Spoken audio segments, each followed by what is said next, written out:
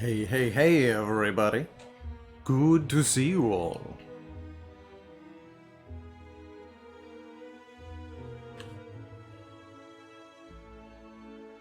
It's so good to be here for another lovely, lovely stream. How's it going, Ivy Blade, Chicken Man Phil, Jedi Monkey, Epona, Anasmana, Skyfish, Zagasu, Aniromania, Imaginary Friend, Phantomatic, hey there 6'4 Ninja, Happy Tuesday. How's it going, Kagasbaj?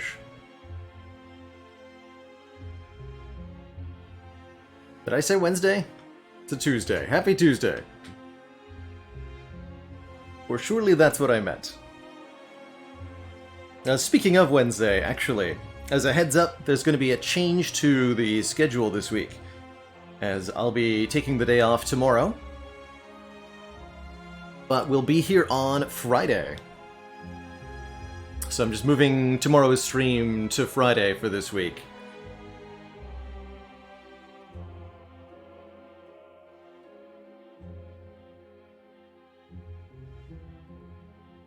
So if you're hoping to tune in tomorrow, deep apologies, but if you wanted something to do on the weekend, well, or the beginning of the weekend, then oof.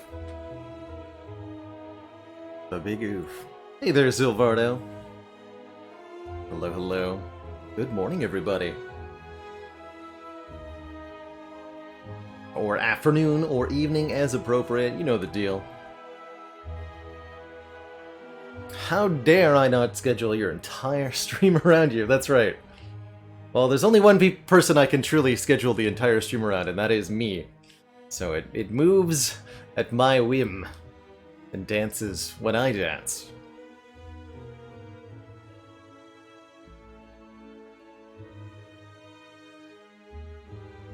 I hope, for the sake of all the working 9-to-5 crowd in the US, I do hope that the US adopts a little bit more relaxed work days at some point.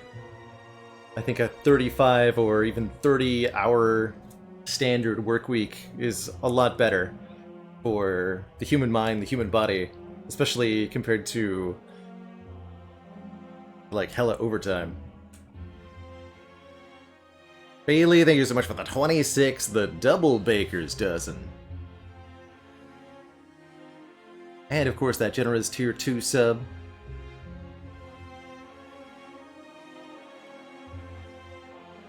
The 2-day work week, there you go. Just work 15 hours on each of those days.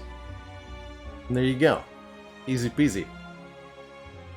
Easy peasy.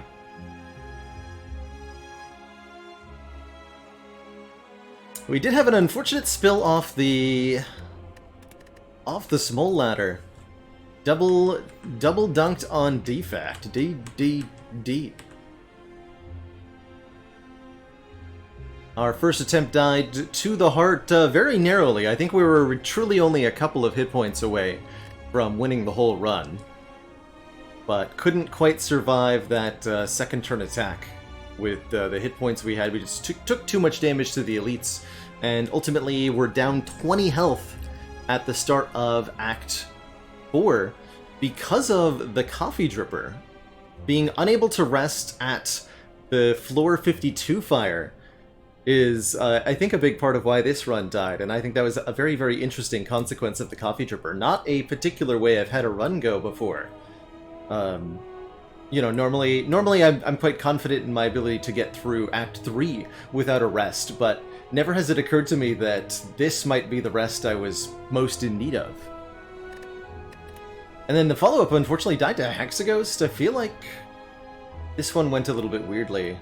This, and looking back at the, just at the brief summary of our acts, we had no hard pool combats. I simply did not look at enough card rewards, and that's why I died to Hexaghost. But I took one of these events, or one of these fires, at least, should have been a combat. Another good lesson to learn.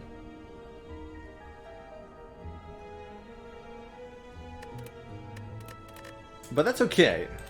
And today I've got my mind on something related, but a bit different to the latter.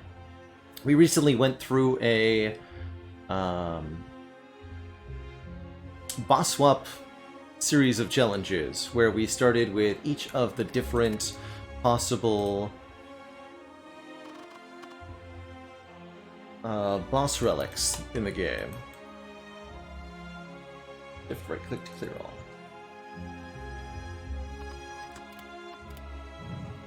There we go. And there are... How many of them are there anyway? 6. 12, 18, 24, 26. Okay.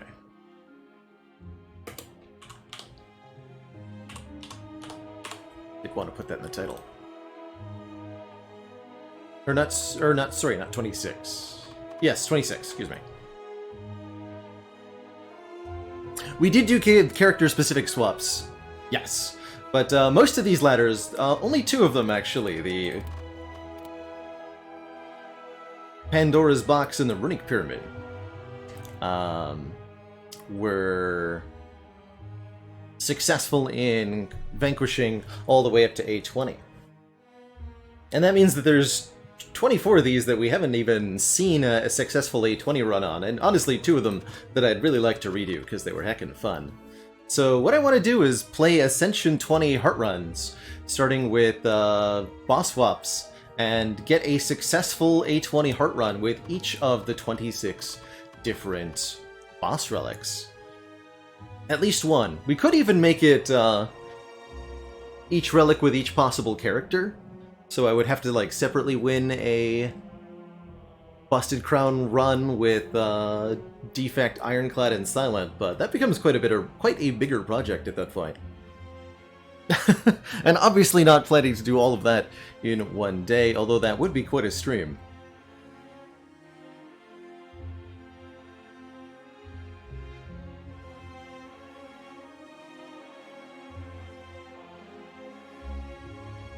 And I think to start, that just means I'm gonna play... Because of how Filter the Spire works, we can filter out runs that we've already cleared. So essentially I can play random Ascension 20 heart boss swaps, and as we get a clear, so for example if the first one is Empty Cage and we win with it, then I can deactivate it in Filter the Spire, and our next boss swap will be anything except the Tiny Cage. Empty Cage. Tiny Cage?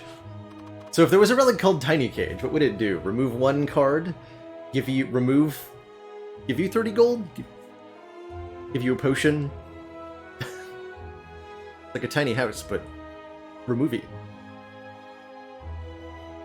But the upgraded starter relics, I guess I could just mod them in with the use the console to swap them in, but I currently don't have a way to start with an upgraded starter relic. Should poke Chrono about that. If you disable everything but a character-specific boss relic and then don't play as that character, there should be a failsafe here. I think it'll just give me the first run that I ask for. If we say... just start a run with Ironclad here. Oh no, it'll actually... it'll do this. There should be a limit on how many seeds it'll look through. But I'm not sure what that number is. So glad you asked, actually.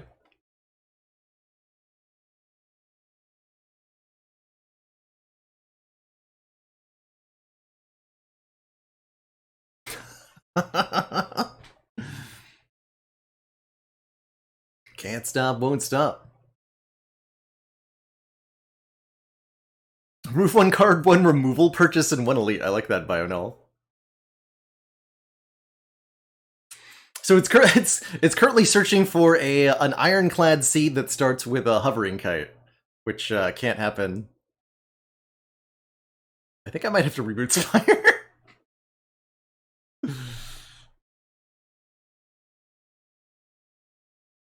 Actually, I think I remember reading in the patch notes for Filth of the Spire at some point that there was a cap on the number of seeds it would look for, and then it was either removed. I think it was removed for some reason. So this. I'll let it go to 10k though. We can see if we can hit 5 digits. But we definitely broke it. That's for sure.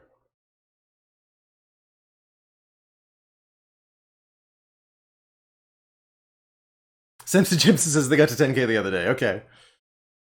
Good stuff.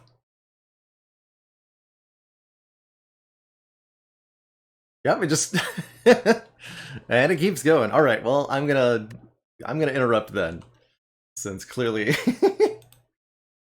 clearly that's not gonna stop. Oops.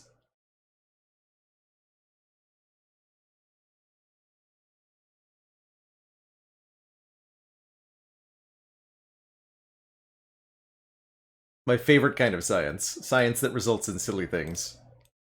That's why we do the science.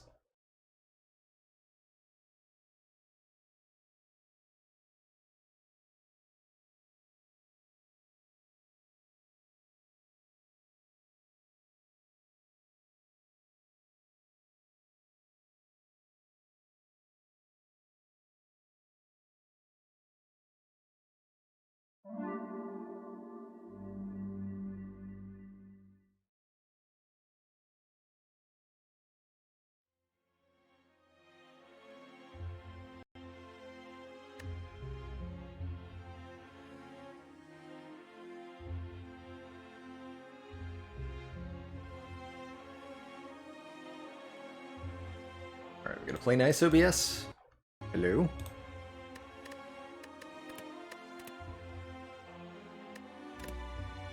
There we go.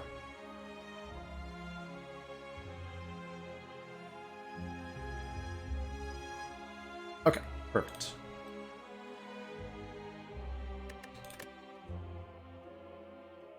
So, let's try that again, but with with correctly all of the relics enabled to begin with, and let's start into a run here.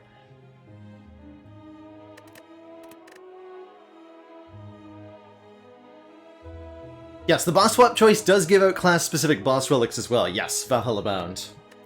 What you cannot get are the starting relic replacements. So, of the boss relics, there are 4 that are meant to upgrade the relic that your character starts with. The Black Blood replacing your Burning Blood, the Ring of the Serpent replacing the Ring of the Snake, the Frozen Core replacing the Cracked Core, and the Holy Water replacing the Pure Water. You cannot get any of these 4 relics if you trade away your starting relic to Niao.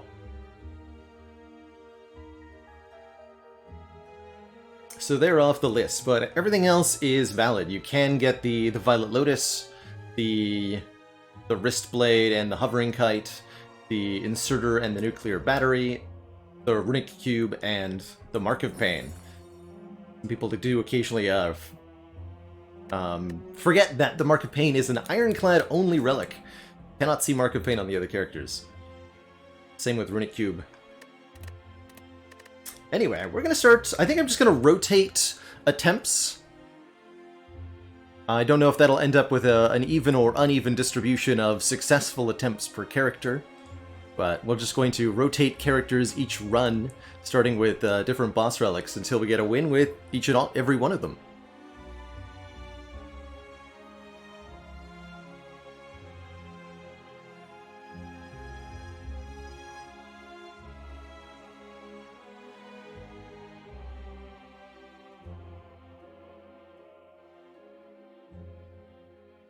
And yeah, by definition, this should, of course, just give us the first Ironclad seed we ask for.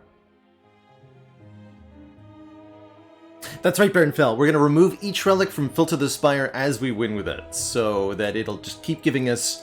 each run will be a random relic. But we'll never get one that we haven't won with. And I really want a button in Monster Train that does this, to give me a random clan combination that I haven't won with yet. Blind Dome, thank you so much for the 10 months of support.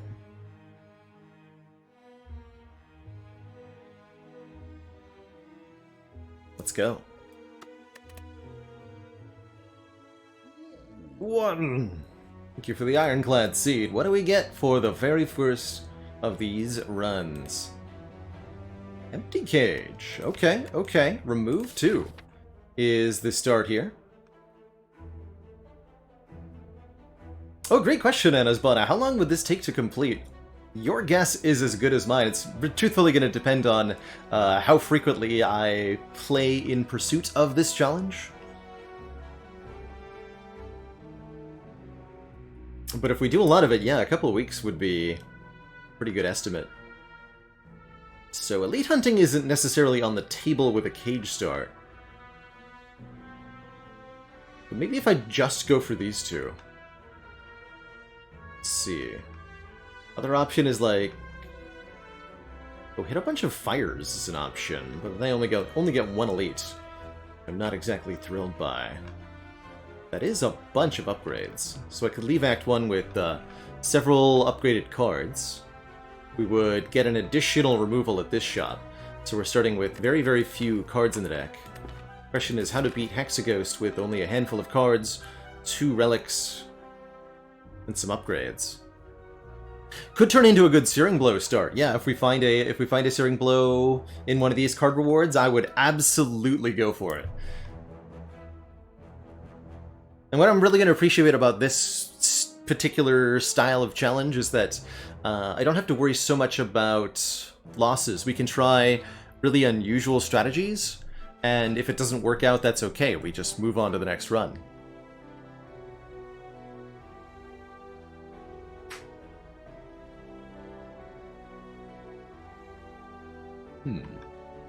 Or again, the other option is we start over hereabouts. Could even avoid this shop and just go up here, but grab this rest site and bop these 2 elites. I guess there's also the option to grab this rest site and this rest site and fight these 2 elites. Oh, and then I get the extra fire, but the double elite, ooh, I like that the most. Means we don't hit a store. I'm kind of okay with that, actually, because we have the empty cage to start. Okay, that's what I'm going to do. Talked it through. I think for Ironclad, I'm going to remove 1 and 1.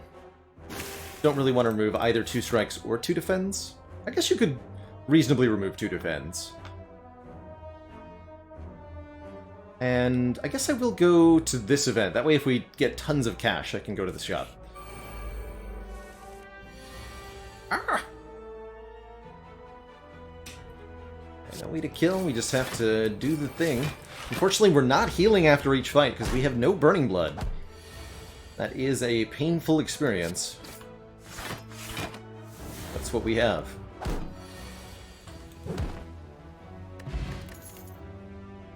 Definitely going to take one of these 2. We're fighting Hexaghost, right? That does lead us towards taking the Twin Strike very slightly, especially if we can find any strength source, which we would happily take. Whereas the cleave will be better, of course, in any multi-enemy combat. I think maybe taking the first AoE we see is a good idea. Oh, hell yeah. Bonus removes. I'm gonna take out another strike so that I can add better damage cards. And I think with that, we're gonna go this way. This is exciting.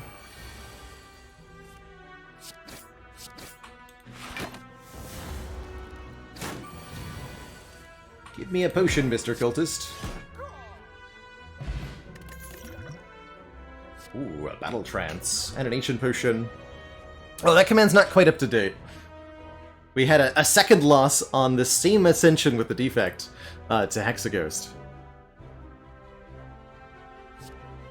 Let us... I think I want a Battle Trance. With a very small deck of cards, Battle Trance is so much card draw potential.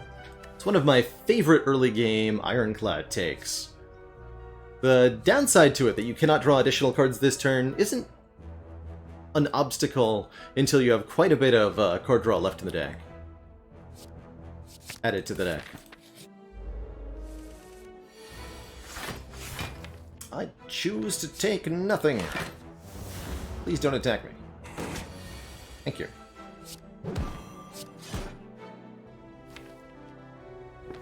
Not shuffle so that I can redraw the battle trance. Tell me this is a kill. Dang it. Not a kill.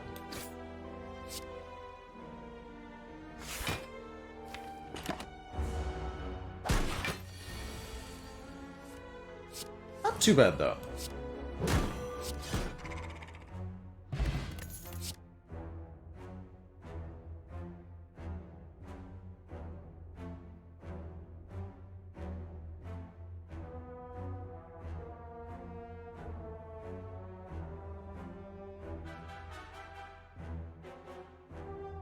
A joke for the chicken man!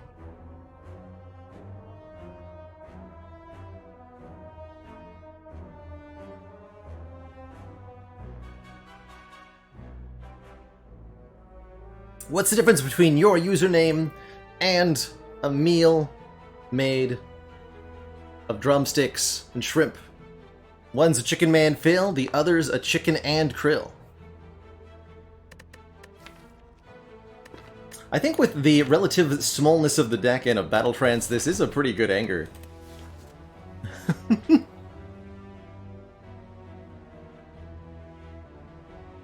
I think this is also a very good metallicize, giving us really good power-based block for the early game, and supplementing our block, particularly against the 3 Sentries fight. Both are, and also being blocked is quite useful against Knob. The Barricade not so helpful here. So I think it's either anger or metallicize, and I'm in the mood to try a metallicize. So I'm gonna use that emotional decision-making there, quite frankly, as the basis for that choice. I want to see how it plays out. And then this was my intended path. The metallicize is a reasonable upgrade. 4 is a lot more than 3 in this moment. I'm extremely glad that I took Cleave, and simultaneously sad that I took Metallicize, because we would have killed 2 gremlins turn 1 here. But that's okay. It's okay.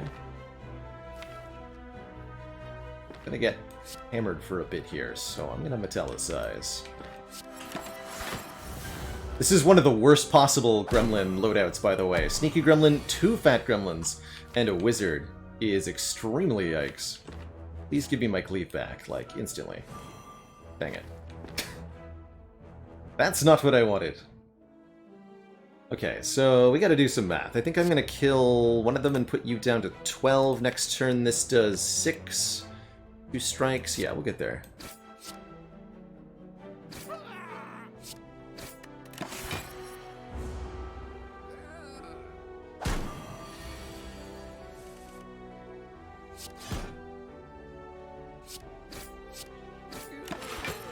Spooky.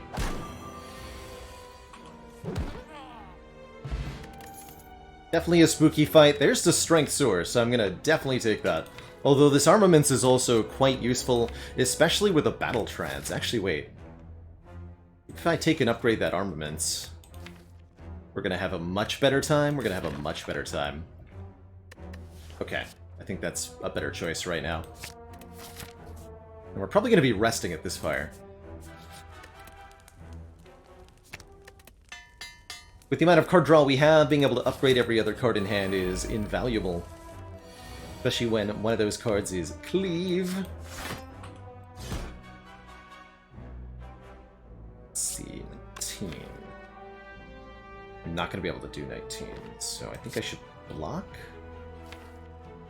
Okay.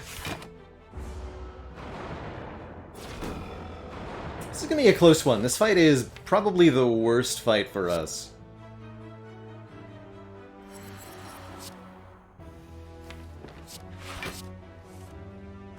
Because the deck size is so small, we're very vulnerable to these dazed. And we weren't able to kill one of them quickly because our potion is not relevant for this fight. Oof. Uh-oh. That's not good. Definitely should have played that Strike Plus. Actually, it wouldn't have even mattered. Alright, well, we full block, so that's nice. There's an awful lot of days to the discard pile, though.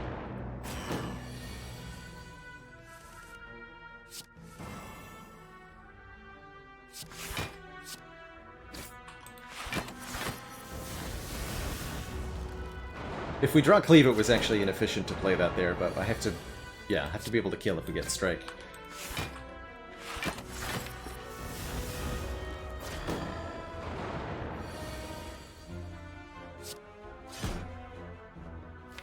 Uh-oh. I think that means we need to put the bash here, because we can reasonably assume we're not going to draw.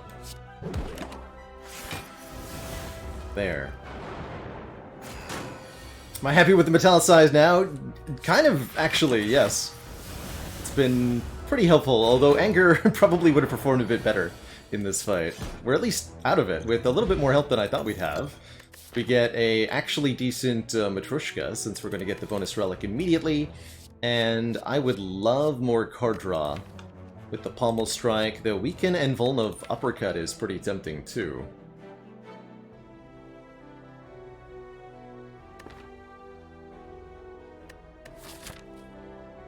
Definitely going to be arresting at that fire.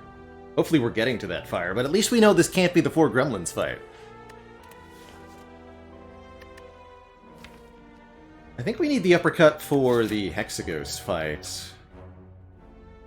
But I think the Pommel Strike will perform a lot better in this combat and probably in the Elite fight too. Am I going to keep track of attempts per relic? I'm not planning on keeping specific track. I will play all the attempts on the same save files, so we will have that data to look back on if we want it. Go with the uppercut. I think it'll perform better against Hexaghost. Uh-oh. Uppercut does well here, actually. I could also go Armaments, Defend, Metallicize, and take 0, whereas Uppercut Arma only does not take 0, but probably performs better by killing one of them immediately. If they're all alive next turn and I'm weakened, not going to be good. No.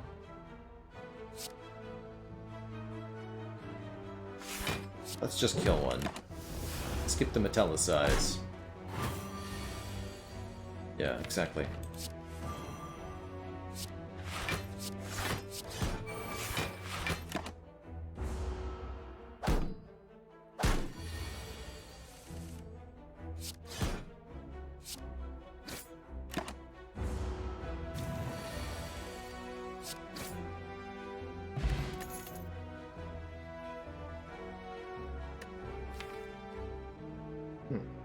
Bloodletting is kind of interesting, but without any sustain, I really don't like the idea of paying hit points in combats.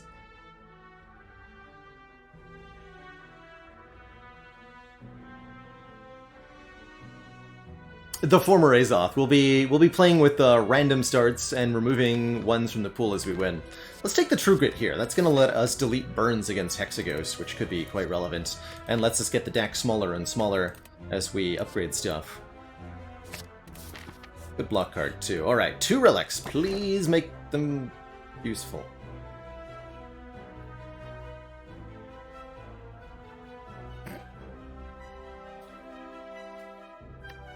Well, that's quite a pair.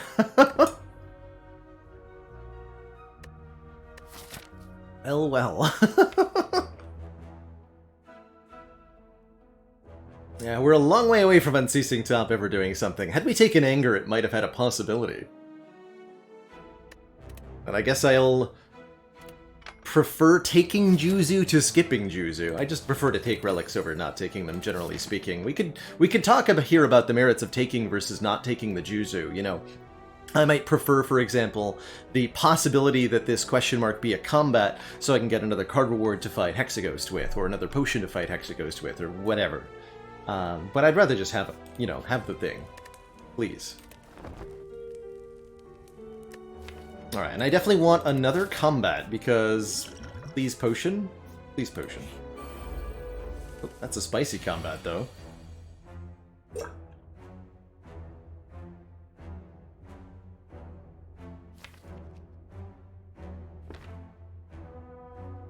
That is definitely a spicy combat.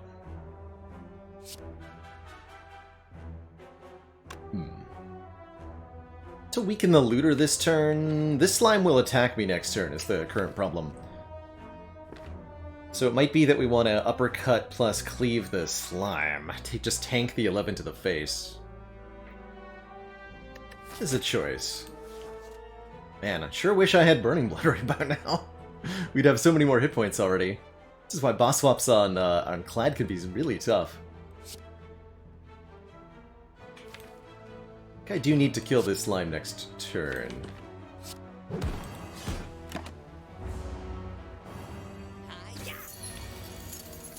Oh no.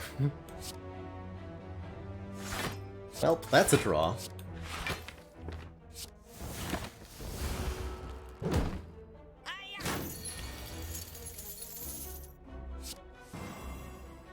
Even went for the third attack. Stinky. So she probably should have deleted a slime, hey? We weaken you, you go to 11? That's the same as blocking with Metallicize. And we're guaranteed drawing cleave next turn? Okay. Punch him. Or down to 10, actually, excuse me.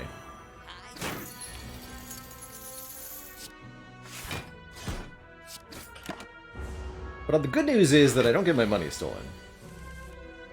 So that's nice.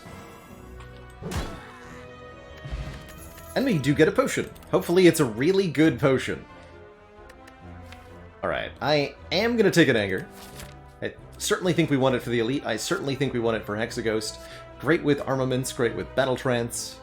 Don't have the status synergies for the Reckless Charge over an Anger here. Alright, 13 HP. We at least get upgraded Metallicize down. It's maybe the time to use a skill potion. Give it a minute.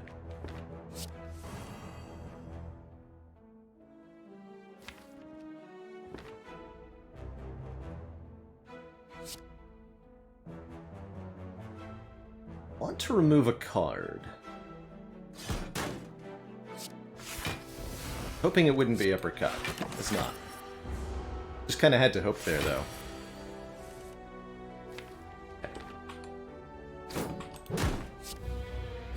I'm counting on you to be amazing, Skill Potion. Please. Please be good.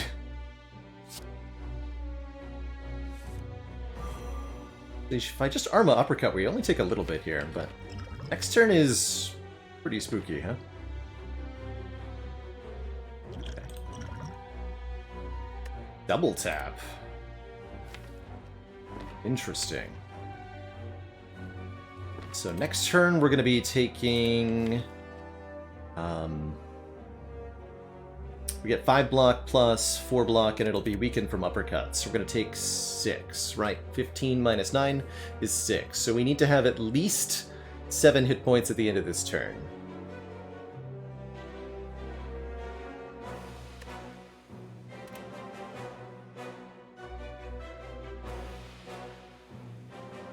So ideally I would like to basically full block this turn. Pervious is a good way to do that. And then I have to play armaments and uppercut? Because we need the weaken next turn.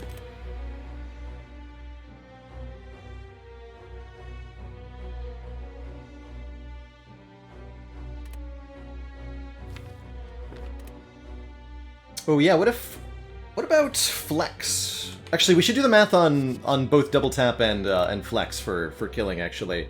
Because we can do... double tap uppercut. Or I can flex uppercut.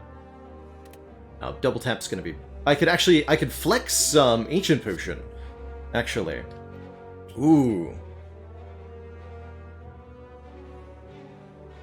Flex Ancient Potion. Okay. Let me look at that line, because if there's a way to kill, I'm gonna take it.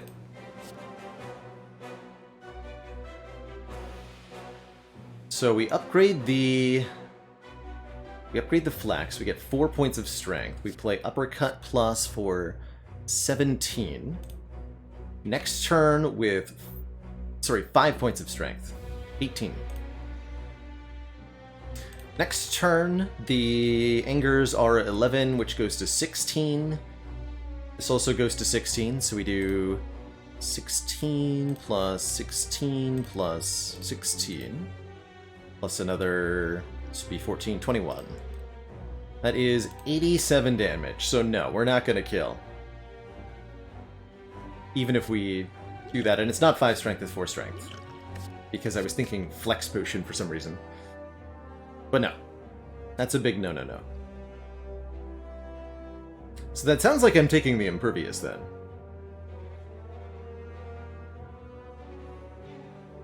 Okay. Duck.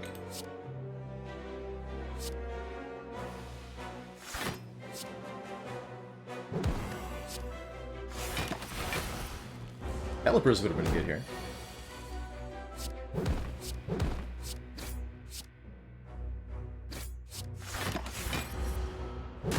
We have 2 turns to kill. Looking good here.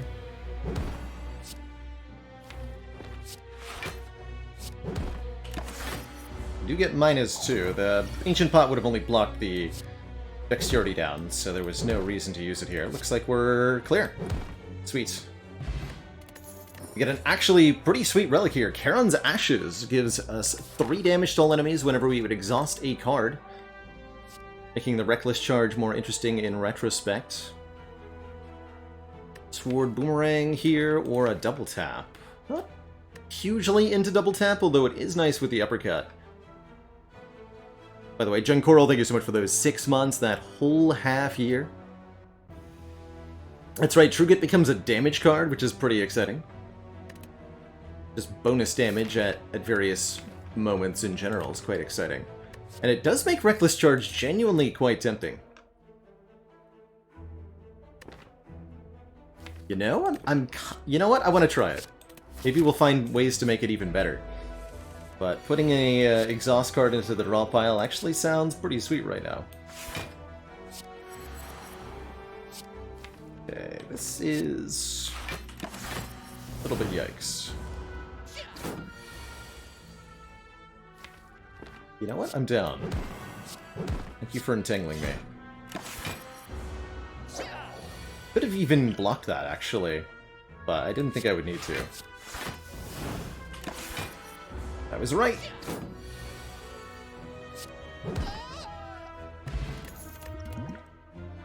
Fire breathing. That'll not only helps with Hexaghost, but is good with our Reckless Charge.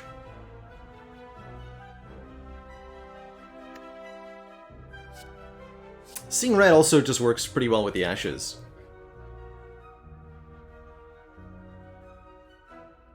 Let's take it.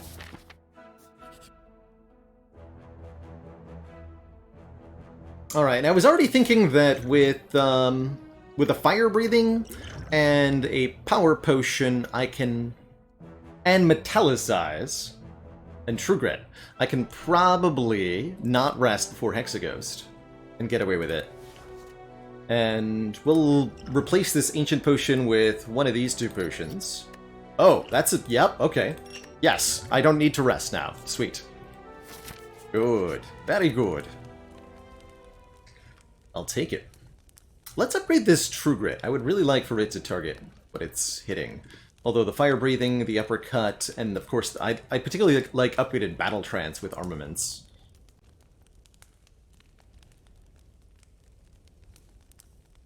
But I'm leaning in the direction of the True Grit here.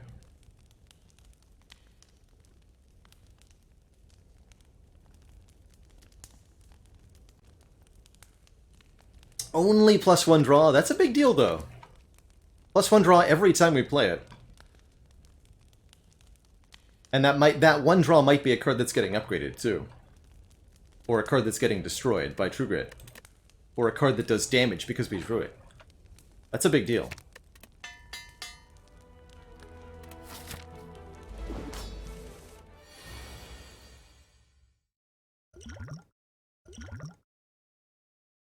Okay, not Brutality. Juggernaut or Fire Breathing? I think Fire Breathing will be more damage because we have a Reckless Charge. And because we're fighting Hexaghost.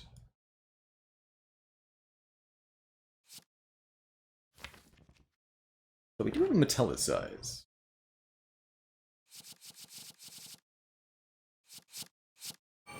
Be similar.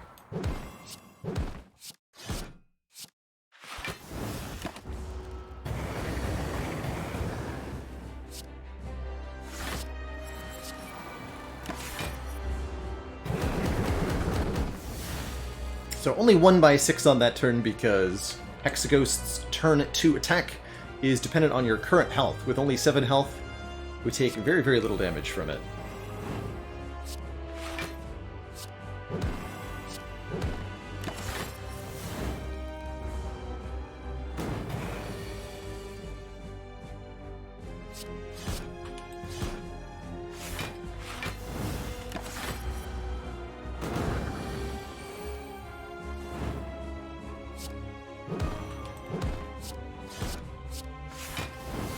So far, the True Grit upgrade lack of True Grit upgrade has not mattered because of the way we've drawn our hands.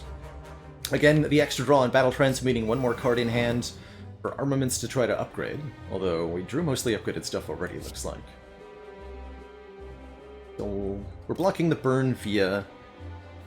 Should we just play Uppercut, Anger, Strike then? Don't play the armor at all.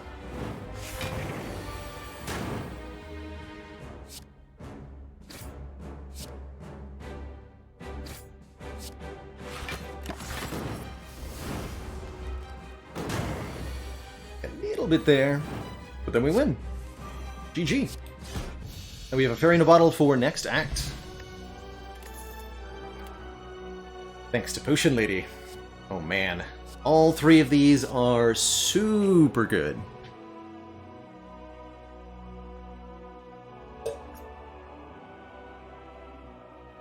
Fiendfire in particular, exhausting the entire hand, doing +3 damage per card to all enemies. And each of these have the exhaust keyword, so they'll all get bonus damage from the ashes.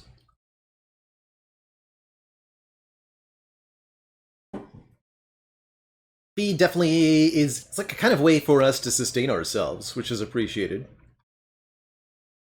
I don't think we have too much difficulty landing it because the deck is so small. Yeah, let's grab a feed.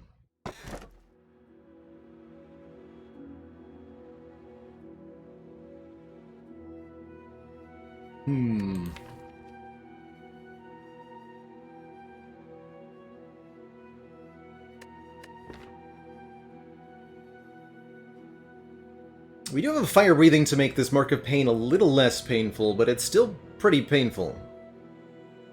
Definitely 2 wounds into the draw pile at start of each combat. What about Fusion Hammer, though? It's a little awkward because there are definitely a lot of cards we'd like to get upgraded, but we do have upgraded armaments and upgraded Battle Trance already.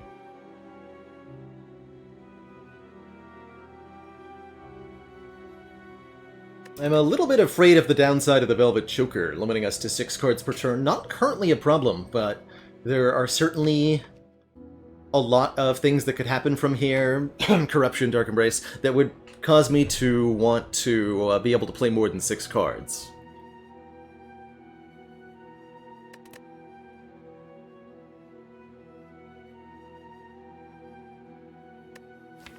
Yeah, and the Battle Trance Plus and the 2 0-cost attacks really does run contrary to what I want. These wounds really make me uncomfortable. I'm gonna take this Fusion Hammer. Now, if I had a bottled evolve, of course things would be different, but we don't even have a regular evolve. And the elites are a knocking. Dang. I guess charging headlong into elites is something you kind of want to do when you're empty cage, you know, Fusion Hammer man, rather. But do I want to do this? Maybe?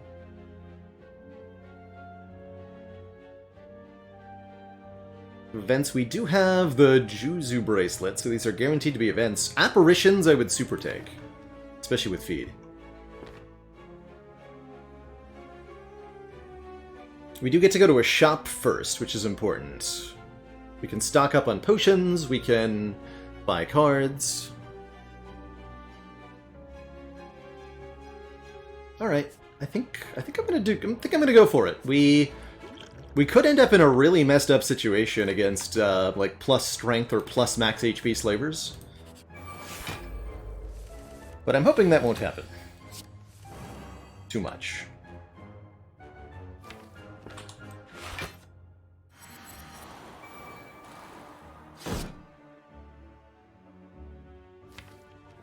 Alright, Peppermint.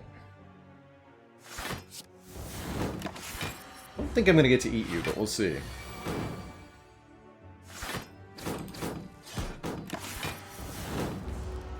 I think I'm gonna get to kill you either. Yeah. Fortunate. Not a fight we have a good matchup against.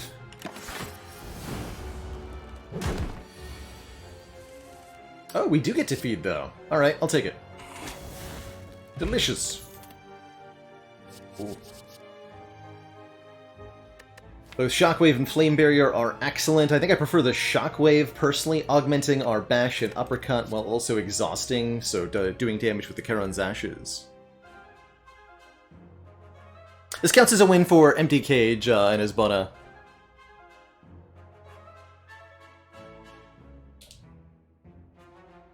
We're focused on the relic that we begin the run with from floor 1. Yeah, the question is, do I take another combat, or do I... Well, given my health situation, I'd prefer to take the 3 events. Ooh. Move or upgrade 3 strikes and 3 defends. I really do like those upgrades for the short term. And then I can remove Bash? Yeah.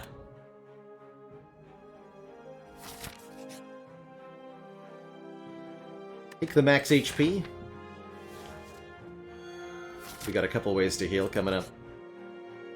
Ult. Well, given that we're about to go into a shop, I'd like the higher chance to get a payout here. But you know what they say. Always bet on noodles. We lost the bet.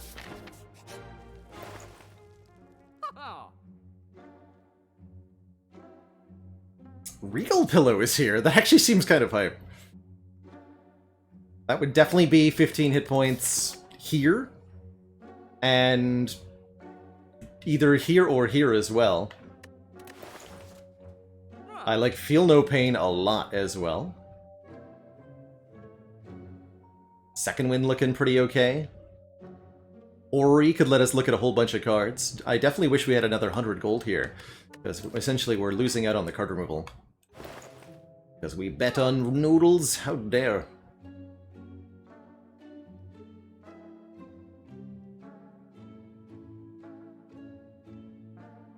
Hey, Blub Blub, did you won the A20 Busted Crown Defect run? That's pretty sweet, if so. With Mummy Hand, Heatsinks Plus, and 2 Creative AIs. Well, that'll do it. Oh, I love that. Okay, I am going to take this Feel No Pain.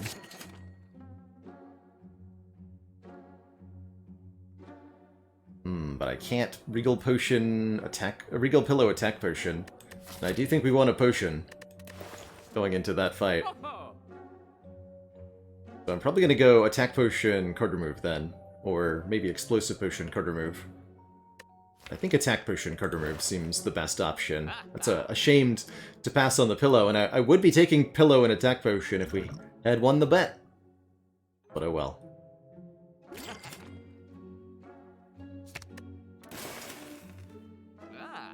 And that leaves me with not enough for second win. Could take the second armaments.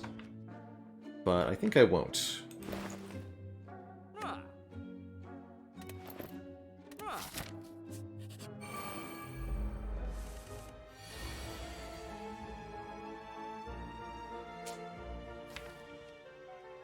Hell no. Sever Soul. Oh, it's plus max HP. I was like, why does this sneaky gremlin have 18 hit points?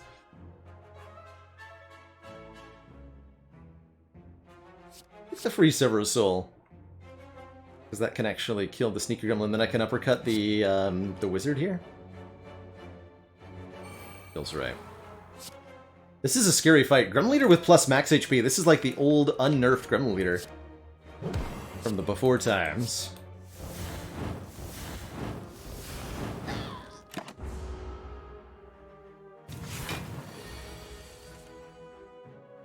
Alright, well, that's what Fairy in a Bottle is for, I guess.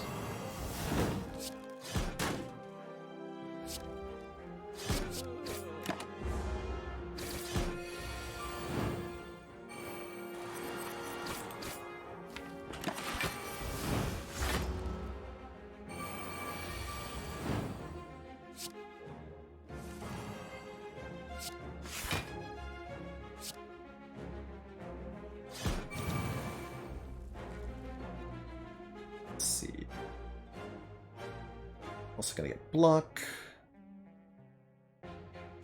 Just kill the minions here.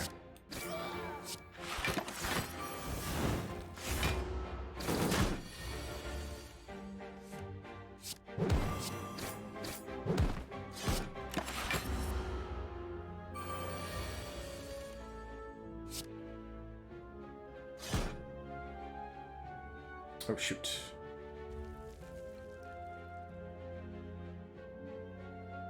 Shouldn't have played that cleave. No!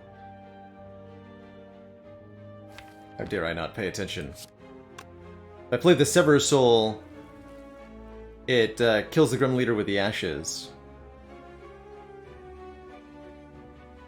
I could Armaments then Sever Soul, but then I can't play the feat because I don't have enough energy. So... I'm gonna kill the gremlins. We're gonna try again. What I should have done was just Sever Soul first. Okay, we're good. Saved it. Hey, we get healing! Blood Vial. Blood Vial also might give me bites, which would be maybe appreciated here. Not gonna take any of this. Is there a reason not to feed on the small minion? Yes, Jather, which is that you cannot feed on minions. Feed uses the fatal keyword which specifies a non-minion enemy. Any enemy that has a little skull icon under their health bar will not give you max HP if you play the feed card on them.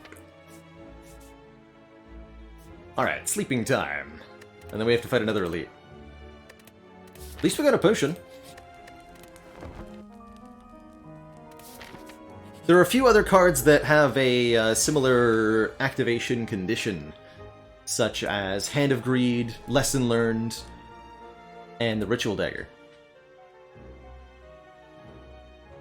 How bad is Clash? If you're above Ascension 10 and you're playing with Ascender's Bane, then it is a very powerful 0-cost 14 damage attack, but rest assured it will inevitably betray you, refusing to allow you to play it when you need it the most, and then you'll die. That's how Clash be, unfortunately. Yeah, this is not the turn one I wanted to have, but actually, is it though? It seems fine. We get Fire Breathing down before Ascender's Bane. We get Feel No Pain down early. Actually, no, I'm gonna uppercut, so we're missing either Feel No Pain or the Fire Breathing.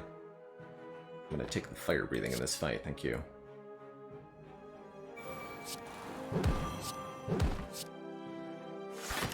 Alright, just don't kill me, hey? Yeah. As long as we get out of this fight with literally more than 0 hit points, I'll be happy. Currently looking like... I'm not gonna be happy.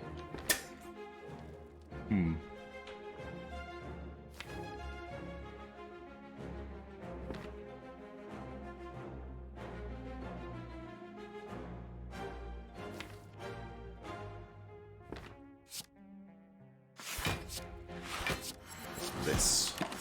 Get made vulnerable, which is deeply, deeply terrifying. And then we can kill the back one on this turn at least. However, unfortunately there's no feed happening. Or, sorry, not no feed, not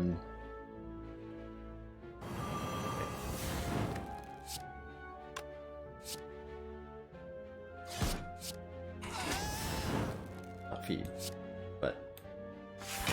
Unfortunately, pain is happening. No, feel no pain happening, that's what I'm trying to say. So we'd miss out on a lot of block there. Good news is that we're alive. With more than 0 hit points. I'll take it. And we get a regen potion, which is more health, plus a happy flower, a pretty decent relic. We're offered a Bludgeon.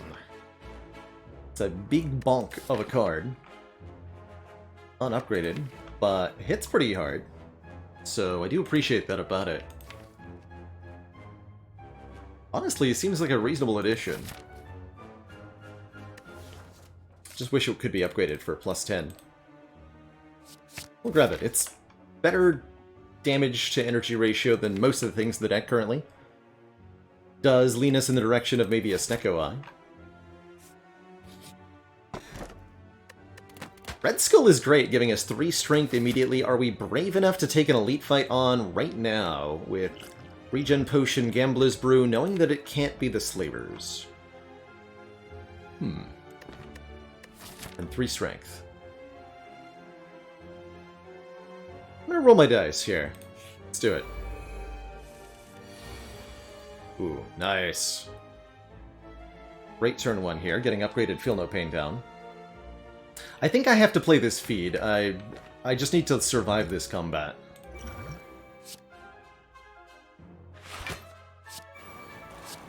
We need the damage and the block right now.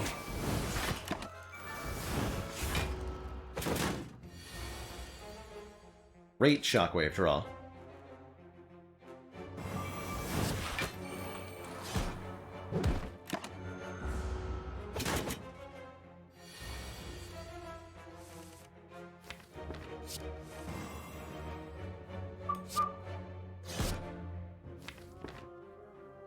We have 5 energy this turn. Thank you, Happy Flower. Need to make sure we're doing big damage, and then I can go defend, metallicize. Or is it better to... no, defend, True Grit, metallicize, surely.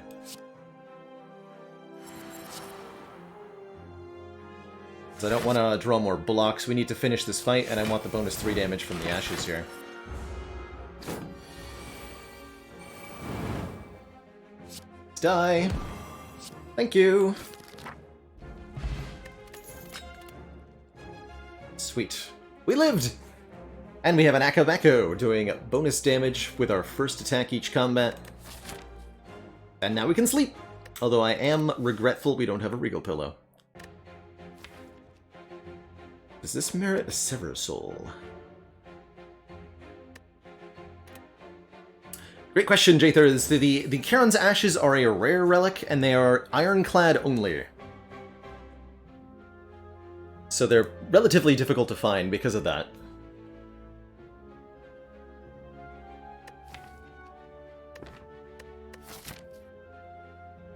I'm tempted by Sever Soul simply because it lets us exhaust all non-attack cards in hand.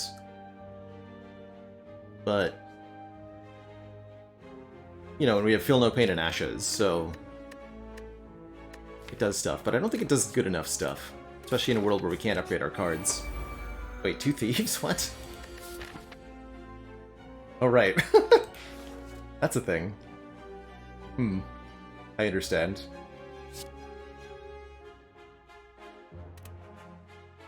How amusing.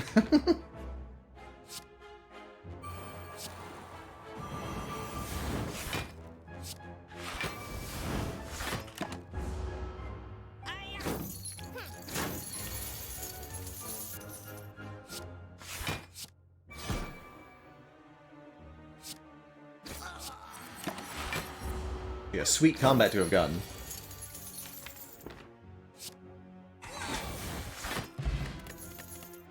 Should take a few more combats. Shrug is a reasonable addition. It's block and draw. I like that. And then I guess we'll take... this could be Coliseum, but probably better to go 2 combats, I'm thinking. To try to get 2 feeds before our boss fight. We could even actually avoid this fire and just go combat, combat, combat, looking to sustain from the Blood Vial and the feed. But I'm not sure how I feel about that.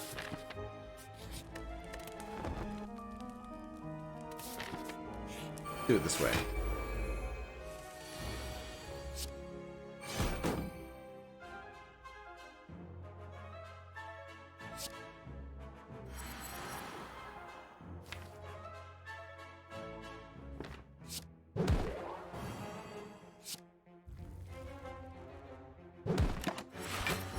It tells me I would have taken a lot less damage here if I had been below half HP. It's okay.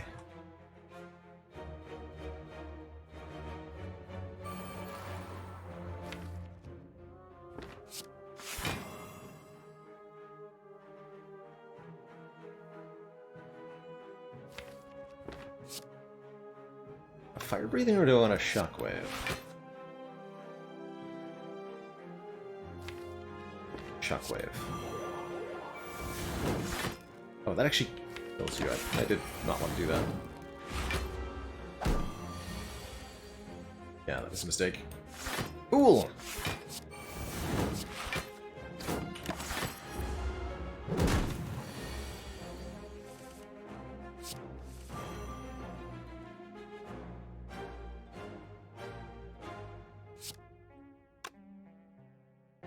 Anvil, okay.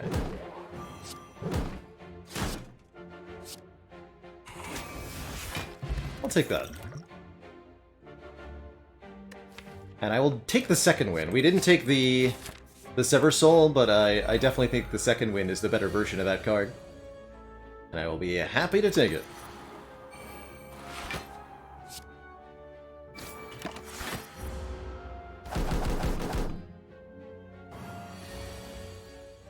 Game is giving me lots of healing, and trust me, we're gonna need it, because we're probably face-tanking Hyper Beam. To the face.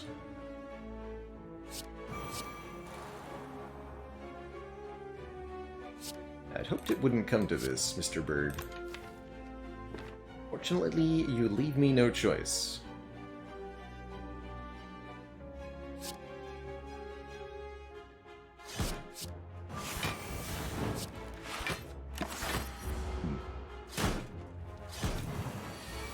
Oh god. Please no.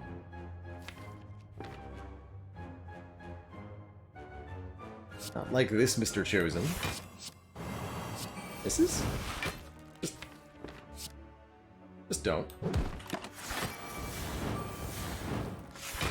Wait, why is that so... Oh, because I'm vulnerable. Oh. Dang it. Well, glad I had all this healing.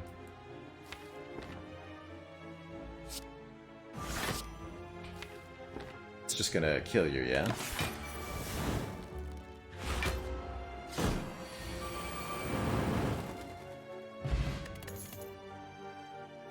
Dang it. Juggernaut seems pretty good, though. Doing damage whenever we block with all this exhaust. I'll add it.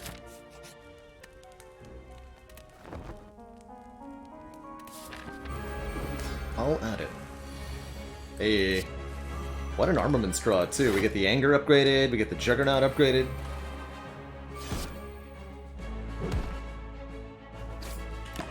Good stuff. Appreciate the command updates, by the way.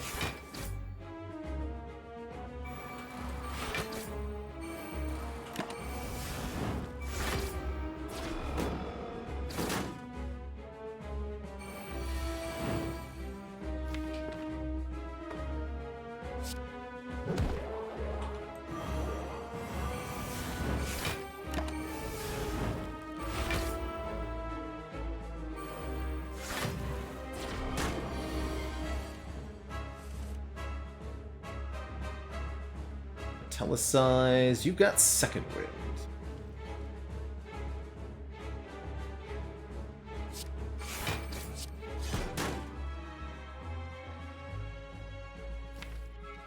I would like to keep second wind around. Let's lose the bludgeon? Yeah, let's lose the bludgeon.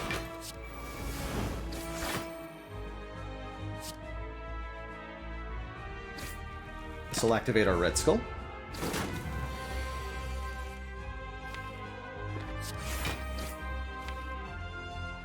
Hopefully we see the Battle Trance next turn. But we should at least have Weaken for the Hyper Beam, which will keep us alive.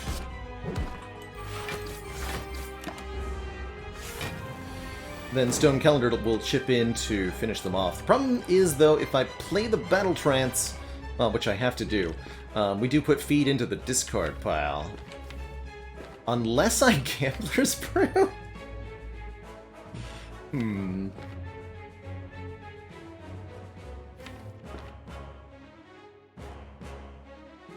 I'm in.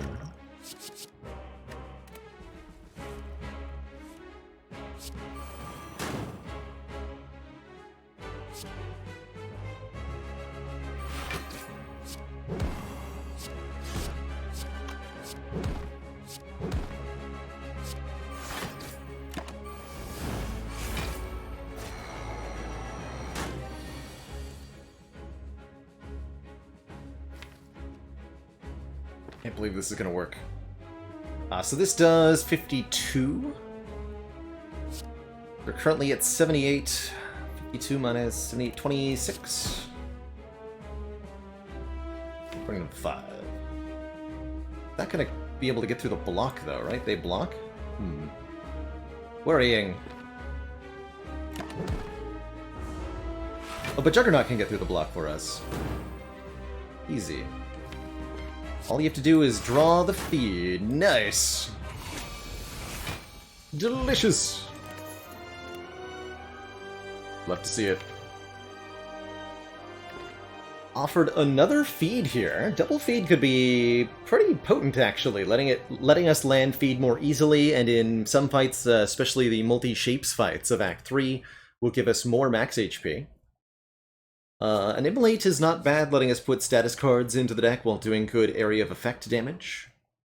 Or a Demon Form to slowly scale up strength, but I think with the Feel No Pain Juggernaut and the other powers, we don't need another scaling power.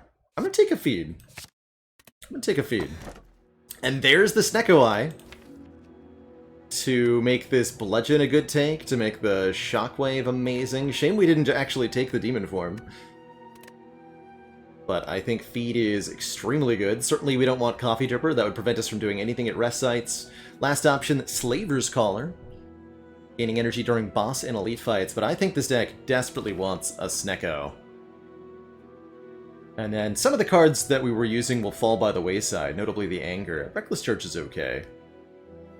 But just having bigger hands is good times. Coffee Dripper to reduce the cognitive load. That's right, we just recall every time. Easy peasy. Alright, let's start by going to one of these stores. We would like to take a relatively high density of combats. This is again where Juzu Bracelet is potentially detrimental.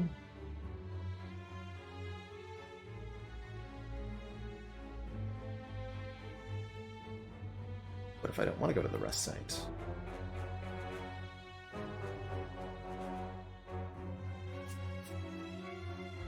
Let's see how our health is doing. Doesn't look like we're going up this side. Now, we could fight as many as 3 elites? 1, 2, 3. Yeah, 3. Okay. So I'll start here and then we'll pick one of the 2 shops to go to.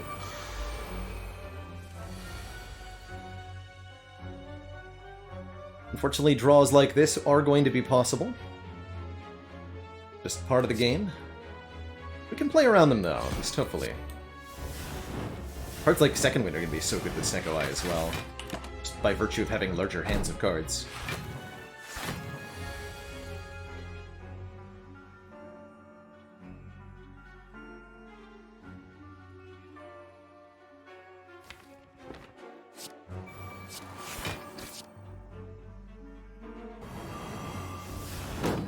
Sorry, is that a free bludgeon just hanging out in my hand? Bonk.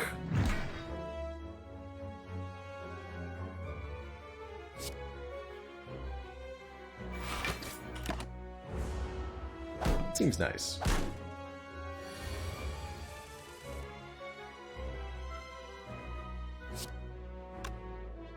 Now you'd think with 2 feeds in my hand I would be able to actually land one of them, but that is not the case.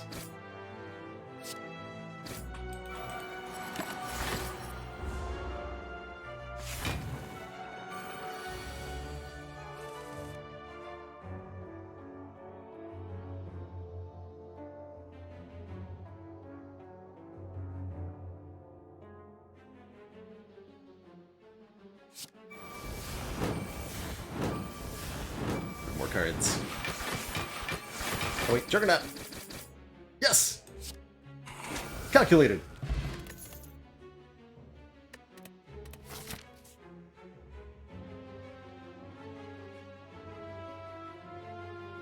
I think I'm going to want the option to not go to this fire, so let's take an extra event on the way to the store.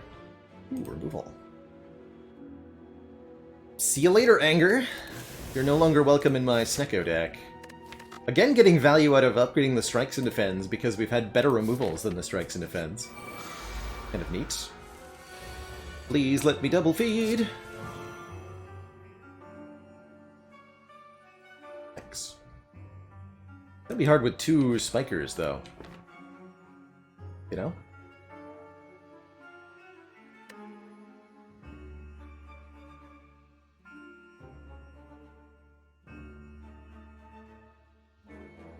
So I can eat 1 this turn if I go Shockwave, Strike, Feed. Can I do better? No, Strike, Feed's not going to be better. Yeah, okay. Shockwave, Strike, Feed.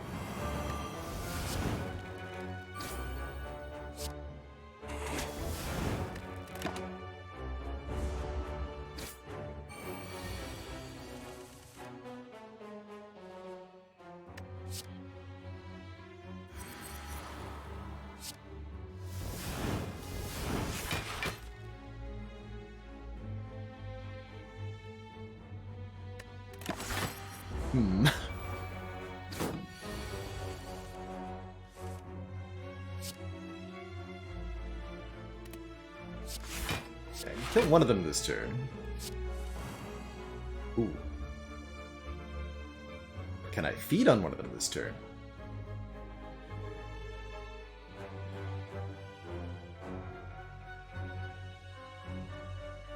I go with a quick no after looking at my options? Absolutely not. Fair enough.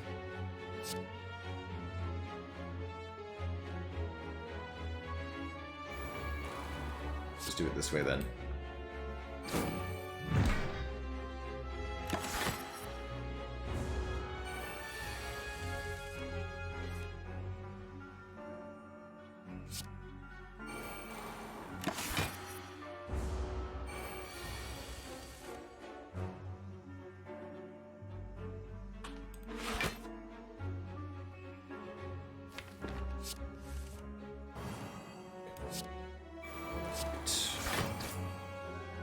This I can work with.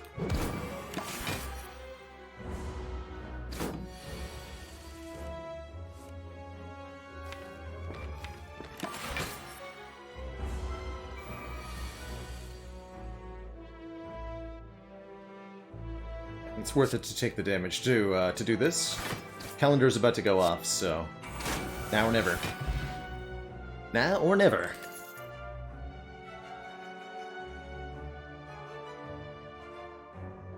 Frame of Storm! What do spikers taste like? Like a prickly pear fruit. I suspect. Get a bonus store! Right before the actual store. I'm not sure if I wanted that.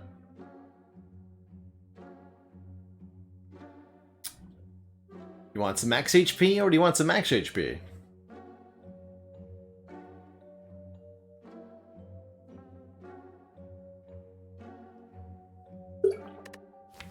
I think Discovery's pretty good. This deck definitely wants a second Feel No Pain.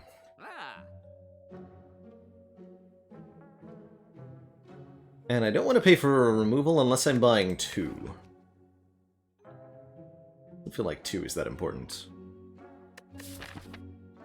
Alright, so I'm going to take the Feel No Pain and I'm just going to go to the next store. Want to be able to afford like a rare card, say Corruption. Okay, not quite what I had in mind. Not bad, though. And yes, ultimately I think I'm not going to go to this rest site. Although I might go to this one or this one. Could take 1 more Feel No Pain. Are we fighting Awaken 1 guaranteed? We are not fighting Awaken 1 guaranteed. I will buy a 3rd Feel No Pain. And I think I'm going to remove a card. Strike? There's, of course, the shop in Act 4 coming up. Maybe it's better to have, like, relic affording money there. Could mean a dead branch or something. Gorilla Power, thank you so much for the Prime sub and the 2 months of support. Love to see folks coming back for number 2. So thank you.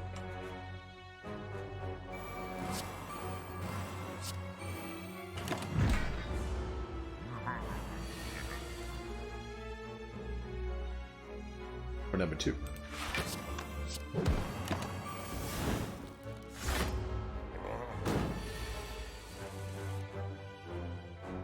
These card costs, though.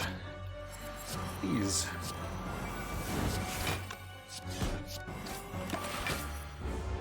Most of the power's in play.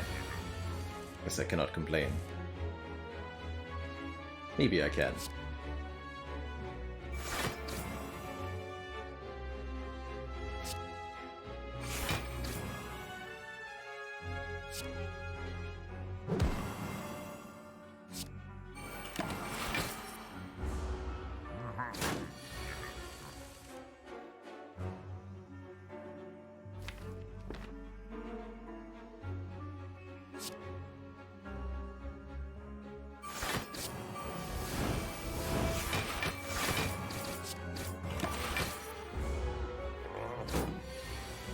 TikTok!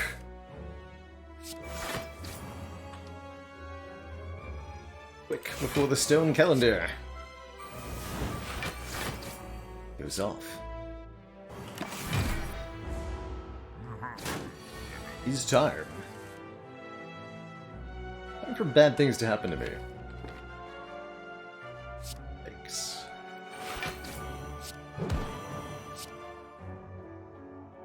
Feet blocks for 10, so I'm super playing that. Please kill next turn. That's gonna be a no, but I do full block, so I'll take it.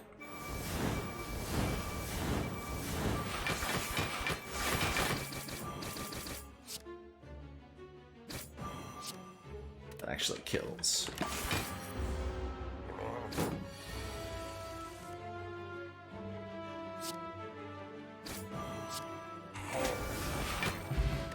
Mummified Hand lets us have a free card in hand whenever we play a power. That is a super big deal with 1, 2, 3, 4, 5, 6 powers in the deck. Out of 25 cards, I'll happily add an Impervious with our Snecko Eye. Life is good.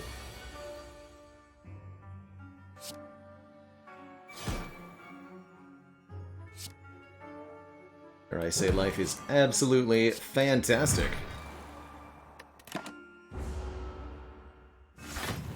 We're not even at exactly Red Skull value here. Uh-oh. We were exactly at Red Skull value here.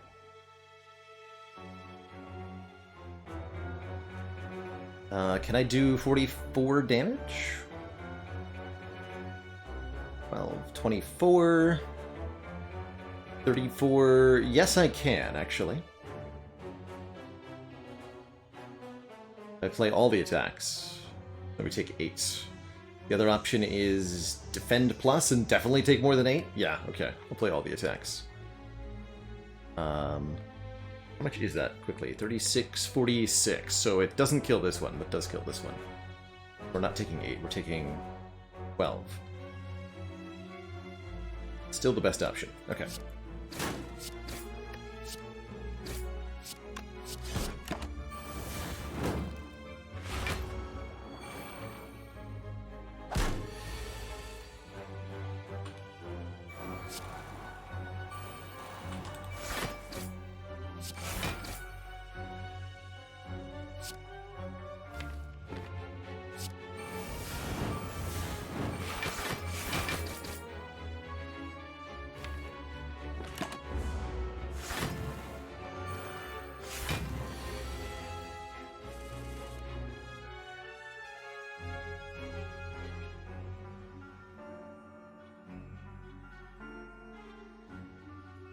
Six block per exhausted card.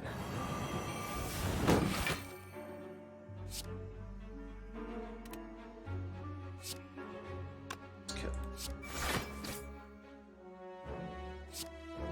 24. It kills you. The feed won't give us hit points unless we finish the combat with feed. Looks like that's going to be difficult to do.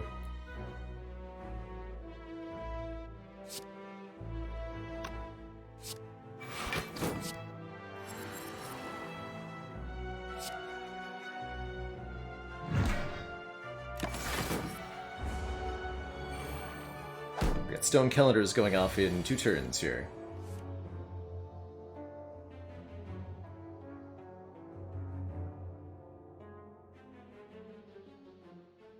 This would be 2 activations per card.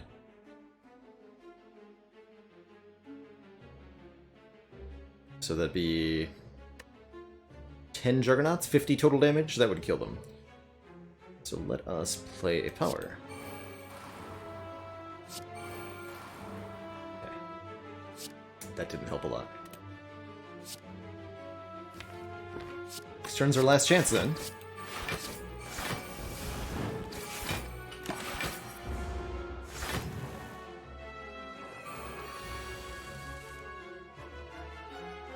Maybe?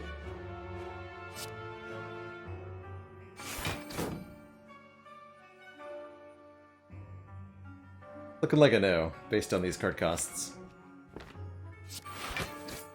Oh? No, that's a no. Dang. Not a big problem, though.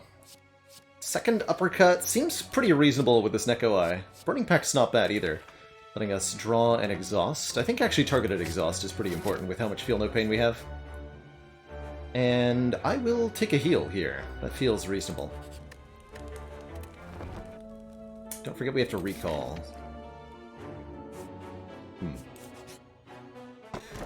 Ooh, that's very helpful. That's extremely helpful. Small Reptomancer, be banished to the Shadow Realm.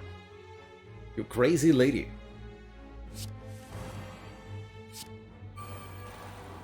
Nice, free impervious. Good.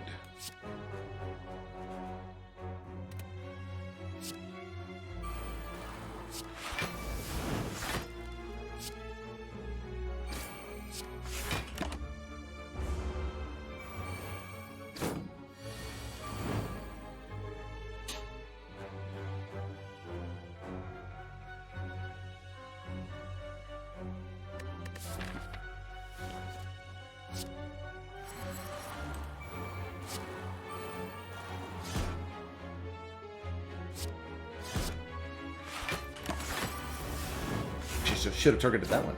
Oops. It's all good.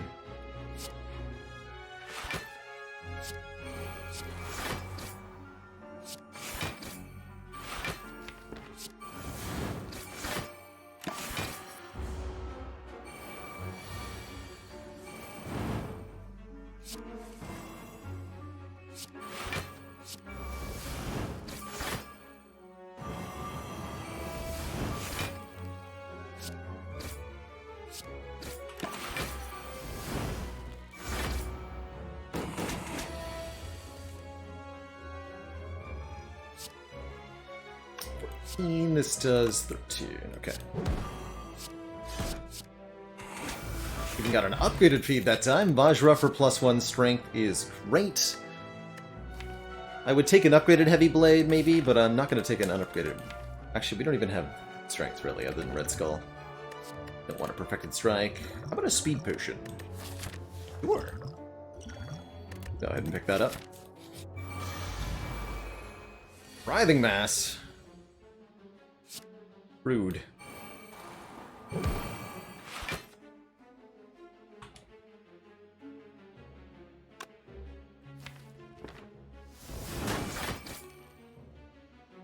Okay, we can change this attack pattern further, but I really don't want to. There's a lot of things that are worse than this.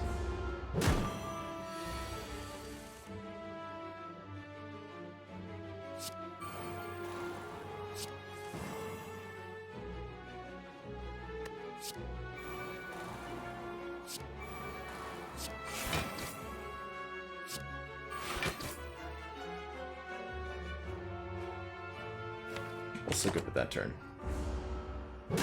Balthamos! Thank you so much for the 9 months. That Prime sub. Okay, that's more reasonable. Is the metallicize? Mark.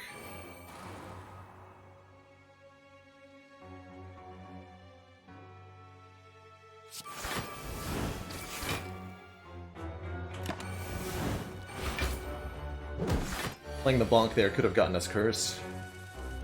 Big no thank you there. I'm gonna suffer through this fight, I'm gonna get an upgraded feed out of it, at least.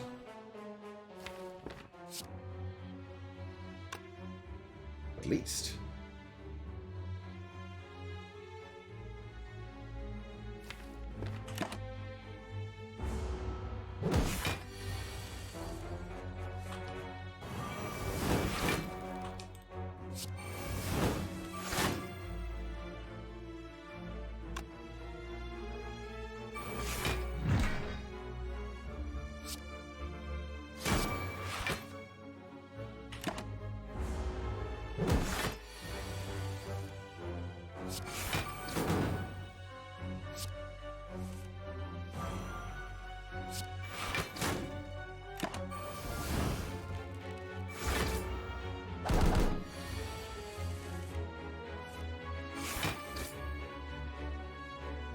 Stone calendar.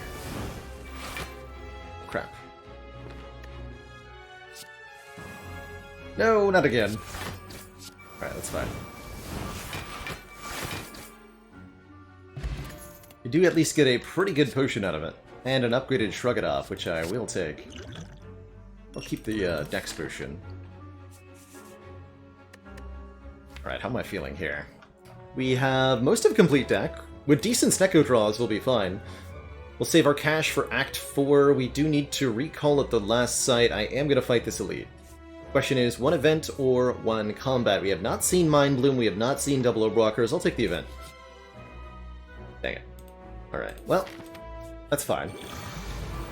Logan the Bard, thank you so much for those 9 months. And that continued savage.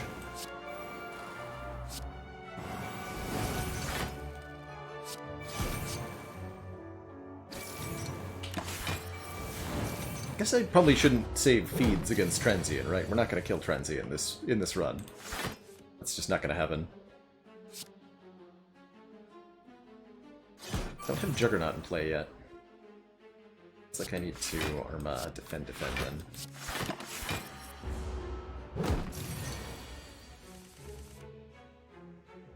Good.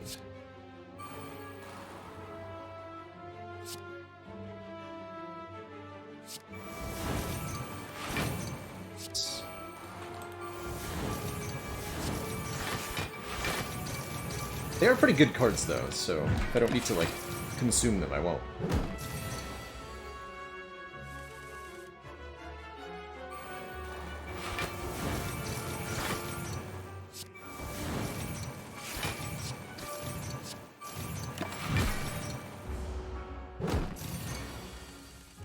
The same shame Stone Calendar can't help you in this combat ever.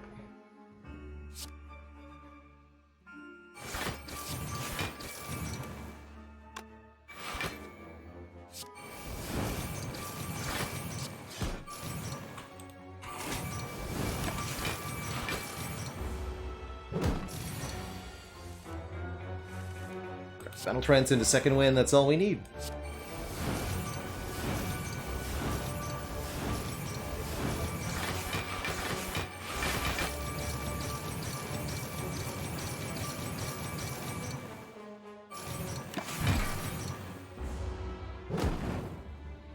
Not bad. Yes. Yes. Maybe? Feels slow. It's not how we're killing stuff.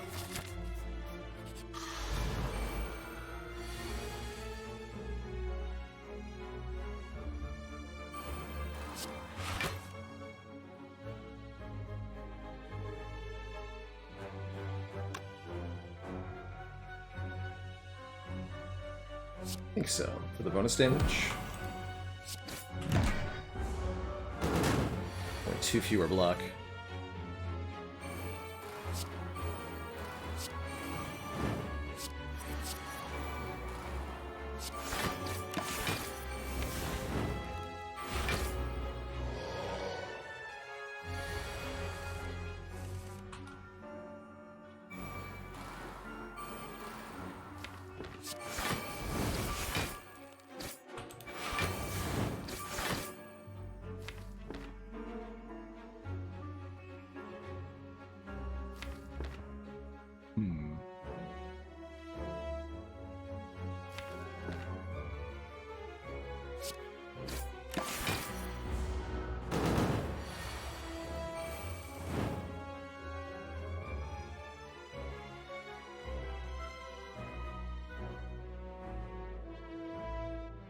Second win would be 1, 2, 3, 4.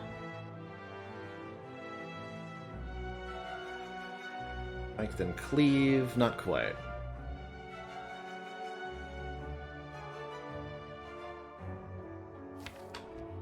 We do have fire breathing in play? Okay. Doesn't matter though, ultimately. So we've probably failed here. Oh, but this does draw cards, actually. So no, we do play this. This is if we hit another burn. Also... That did more than I thought for some reason. Okay, we're good. Any future skill... powers, excuse me, will be upgraded. That's good. If we want to add any more, and we probably do because of Mummy Hand. I don't know if we want to Inflame Plus, though. Oh, because of Ashes! Yes, I forgot about Ashes there. I remembered Juggernaut, and I was focused on the Juggernaut, but I completely forgot about Ashes.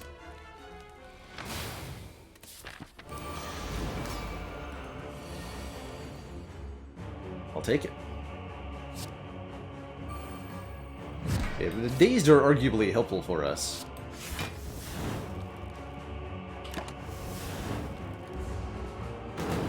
With any luck, we'll heal a little bit from this combat. So that will take some luck.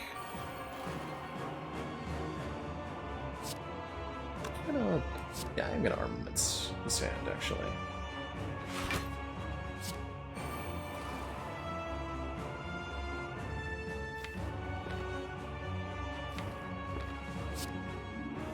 Something a little weird, though.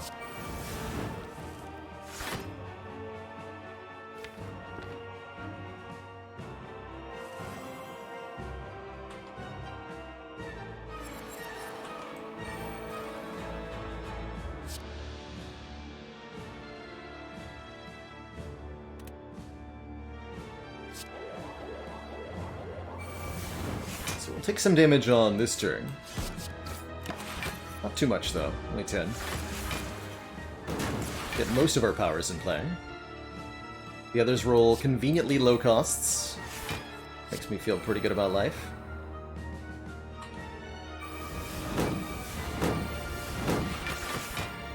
Give me more Dazed, please. They fuel me.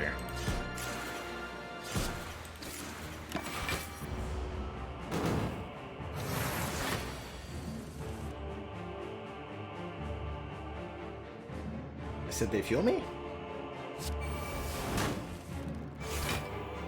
Oh dear. Actually, each of these is 10 block, right? So we're already full blocking and I can play the Bludgeon? Nice. That's not a good draw, though. Oh well. We get a lot of bonus draw thanks to the Dark Embrace. We're actually drawing 10.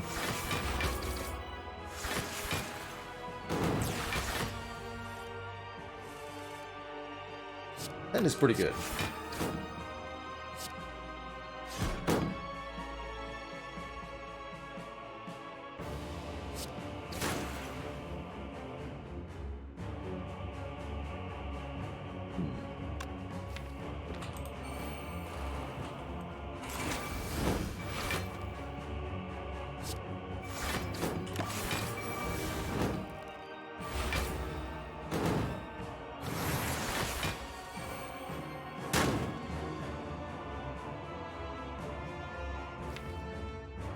Not thrilled by these draws right now.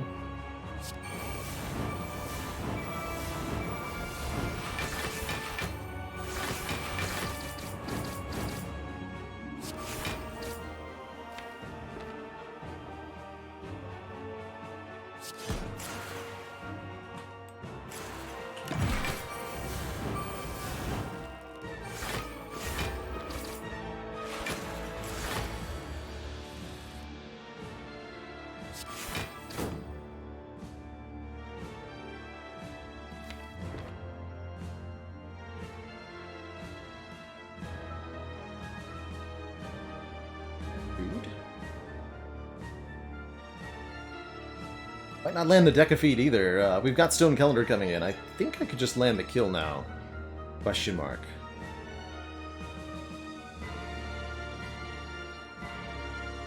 Or even just feed into second wind. Sounds pretty reasonable. Just quickly look for a way to land feed, though. We could YOLO the True Grit. That's also reasonable. Yeah, I'll do that. Ooh, got my defend. Not what I wanted. I'll go with that's not what I wanted there. Now I take some damage.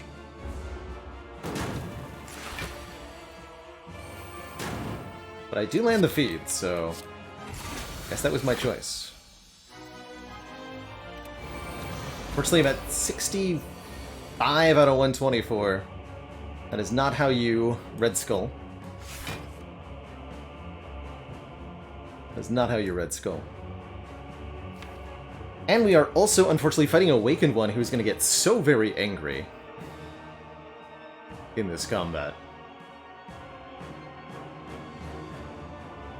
Good news is I can second win the Fire Breathing. Bad news is I'll lose the Burning Pact if I do that.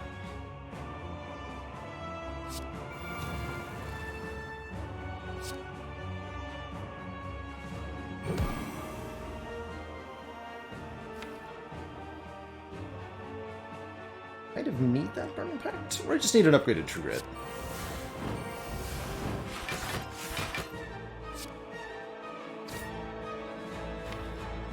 Birds are devourable.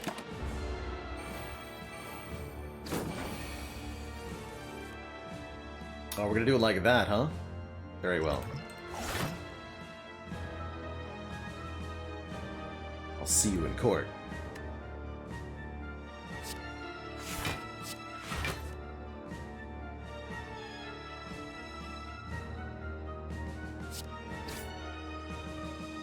Plus 12.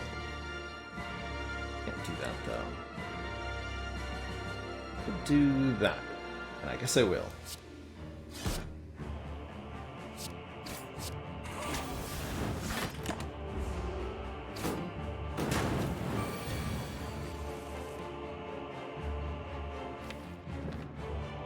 Oh boy. I guess eventually the Dark Embrace might cease to be relevant? No, it never will be.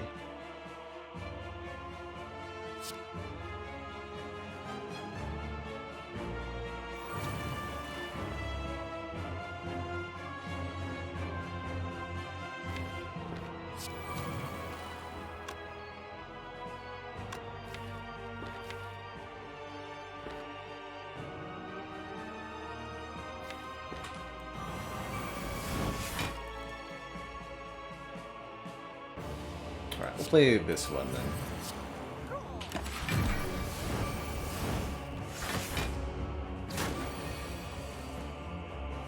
Okay, I see that you are doing the big scary.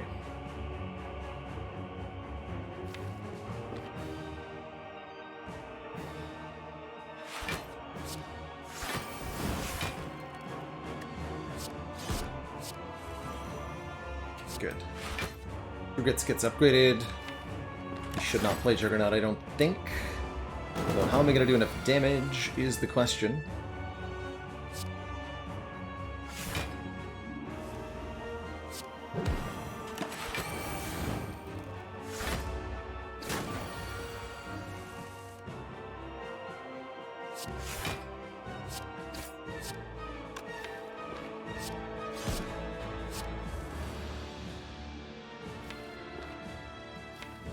Alright, fine.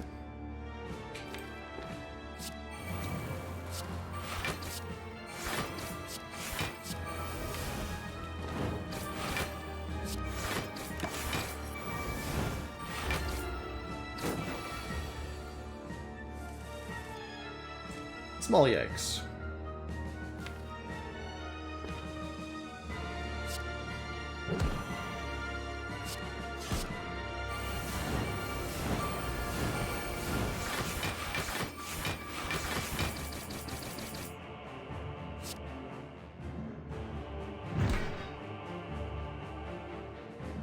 You actually die here. So I didn't need to block that. But at the same time, the only reason it died is because I did block. Funny how that works. Neat. Still get rid of the cleave? Guess so.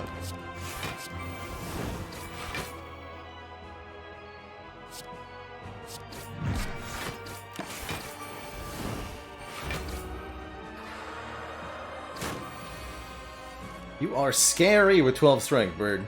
Dear God.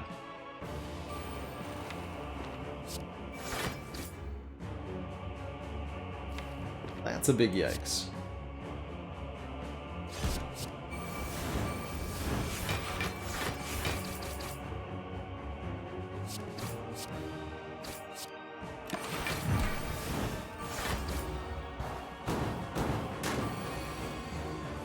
Thank you for not doing that again.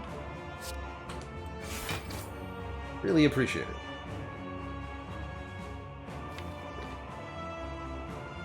You're putting a void into the draw pile, which I'm actually pretty cool with. I really don't like that this uppercut is not upgraded.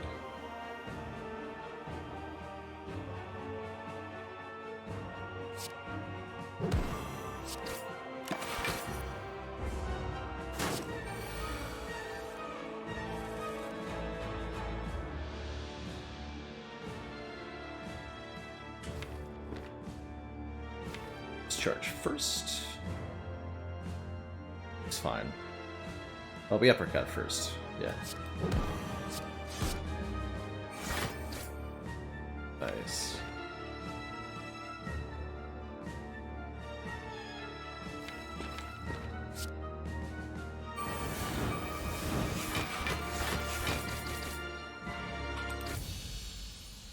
I'll take it. Two thump, a deep pulsing dread can be felt throughout the room. Is this the heart of the Spire, the source of these narrow victories?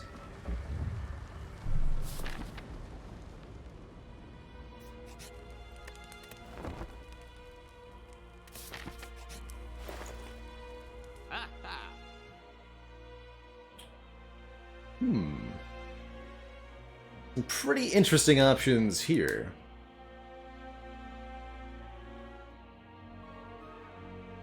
Reaper can get us health back, although we don't have a lot of strength. And is a card that exhausts. I like another Shockwave just fine.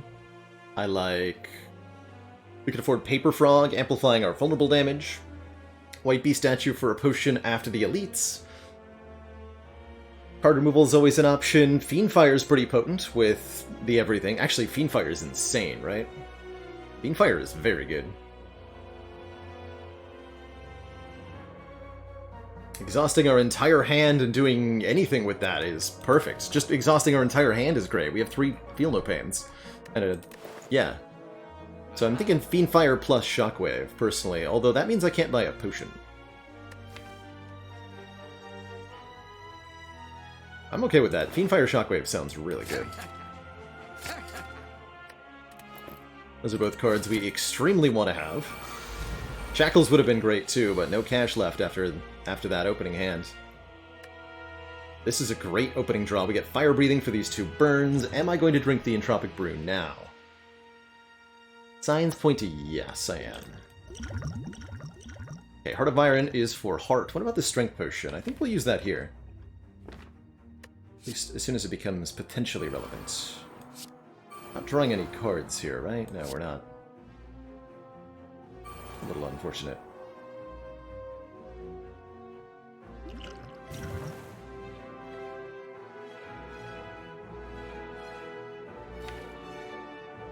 Don't know if I'll be able to turn around, so I'll put the damage on the Spire Spear.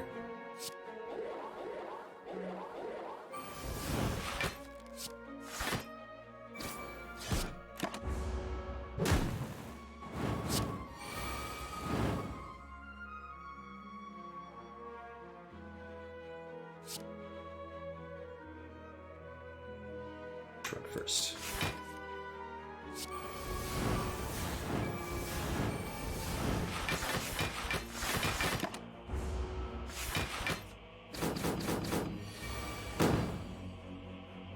Perfect. Dark Embrace Fiendfire, you love to see it. I guess I'll play the feed first. Doesn't look like we can land feed, right? Should have put the damage on Spire Shield turn 1, but we didn't know that that was going to be necessary.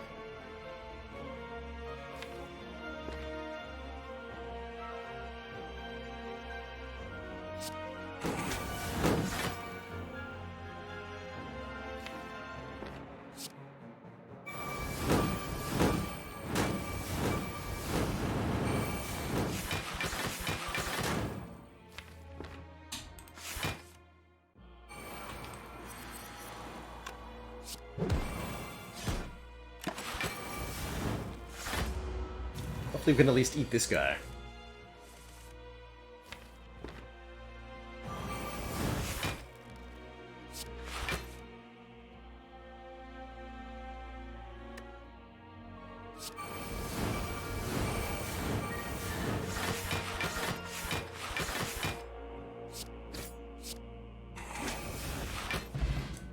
Calipers and our strength potion back. Spicy.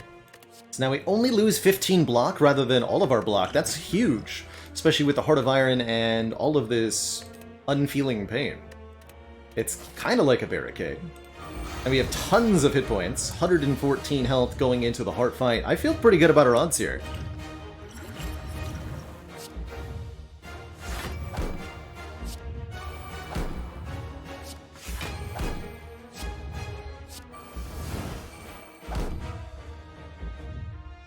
Womp womp.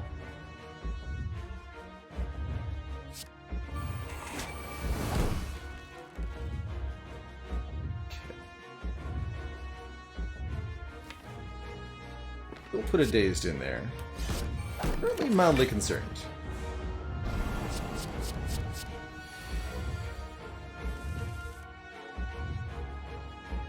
Concern level has gone up dramatically.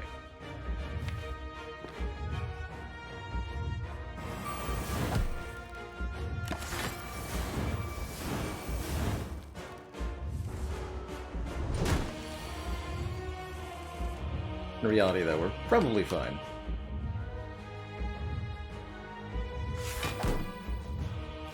Armaments is in the discard pile, so I'm not going to worry about it.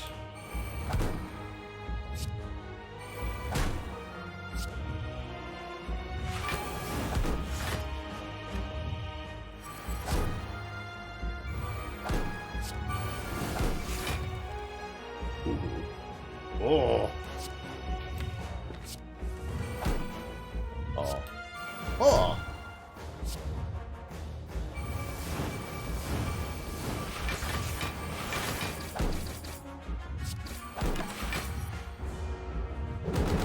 All that for 3 leftover block. Totally worth it.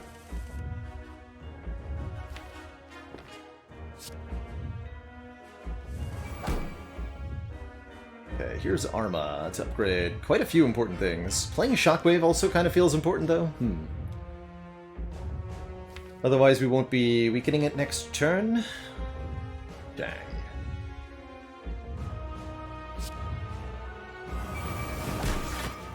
Does actually feel more important.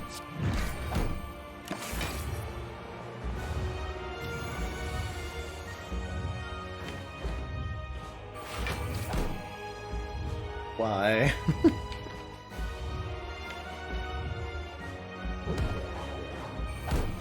Didn't have to be this way.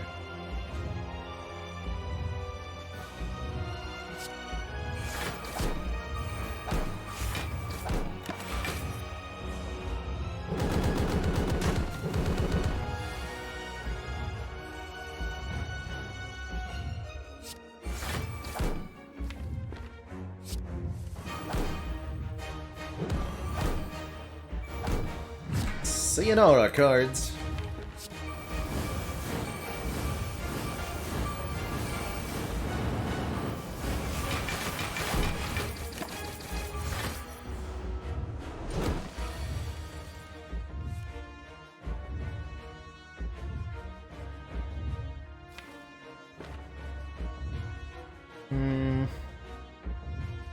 these ones, at least not yet. Let's just get the bludgeon upgraded first.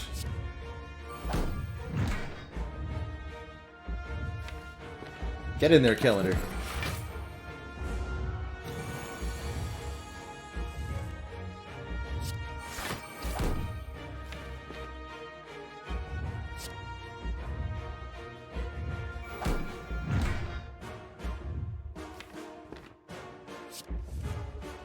Now it's time for second win.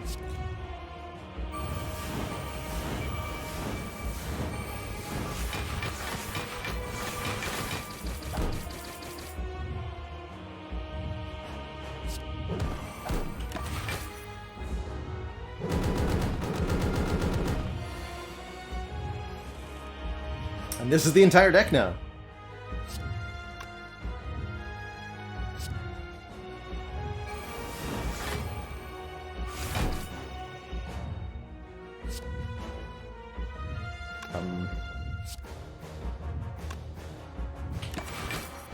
One sec.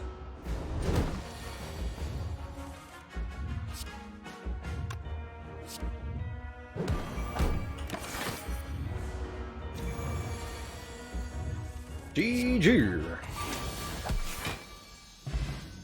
Delicious.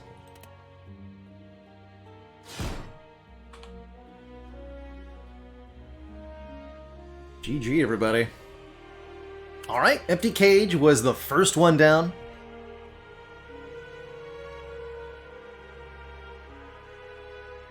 On the first try, feels good. Feels really good. This was a really cool run. After that first chest with Juzu Bracelet Unceasing Top, I wasn't sure how far we'd be getting. But glad we made it all the way to the end there. GG. GG. I do get to choose the character, but my own rule for this is that I'm going to simply rotate through the characters on each attempt, keeping it random which ones we get a completion with. I try not to think of the characters in this game in terms of worst and best. Same goes for the cards. Ultimately, the question of which character am I going to do the best with, which character am I going to do poorly with, is going to be up to one's own personal preference. If you enjoy playing a character more, you'll probably do better with that character than the others, even if, you know, the consensus is that one is stronger by X% than the others. Every character is heckin' strong, although at least for the top tier of player skill, if you're deliberate and methodical, you can get very high win rates with the Watcher character that top players do struggle to achieve on the other characters. But if you're not playing at that level, then you may not see that same effect. And the Watcher can be a very, very, very challenging character to play if you can't get her mechanics to work together for you.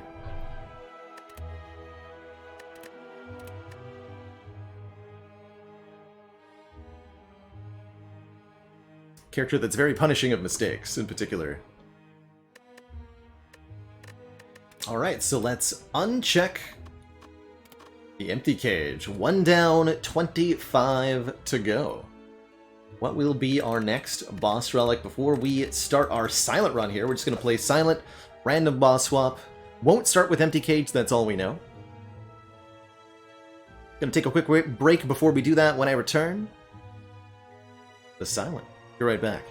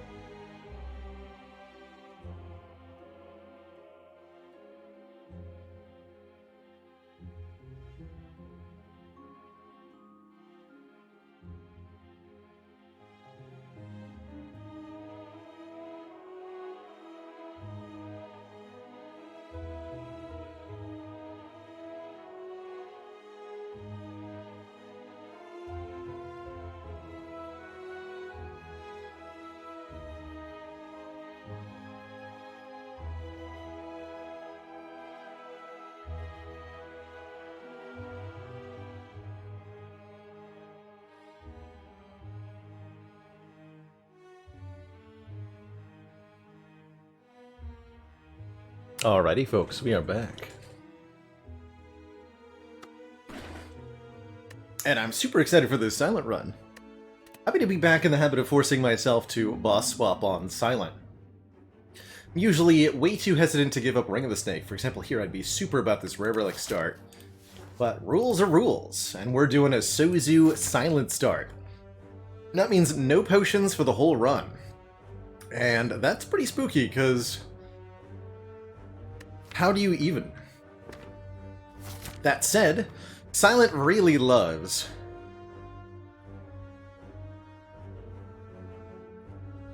having bonus energy.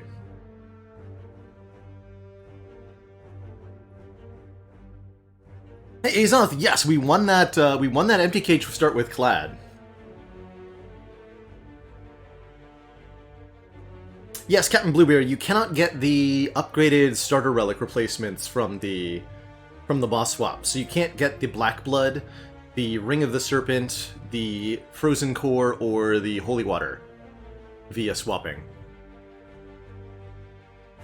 That leaves 26 different relics that you can get.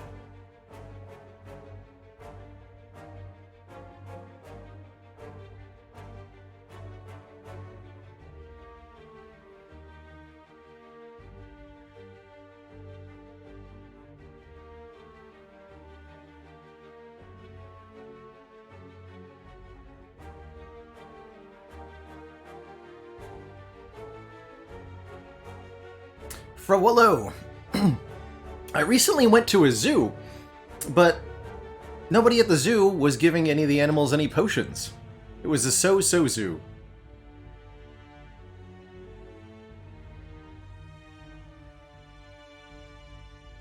Bonus points if you can recognize the joke that I stole the format for that from.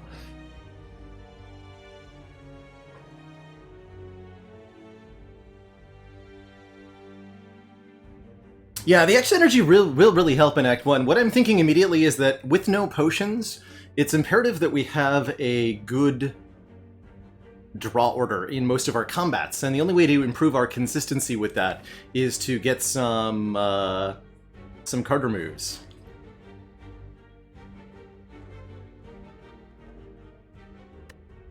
Do the streaks I get from doing this challenge count as a regular A20 streak? No. No, because we are using a mod to influence our start, so at least... although technically we haven't really done that yet, right? We haven't discarded any seeds, but as we progress through this, we're going to be altering the conditions of our start, and I don't feel like that would be kosher. And for that reason, we are playing this on a different save file than the usual. Anyway, I think that means that it's important for us to get card removals so that our draw consistency is a bit better. Remove those stinky strikes and defends that the Silent is, quite frankly, plagued with. So I'm going to go to this early shop to purchase a removal. We'll figure out the rest afterwards.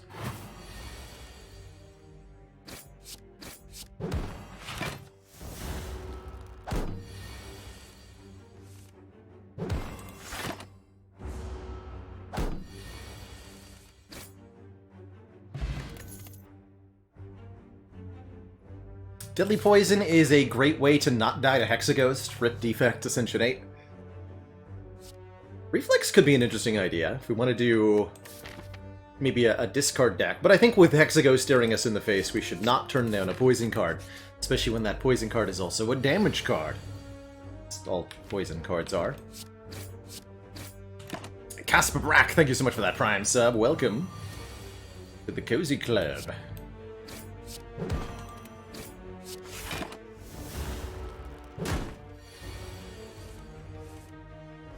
No, Meggers.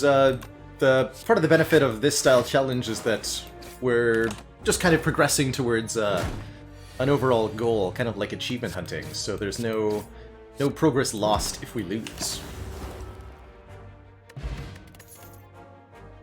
Area effect damage? I'll take it. Sucker Punch is reasonable here too.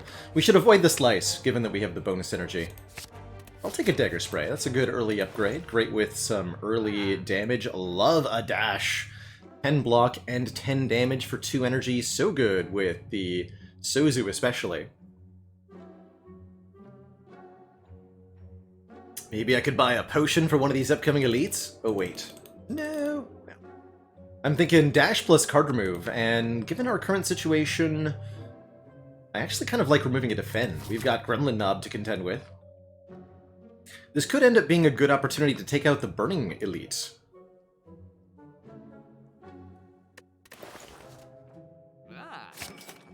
So I think I remove defend. See if I regret that. Strike will be the next remove. Ooh, 11 health. I'll take the max HP.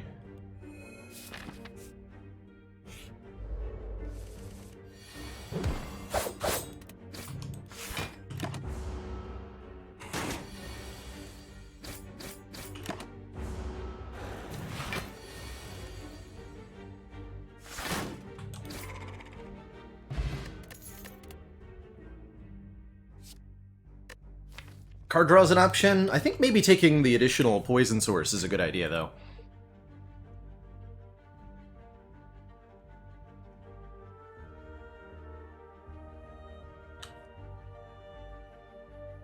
By the way, did I miss...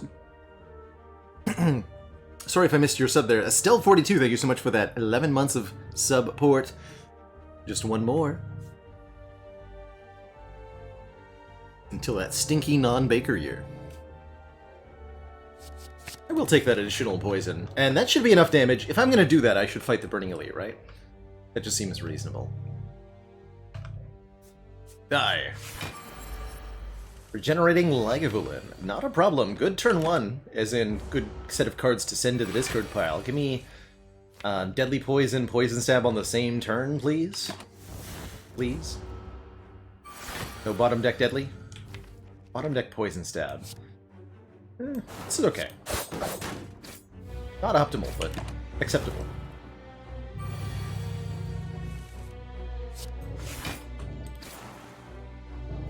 I think we'd better trade some health here. This fight is going to be very scary if it goes long.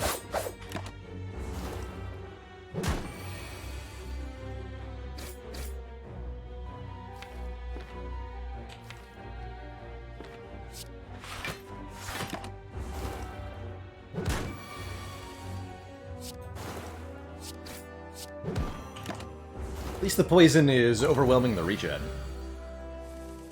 Hey, that's a good draw. Okay, we should be fine.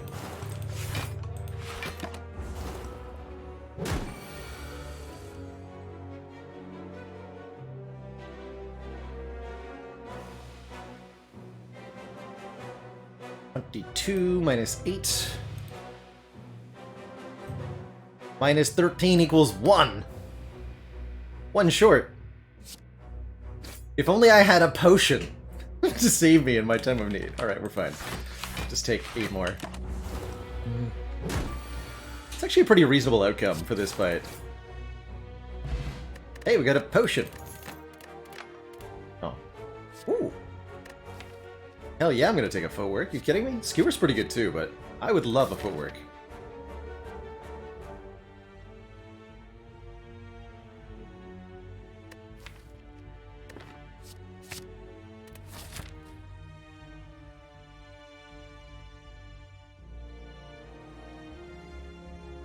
I'm gonna try to get an upgrade.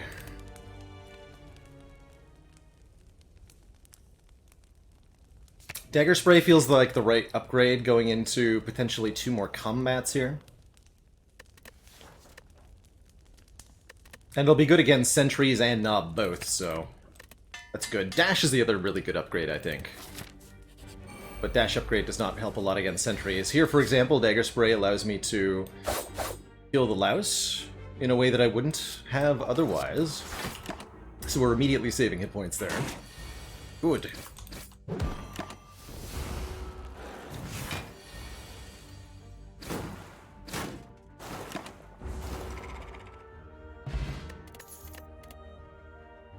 Yo, Terror! One of my favorites.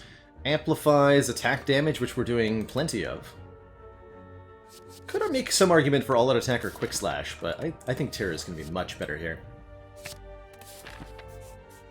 Curious how I'll feel about it without the Ring of the Snake, though. Ooh! There's a really good relic. The Incense Burner gives us intangible every 6 turns. Believe it or not, Dragon Dunk, I use a fairly standard Logitech wireless mouse. Actually, I'm not going to show that off. But no, I've used maybe a dozen or so different mice over the years, and I tend to find that I like Logitech's stuff. I think I had some kind of Razer mouse at one point. This brief time when I insisted on a cordless, or on a corded mouse for performance reasons, but I've definitely come to need a wireless one. Logitech makes pretty good ones. I think I'm going to take an event here, right? We can't exactly... We have plenty of cards. I don't really want to add more cards to the deck, although with the question card it is nice to see more. We can't get potions. We're not going to heal from the combat. We're only going to get a little bit of money. So let's take an event. And yes, we get a heal. Exactly what I was hoping for. That means we can either take 2 more elites or take this elite and then upgrade twice. I will definitely take the heal. Although that card remove is actually really tempting. For exactly all of our money, we could delete 1 strike. With Sozu, I think I like that line quite a bit.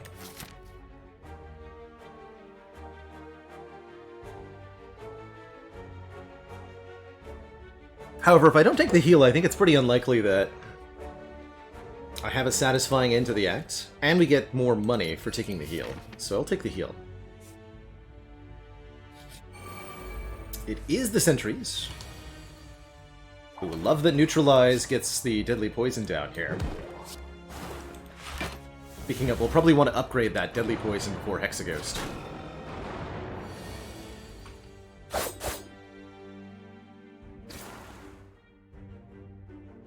So this is a kill? Yeah. Nice.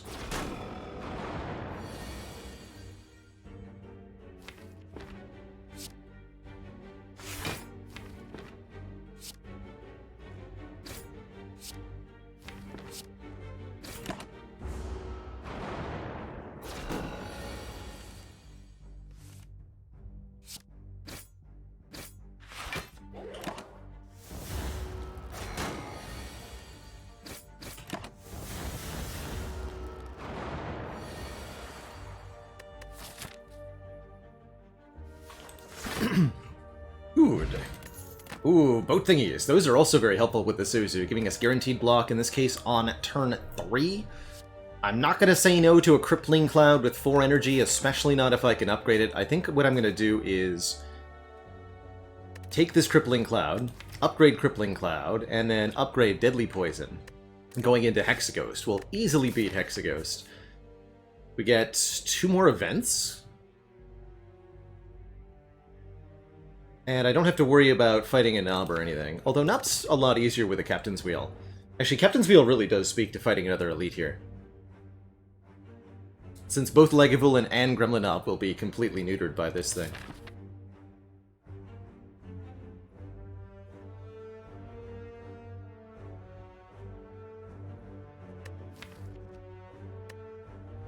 Okay, I'll go for the Relic then. Ooh, 2 relics. A Singing Bowl, letting us skip cards to gain max HP, one of my favorites. And it further incentivizes us to go this way.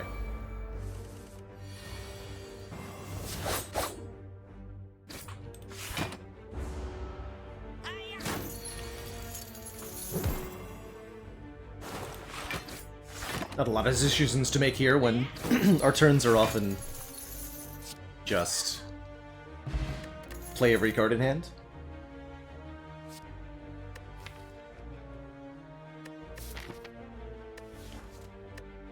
Can't figure out if I'm meant to be taking these early, like, card draw options so that I have them, or if I'm meant to be skipping them so that I can get potentially upgraded versions better with the question card in Act 2 and 3.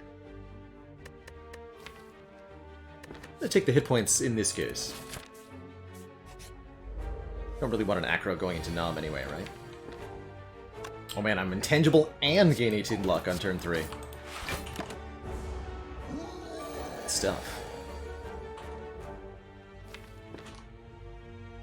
Let's see. They're playing this.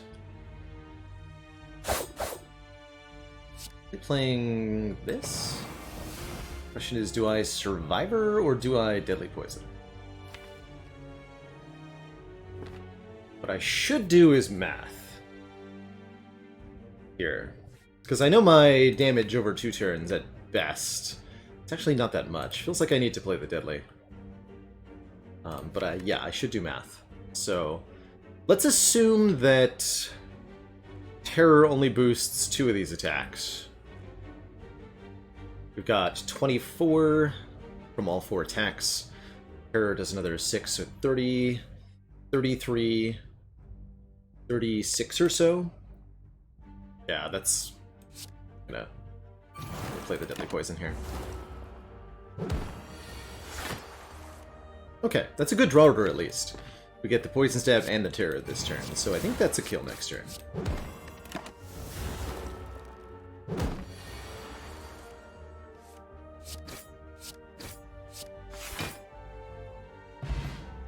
Orichalcum is immensely useful against Hexaghost, giving us guaranteed block. Also, I think very, very useful with Sozu in general. And I love both of these poison options. Both Fumes for damage each turn, or Bouncing Flask, which is better against single targets. The best poison card if you're fighting only one enemy, which means, notably, this is the best poison card against the Heart.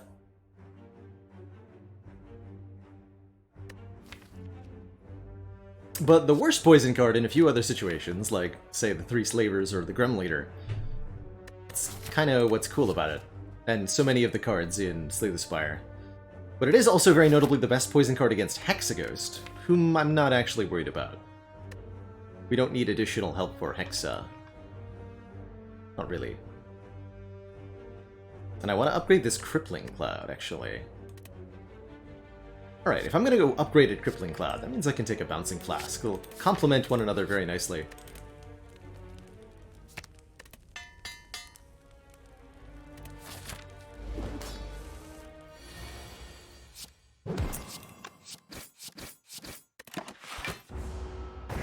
Crippling Cloud will also be very good against, yeah, Reptomancer, who is something to think about even this early in the game.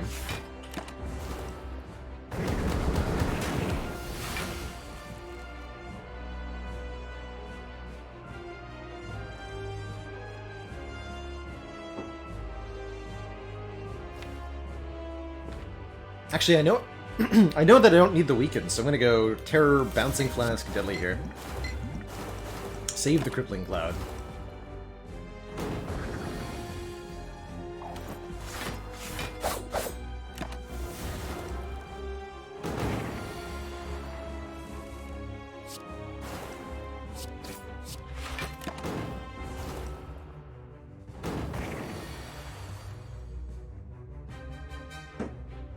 Ideally, we would have had the Incense Burner lined up for the Inferno turn of this combat.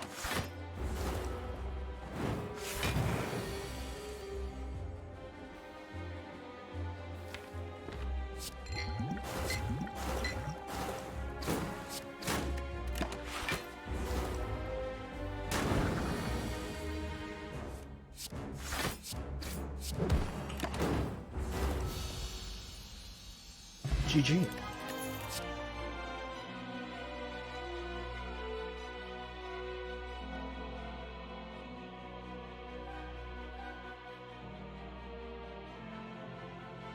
Well, there's no way I'm not going to take Wraith Form here. We have both Orichalcum and the Incense Burner, which already incentivize being intangible. We've got a damage source that's very, very good when combined with intangibility turns. And I started with a Sozu, so I'm not inclined to be gentle to the Spire here. Give me that. Ooh. This could be a pretty good Velvet Choker, believe it or not. Of all the silent Build types. Poison works best with the Velvet Choker, requiring you to play relatively few cards per turn. And doubly so if you're blocking with really efficient high-cost sources. Got plenty of those. We could transform and upgrade some cards with Astrolabe. I think that would be pretty good. And I think getting energy with Slaver's Collar would be pretty good too.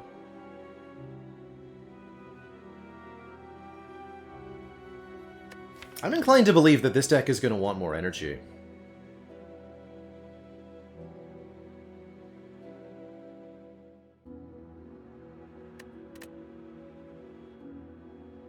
Plus, how could I resist the opportunity to have a Velvet Choker Sozu win?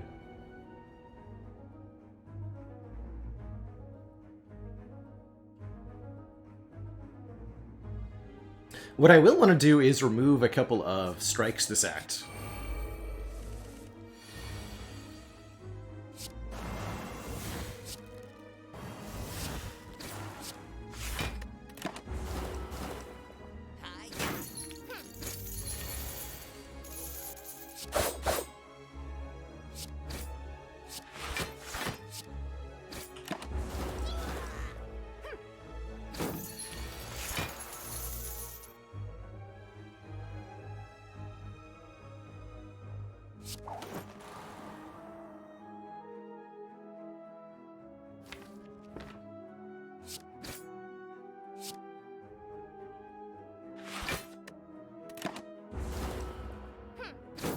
Intentionally prolonging the fight to get Instance Burner up by one here.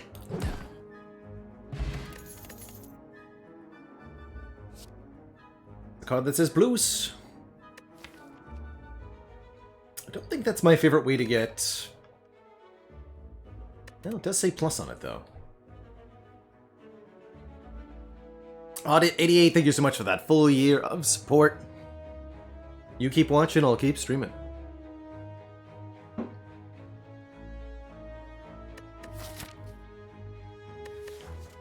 Could also take a calculated gamble here. I'm going to take the upgraded card. And I'll definitely pay for a card removal. So we can actually remove 1, 2,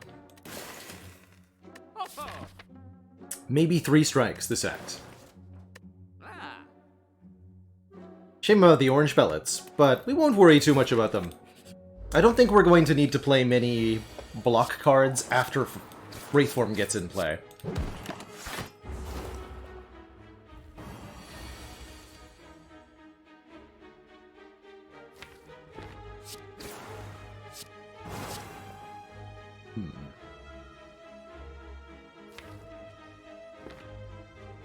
It's a little wasteful to Wraithform here, but I'll do it.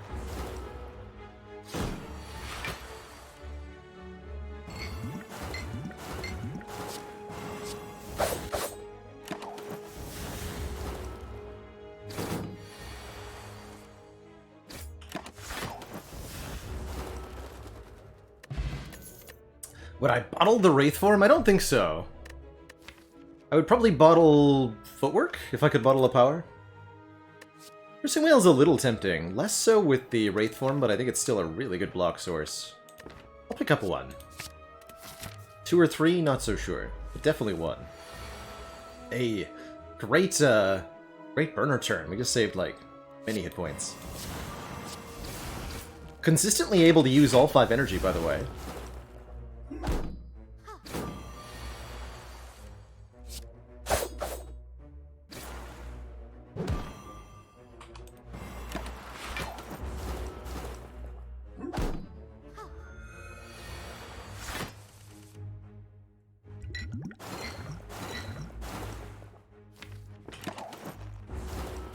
Piercing Wail is also a good block card after the Wraithform has worn off, and it works with Orichalcum too, so many good reasons to want it.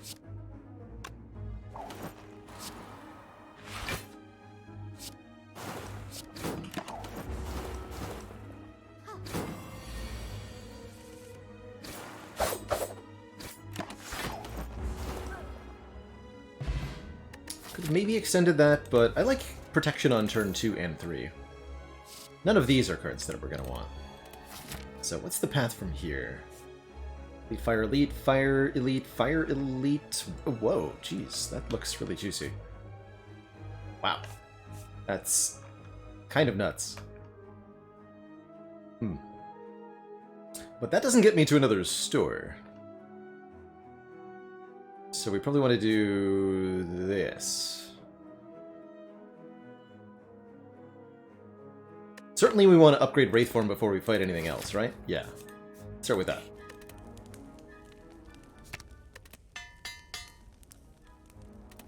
With only one elite, we're probably not going to have enough to actually remove at that shop, right? Depends on what we get in the chest, though.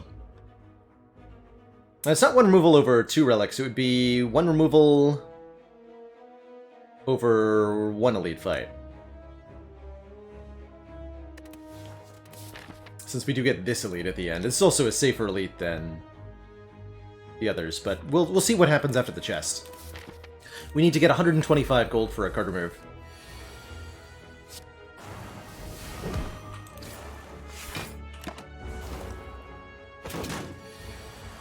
Excellent draw order here, so far. And the Wraithform will stacks with the Incense Burner, so we get 4 turns of intangible this way. Should be enough to win. Maybe I'm meant to be removing defends at this point. I'd kind of rather be drawing strikes right now, you know?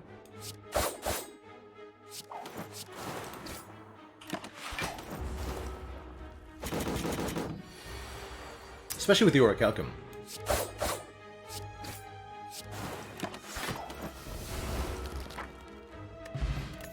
Ooh. Further Wraith forms will be upgraded? How do we feel about a leg sweep? Are we abandoning traditional defense entirely? Or do we include some here? Backflip could potentially be quite good too.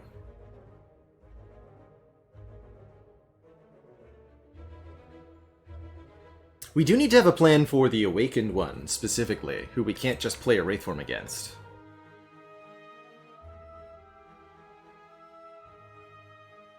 Leg Sweep would help a lot with that.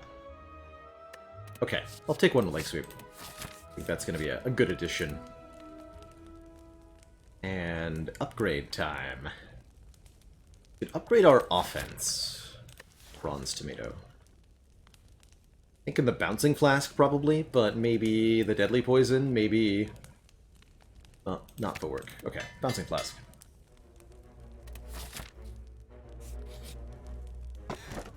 Yeah, Backflip is a little bit worse than Orichalcum for a turn, but the additional draw is pretty helpful, and when we're intangible, it probably won't matter. Okay, there's a small chance we won't find enough money at this combat to pay for a remove. But otherwise, if we roll at least 13 gold, which is, it's a 10 to 20, I think, so if we get 10, 11, or 12, we won't be able to afford a removal. Versus this path. I guess I could also do, actually, no, it would be foolish to do that when we can do this path, right? We can go up to this shop. It's the same number of fires and we still get the elite, so let's do that first. Fight this elite. Ouch. Well, that's real. That's why we set our incense burner to a different number.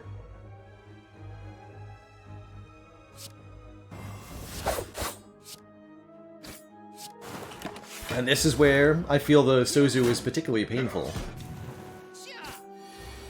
Is when...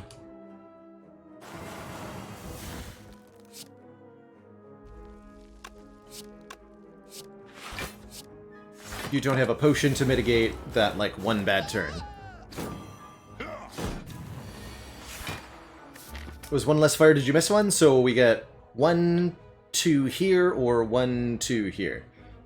That's the elite also, in both cases.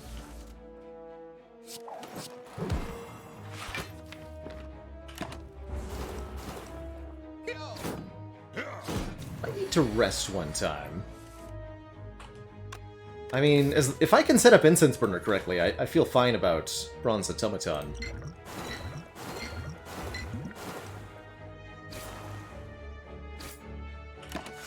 I do not have a YouTube video on potion use, but I think that would be a pretty good... Wait, what? Pretty good subject for a video.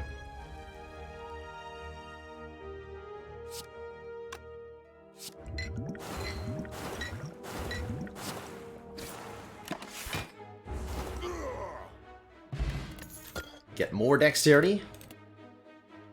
More hit points. I also think at this point that fighting another elite is not a great idea. If I can just set up the incense burner in this combat, have a pretty good time. Although I guess it doesn't need to be on a specific number necessarily, because we have Wraith Form.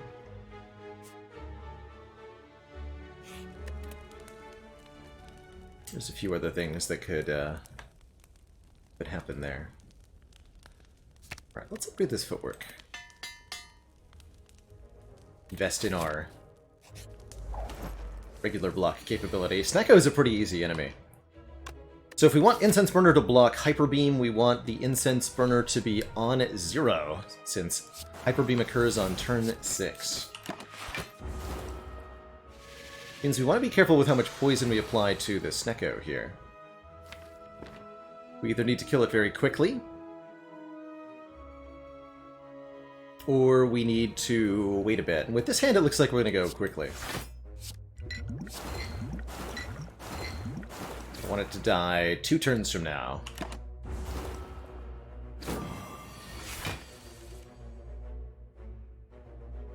Next turn.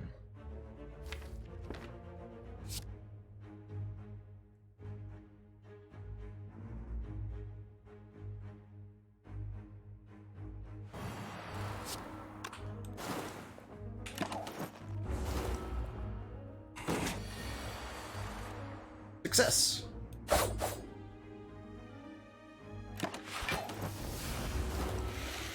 Doomstress, thank you so much for gifting a sub to More Better. Second upgraded footwork. Again, we need an answer to Awakened One, so I'm going to take that.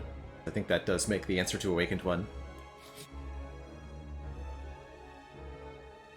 We can give up the Frozen Egg to increase our chance of finding rare cards, or give up the Captain's Boat thingy for the same benefit. Unfortunately, I think both of these relics are very, very useful to us. We would love more upgraded powers, Noxious Fumes, another Wraith Form. So I'm not... And I would like to see those, especially with the question card. We're more likely to see them. And I think that 18 block on turn 3 is also very useful. I don't think I would give up the... Well, maybe, actually. I don't think I would give up the Sozu. But I would be a little tempted. I would give up... I think I would give up Question Card. Although that seems weird, right? To give up Question Card to try to get more rare cards? I would give up the Singing Bowl, because with Question Card and In-Law's Gift, I'm probably going to take a lot of cards. But most of these relics I really want, actually. Oh yeah, that's another one that I want. Well-Laid Plans, Plus. However, card remove?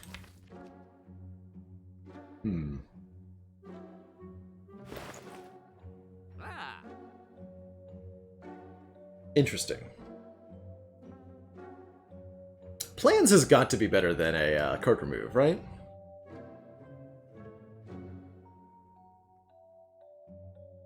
With the ability to retain Wraith Form, with the ability to retain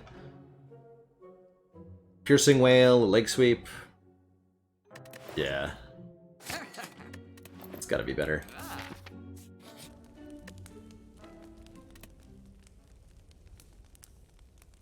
And again, with Awaken One in mind, I'm going to upgrade the Leg Sweep. Because I want a block card that can keep our Weaken up in that fight. And block for a huge amount.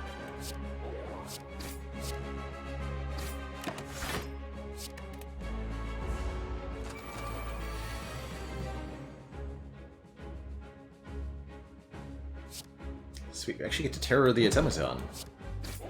Love it.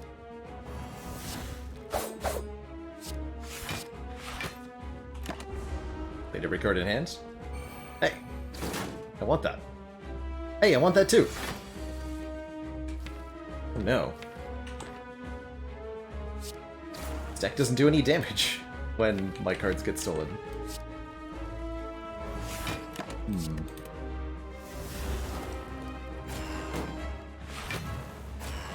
Thankfully, we have a long time in this fight. Like a really long time.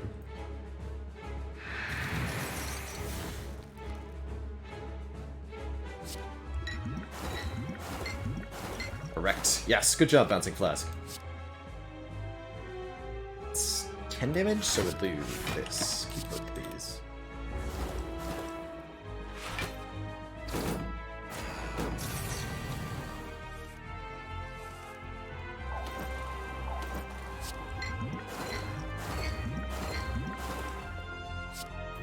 Definitely missing Noxious Fumes during this fight.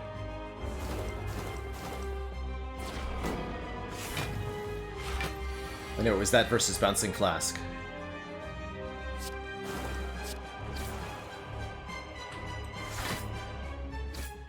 What a turn to be intangible on, hey? Get him.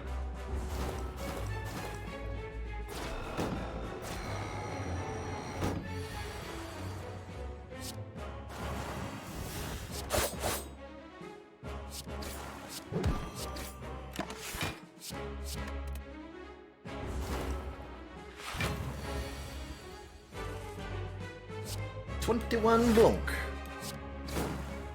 Like I said, though, we have plenty of time in this fight. Because our dexterity is so high.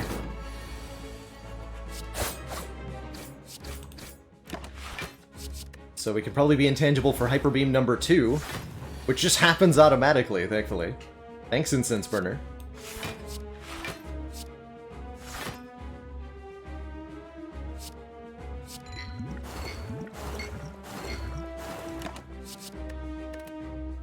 Right, we don't just block one Hyper Beam, we block every Hyper Beam. Although there might not be another one.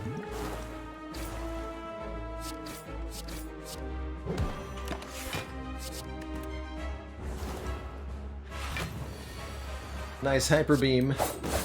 Idiot. GG.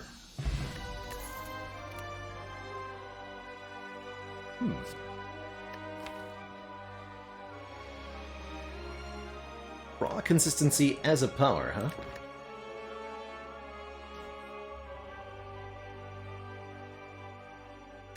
How am I feeling about Awakened One? I like Awakened One less if I have this in the deck, but it does help against the Awakened One at the same time. Kind of weird. I'll take it. Ooh, Runic Pyramid. So I was correct to remove at the shop. I knew it. Or I could just go lots more removals. Who needs a Runic Pyramid if you have no stinky starter cards in the deck, right?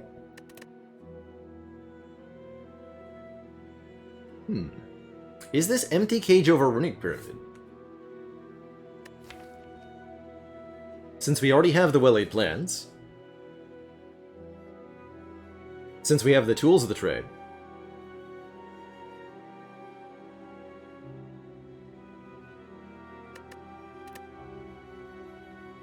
yeah, you know what? I think I'm going to take the empty cage over the Runic Pyramid here. Because there's not going to be that many things we want to retain.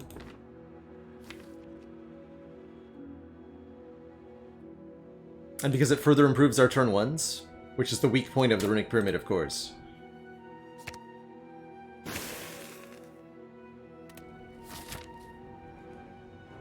Time Eater, no problem for a Velvet Choker deck.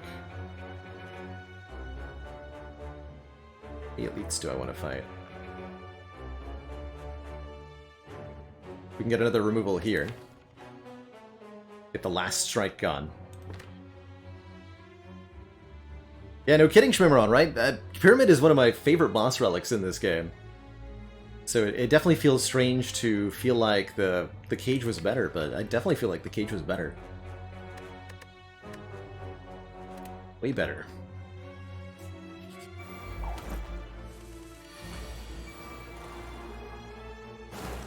Well, our turn 1s can still be stinky, I guess.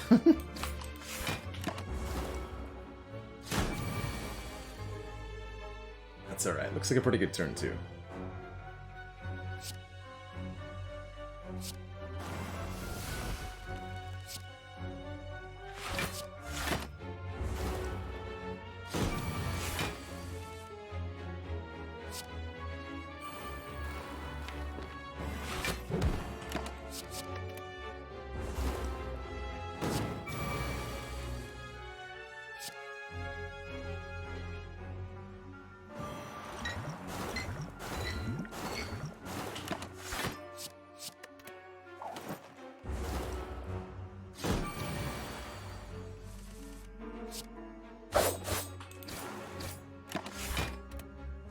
Turn 1 intangibility for next combat. If we are diligent about that, we can be protected a lot. Aha! I knew it! Dodge roll's pretty good too, but I knew that skipping that acrobatics in Act 1 would be good. And it was. But more footworks. No, how about less strikes? Alright, which way am I going? Oh, there's a 4 elite path? I want that one.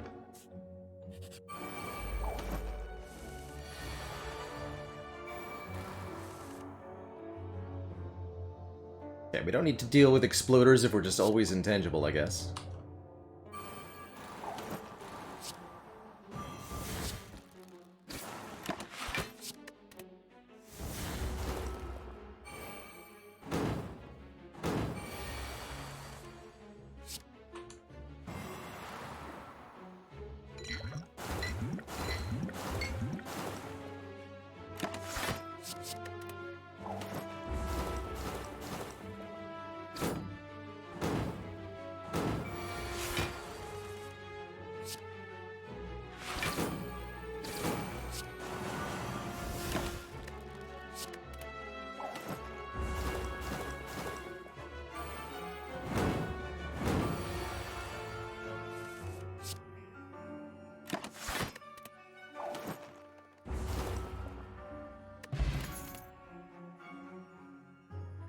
This is almost takeable. The Bane Plus. Let's see, events versus combats. Things that we're looking for from combats include max HP and more hit points. Things we want from events. Rare relics from double orb walkers. Rare relic from Mind Bloom. Would not take madnesses. Falling could be good. Only the Madness event that's particularly bad. Let's take a look at a couple events. Hey, double orb walkers, I'll fight them. Fight them so good, although our incense burner is definitely set on the wrong number here for this fight. That's okay. Just need to kill them as quickly as possible, hopefully drawing Wraith form maybe next turn. Okay, that's fine. Only take 6 more.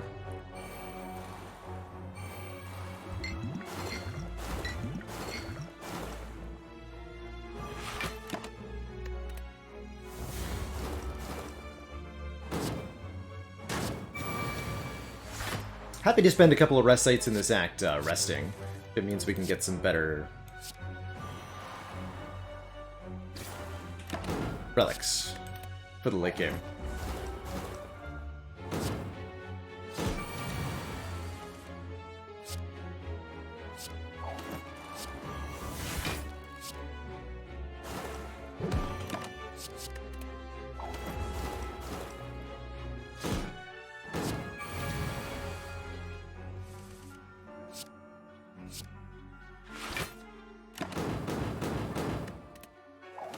I see.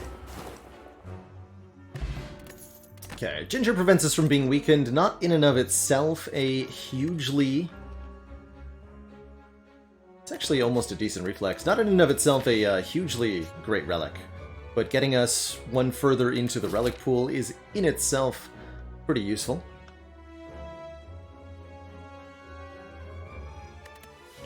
I'm not going to take the full heal here. I'm going to rest at this site. I think we can do this.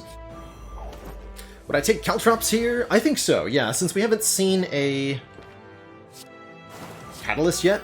I think some bonus damage against Heart would be a really helpful thing.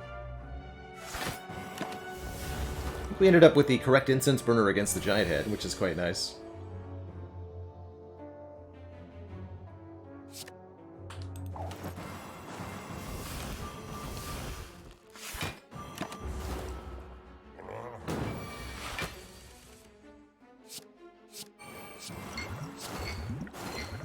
I don't want to draw this piercing wail over and over. One. Nice try. Not today.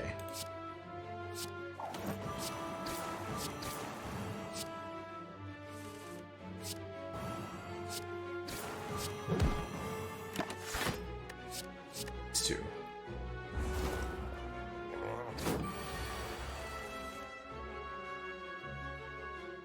Wait, how much block?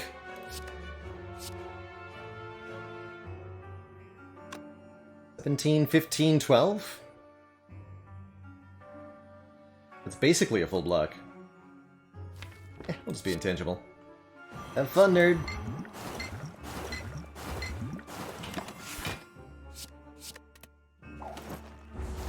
Dark Twinge! Thank you so much for that generous raid. Bizarro Daytime Twinge. A once-in-a-millennium sighting. Well, welcome, Bizarro Twinge and friends. So glad to see you here. Twinge is a wonderful variety slash indie-focused broadcaster. Usually streams during the nights for US time, so kind of the opposite of my schedule. But I've been a fan of his stream for many years, and he's a wonderful, cozy vibe. So do highly recommend the Twinge Show, especially if you like Hanabi. Oh my. Seems we're one turn short here. But I might just have a block, genuinely. Lose the deadly. Let's see, I don't think I'm going to be able to do 75 damage with this, so yeah, let's do the blocky. Take it all around.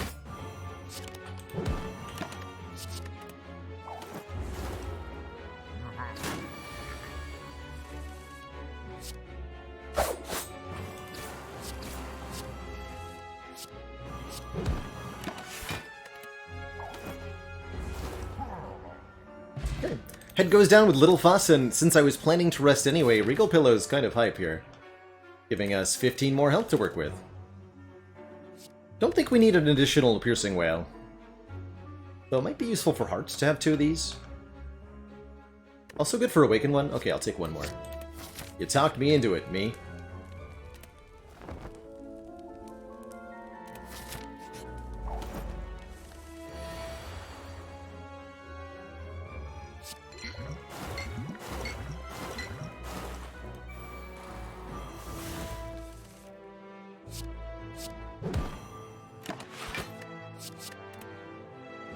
Glodzer, thank you so much for those 10 months with that Prime sub. Much heckin' love.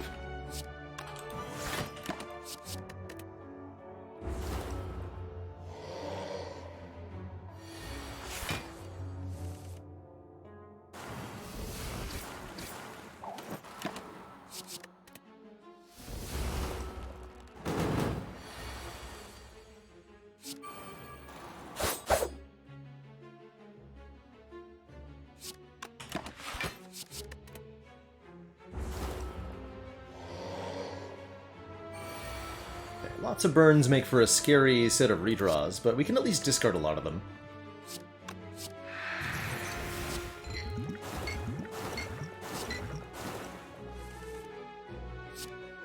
And the Orichalcum will actually block these ones, so I can play that Deadly Poison.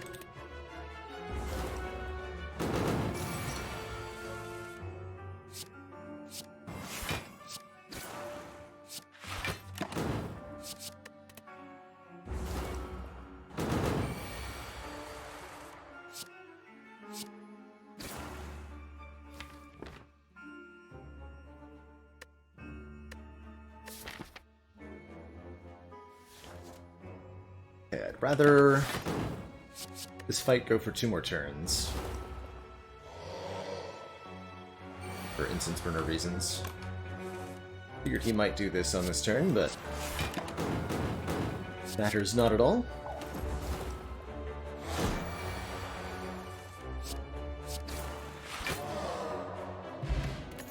+1 strength, that's good. It's a little bit more damage. Don't know that I want a 3rd footwork. Feels like overkill, mostly. Oh! Okay, so I didn't need the 2nd piercing wail. Tungsten rod makes us take 1 less damage. That notably means we're immune to damage when we're intangible. And we'll go for 2 more elite fights. I'm feeling good. I see. Right then. Better find a way to end this fight quick. Took a good start.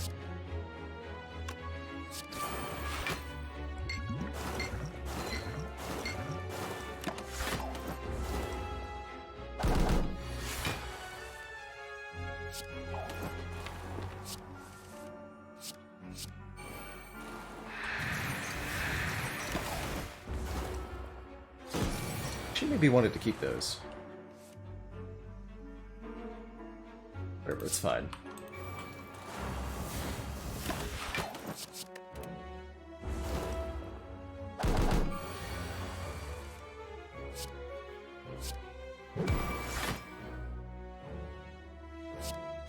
Works for me.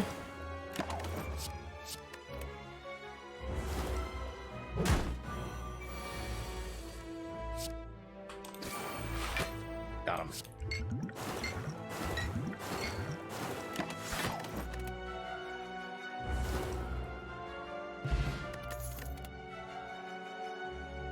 Game really wants me to take another footwork.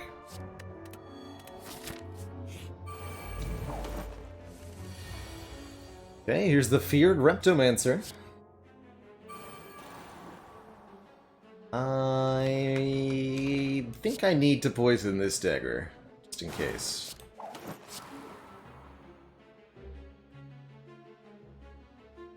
Do I hold on to Survivor here? I think so. Rather than discarding Ascender's Bane.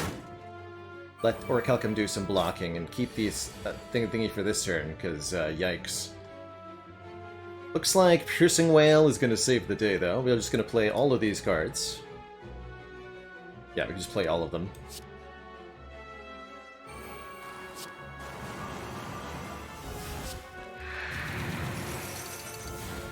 Which actually means relatively little damage taken.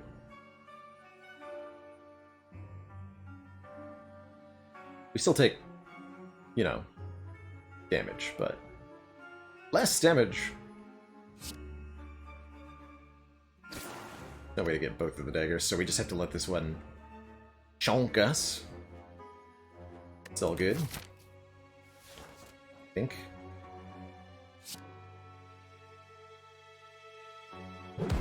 Go there.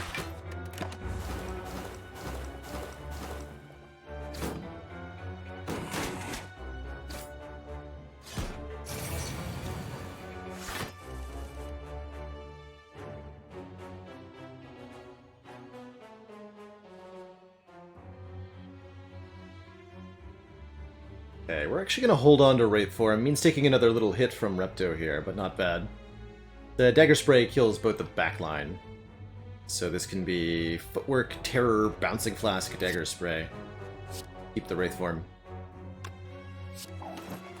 Verify 10, 12, yes.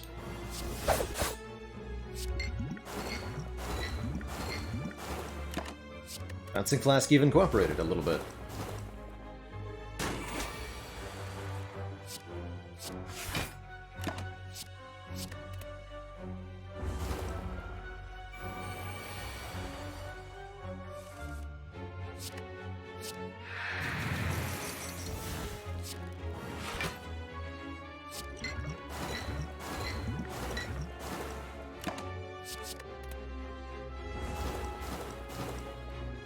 Probably go intangible on this turn.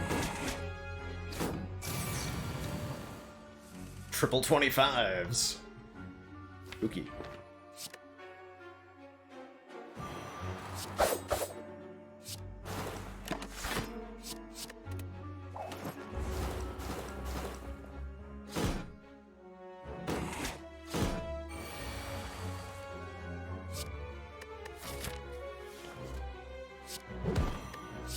I'm gonna try to get turn 1 intangible in the next fight, too.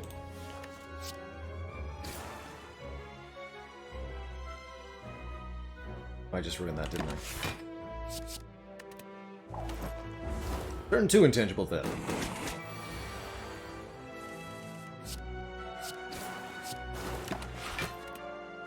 X-ray.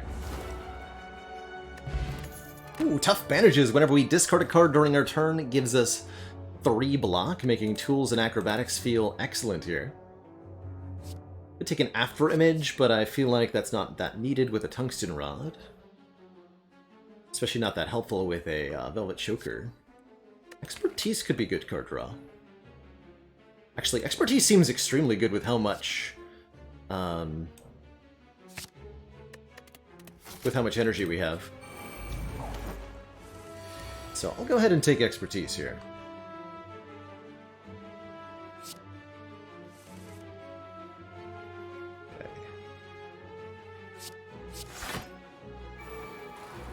Good old transient.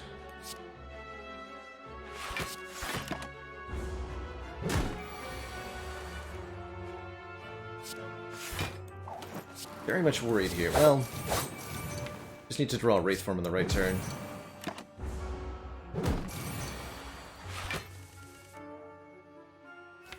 I feel like I'm probably going to play it right now. Yeah.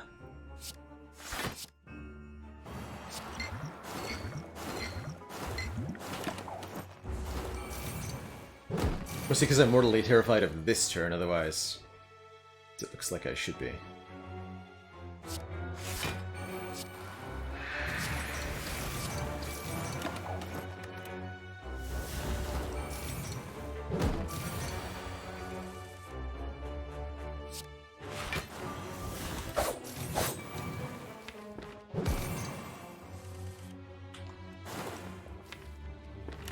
Okay, dash for next turn is excellent.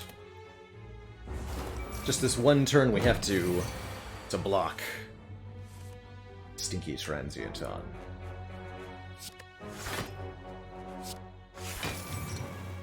Acro into, yeah, Dagger Spray and Neutralize, looks good.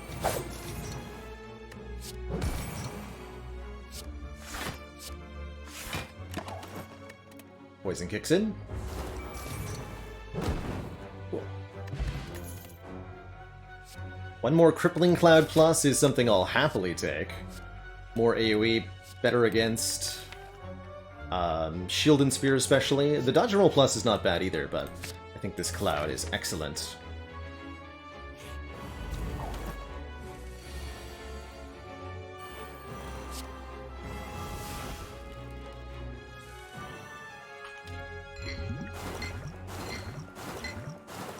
The Wraith Form cycle.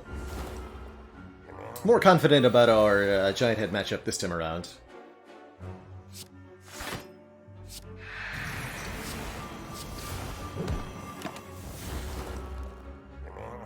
Even though our Incense Burner isn't quite as favorable.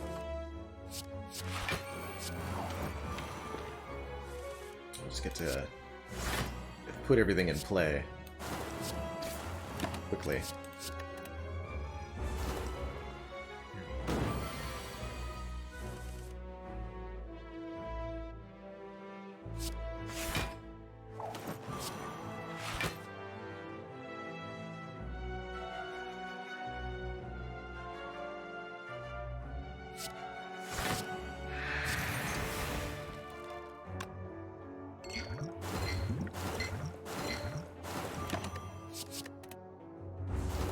A little bit here. Full block on this turn.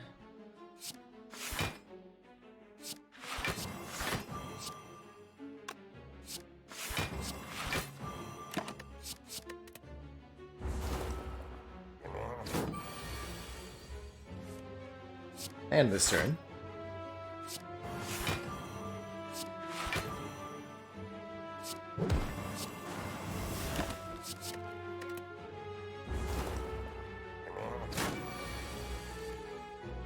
And I think now we can just play the Wraith form. And enjoy 4 more turns with the Incense Burner of intangibility here.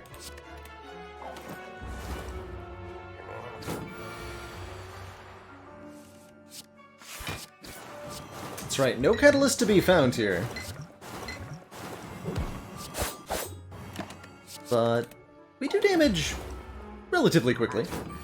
That hit dies in 9 turns? That's fine. Strike Dummy does not help. Nor does the second Will-Aid plans.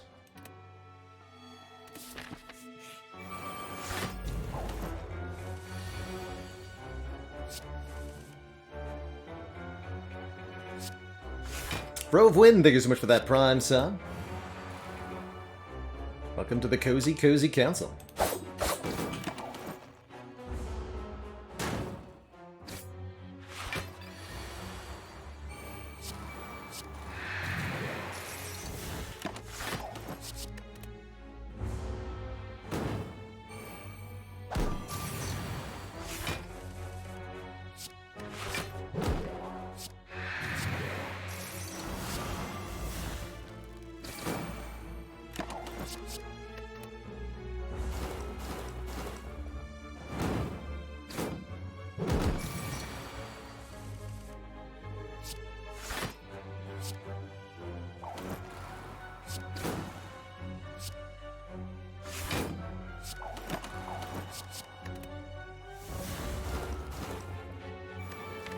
Not that I wanted my burner on, but oh well. Maybe it'll work out for us.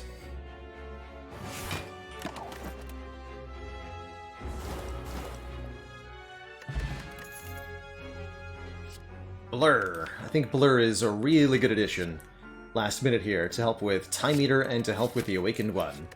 Another block card allows us to retain our block from one turn to the next if we have a surplus or if we get an off turn. Well, I guess I'm glad I didn't set up intangibility for turn 1. Next turn might hurt a lot, though. Like, a lot. So I'm not forced to try to play Wraith form or something. Nope. Simply murdered.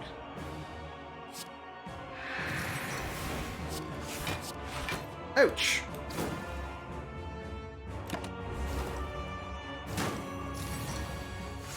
Oh dear. Oh no.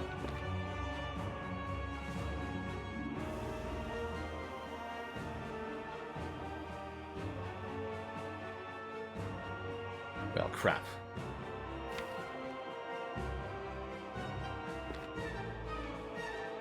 Don't kill me?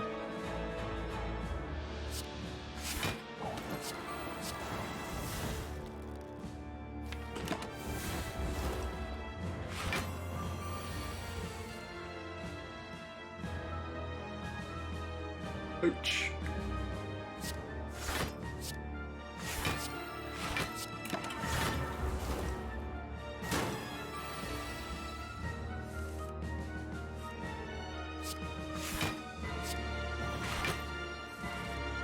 Okay, that's good at least. Not that I actually needed to do that.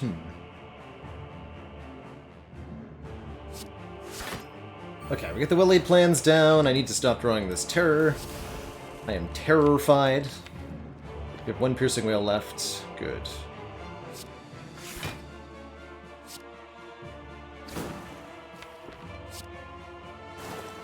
Deeply terrifying.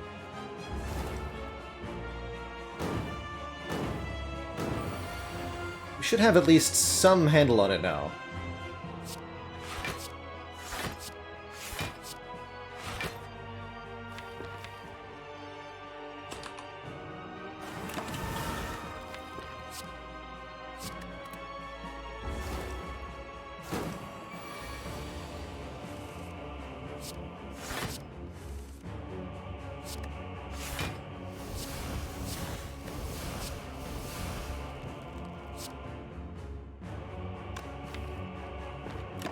6 cards next turn anyway.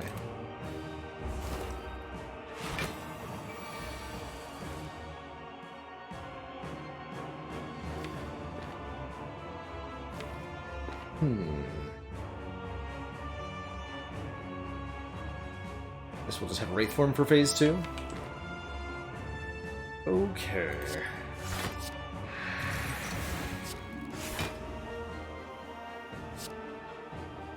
Spooky.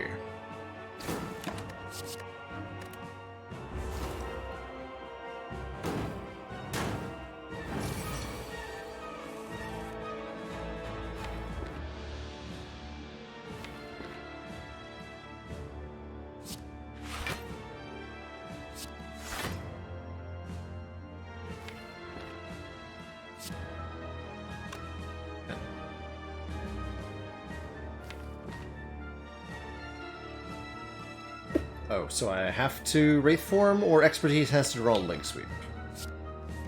Okay, that works.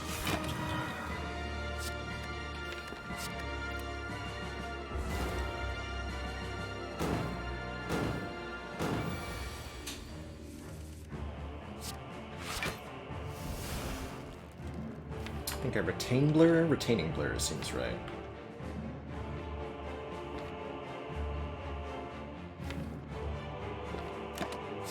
Let the Wraith form go. Just for a minute here. That is rude, but I can play with your rules, sir.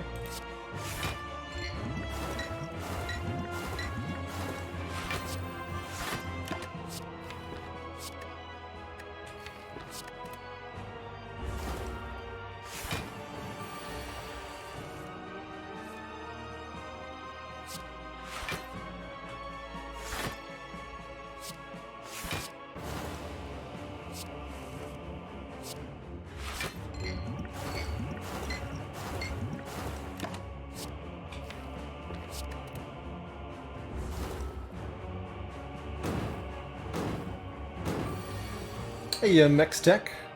Hello, hello.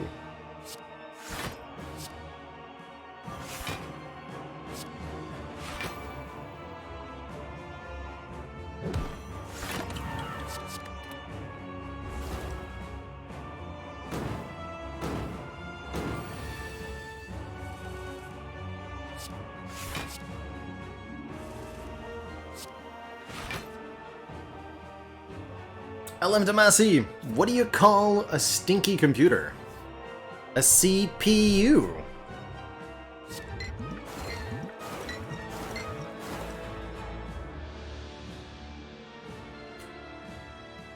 So, can we set up burner for whatever our next boss is? Ideally we want it on turn 1, right? I don't think we can make that happen. Well, maybe we can. Killing in 2 turns. Open to suggestions.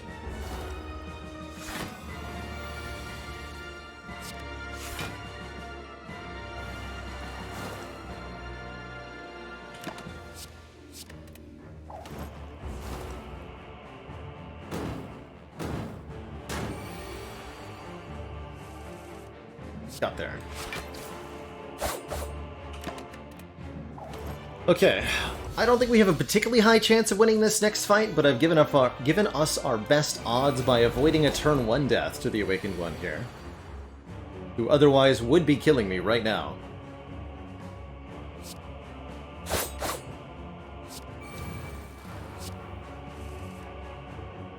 Perfect. Need to keep the block cards. Worry about terror later.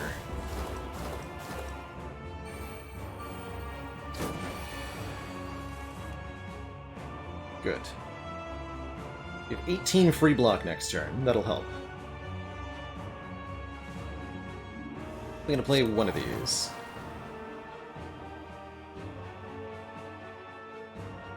So incoming damage is 8 plus 19, 27. This would block for 27. And I can play the tools. I feel like I should play the tools. We'll use a Piercing Wail next turn. Although that means I can actually retain Defend, right? Ah. Block 17, block 29. This is 29. But I want to play tools also. So that will increase this by what? One more? One more. And then Tungsten Rod perfectly blocks. Easy. Keep both the block cards.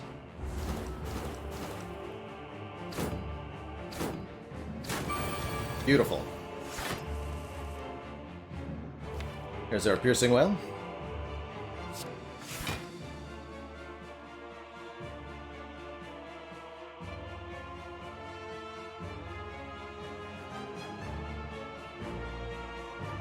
Yeah, let's... like, maybe leg sweep?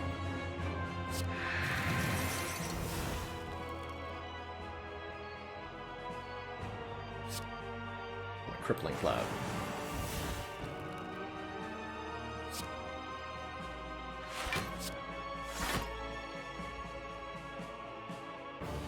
Okay, and then do this.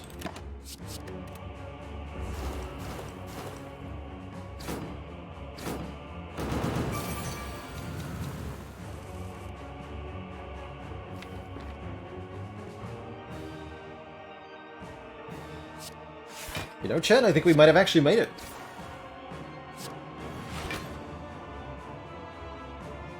Genuinely.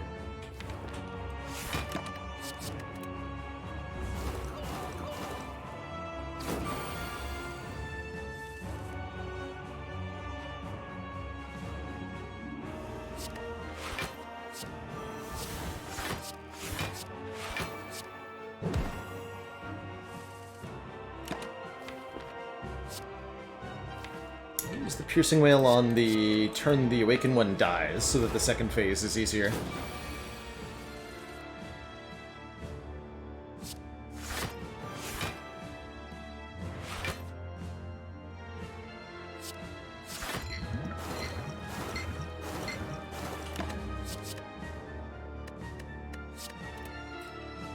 For now, we just need to focus on blocking every single turn consistently, and doing damage when we have opportunities to, or preserving block when we can.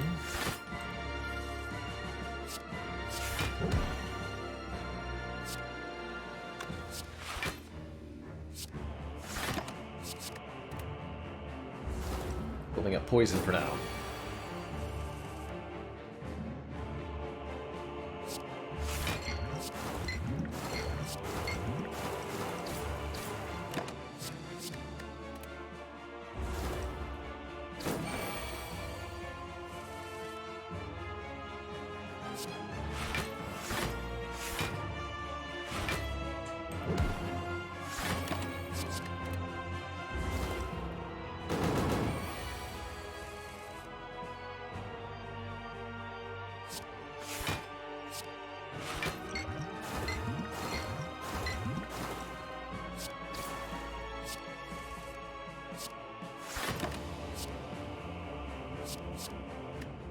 Those two.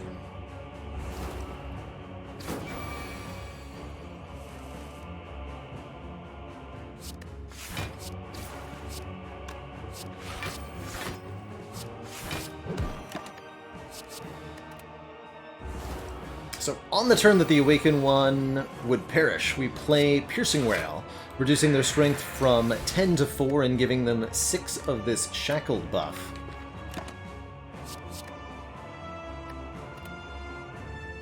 When they die and then revive in the second form, they come back with only 4 strength, the amount they had when they perished, and not the 10 that they would have when the Piercing Wail wears off.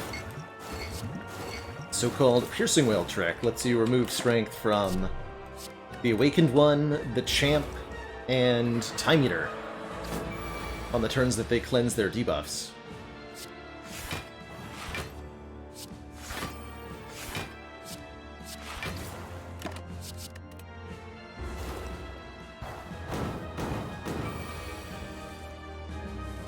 but works in reverse against the heart, giving it strength instead of taking it away. Gotta be real careful with that heart. He's a tough customer.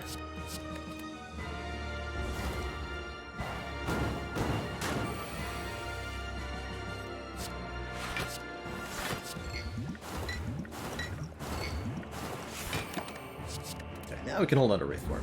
Not that we need to use it at this fight, during this fight. I can't believe we beat Awakened One with like 4 hit points. Good job, us. Congratulations all around. To me.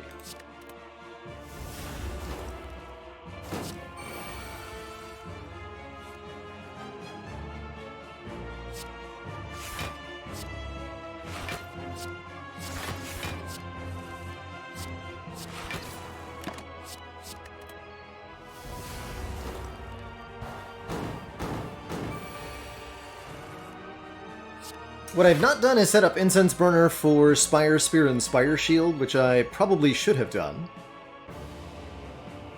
But I guess I'll take it on 1.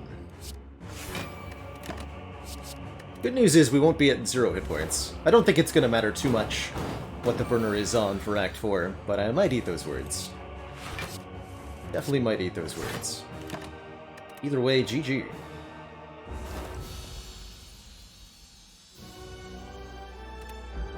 On to Act 4. I'll happily rest up to completely full health here.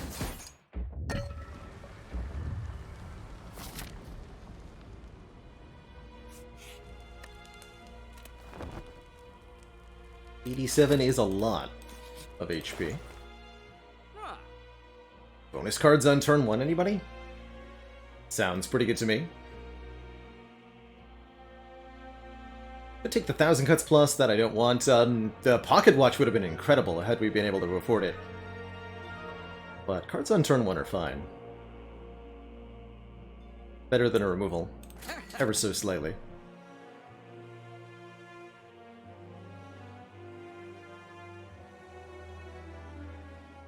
Prodigal Starter Relic returns. Nothing else that I want in this shop. None of the cards.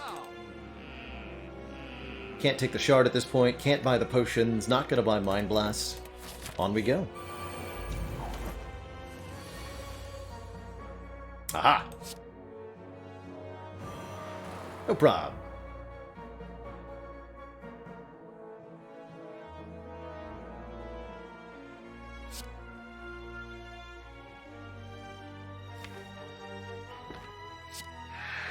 Let's see if I regret this deeply.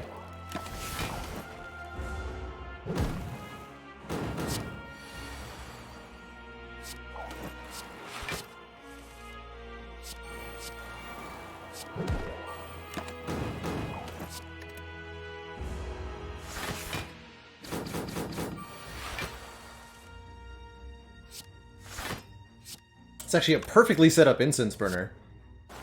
Because the one turn we're not intangible is the downtime turn next turn. Pretty sweet.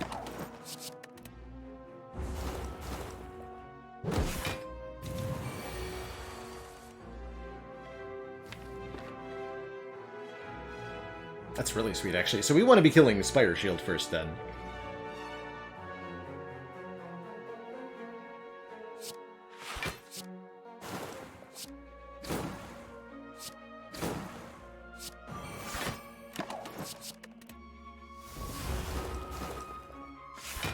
I think. Or do I just have to block this the old-fashioned way?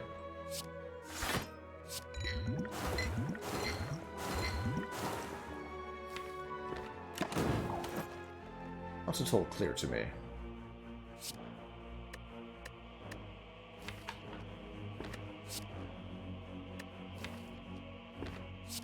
Deck spray.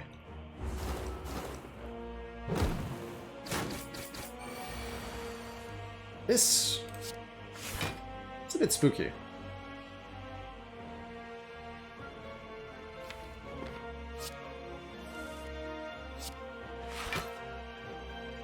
Looks like we're gonna go the route of blocking it.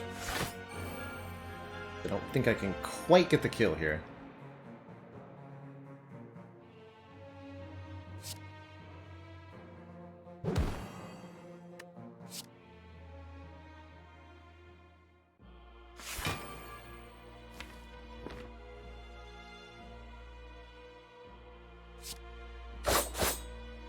Actually, wait. Guess I could have.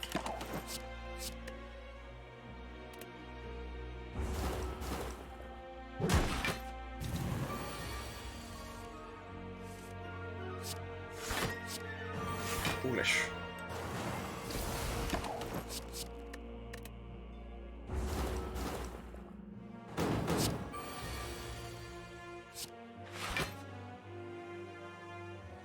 Okay, if I'm going...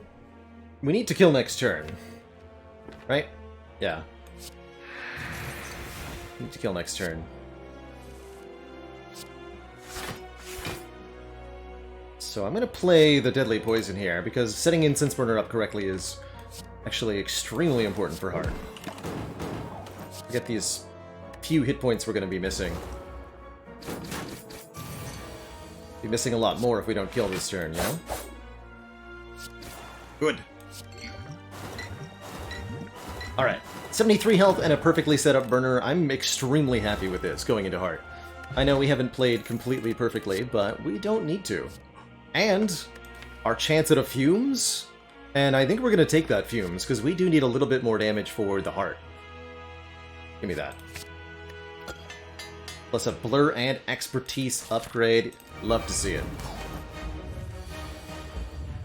Well-laid plans on turn 1. Beautiful. It's gonna be what, like dash, plans, clouds?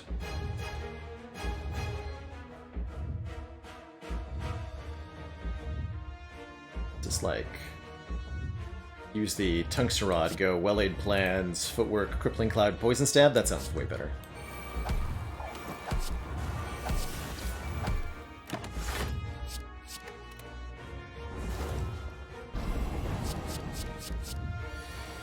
Good. And when we're intangible, we don't even take damage from Beat of Death.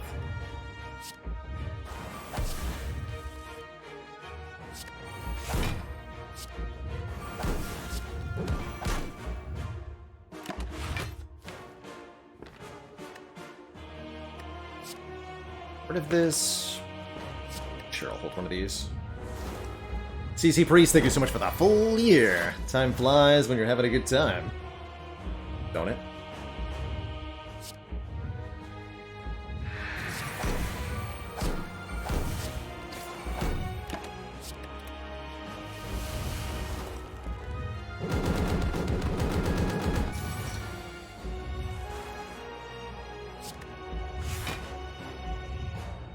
Keep that week up before the artifact is applied. Unfortunately, we're in this fight for the long haul here, so we gotta block, block, block.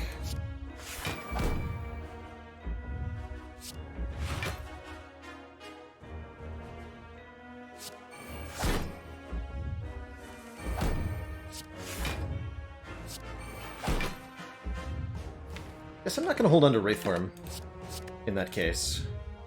Perfect block, by the way. Exactly 0 damage.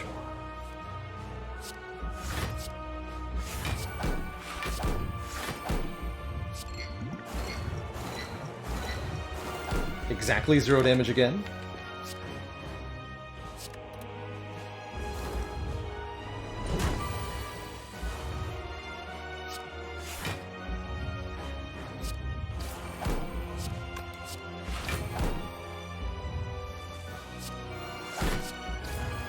Really need to be playing Bouncing Flask at basically every available opportunity. We're intangible next turn, so next turn is an available opportunity. Good.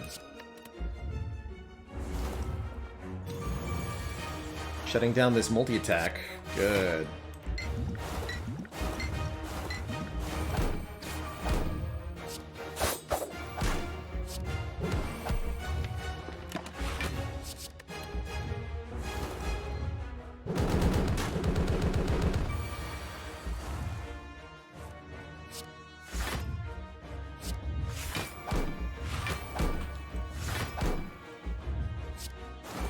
Continuing the trend of blocking perfectly.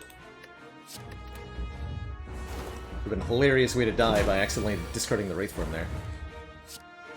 No thanks. Despite the lack of Catalyst, we're now at almost 100 poison. Which means we got this.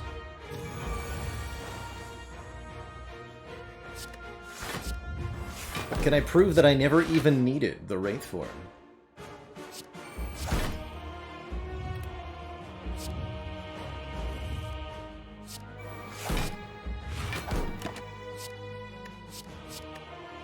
Yeah, I'm just gonna discard it because it's stinky.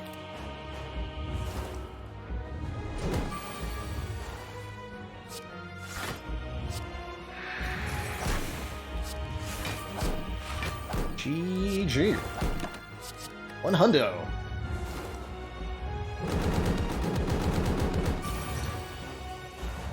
Sozu on the first try, I have to say I am exceedingly pleased with that outcome. GG. GG. And to think and to think that Time Eater almost ruined everything. GG. It's a tool, thank you so much for those 10 months. Justice is best served cold, otherwise it's just water. GG. GG.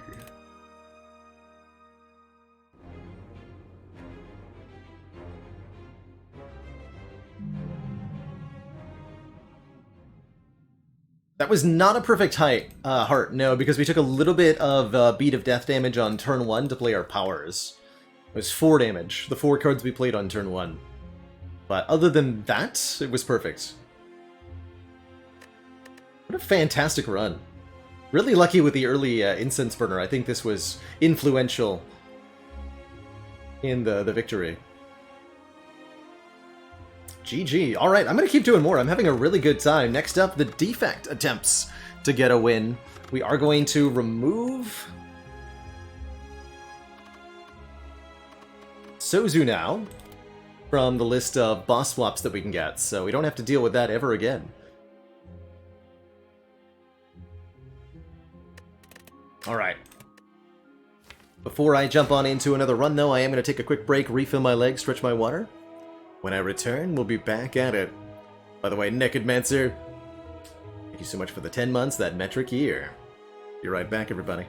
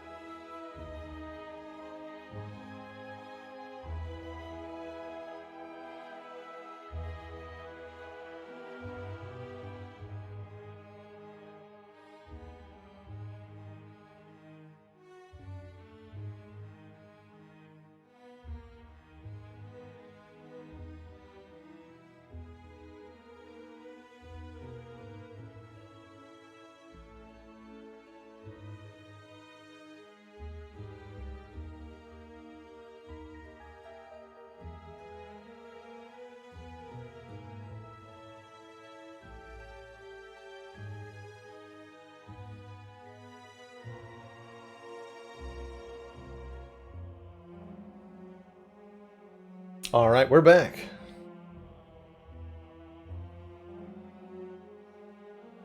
We are back. Oh, by the way, in response to your question, Meat Seat, where'd all this overlay stuff come from? That was done for me by S Tier.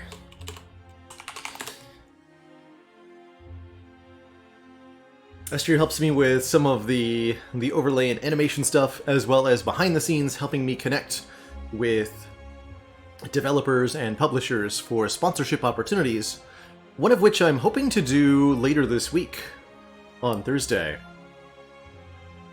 I'm not going to say any specifics because I don't actually have a signature on stuff, so I don't want to promise things that may not actually happen, but hopefully that'll be a thing.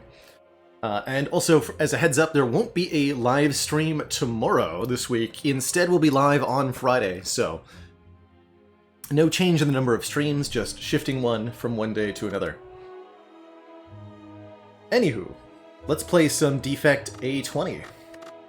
We have 2 boss relics down, 24 to go. What is Defect going to take a crack at? The bell. Oh my, Molten Egg Gurya. What a start. Whenever we add an attack to the deck, it is upgraded. And we can gain strength at rest sites. Up to 3 times. That's pretty spicy. Oh, and I definitely see the path that I want to take. I might go for an early remove here at the shop, but we want to add some cards big-like. So let's get a card reward, a card reward, a card reward, lift, card reward, lift, and then we can fight 2 elites and finish lifting here. We'll have 3 points of strength for Slime Boss. And maybe if we feel particularly good, we can detour over this direction. But I really like the idea of removing a strike at that first store, partially to mitigate this Curse of the Bell, partially because we're going to be adding a lot of upgraded attacks.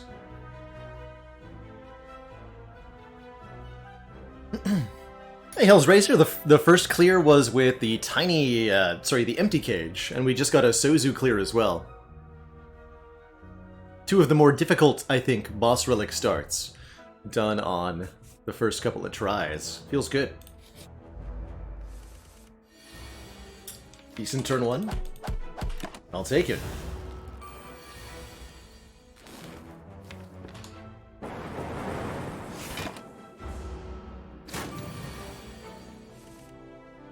Oof. That actually doesn't add up to damage, right? That doesn't kill, so I'm gonna have to play another one. That's the real impact of, well, let's just say that I'm glad we also have a Regal Pillow.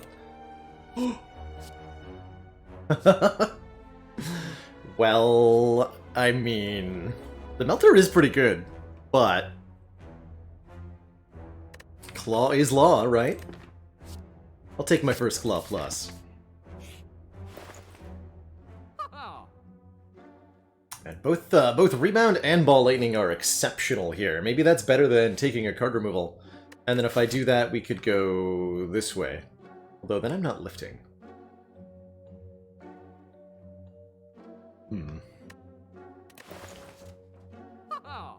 Cheap Defrag, definitely appealing as well. I trust my instincts and go with a removal. Actually, removing dual casts seems reasonable. Strikes would be quite good. I can still buy the defrag. Okay.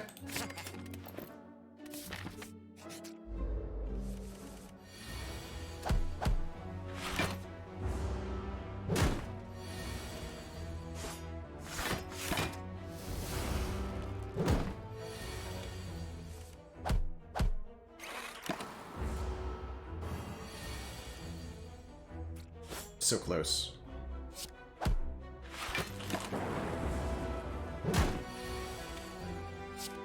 It's okay, we're taking the easier route, partially for this reason.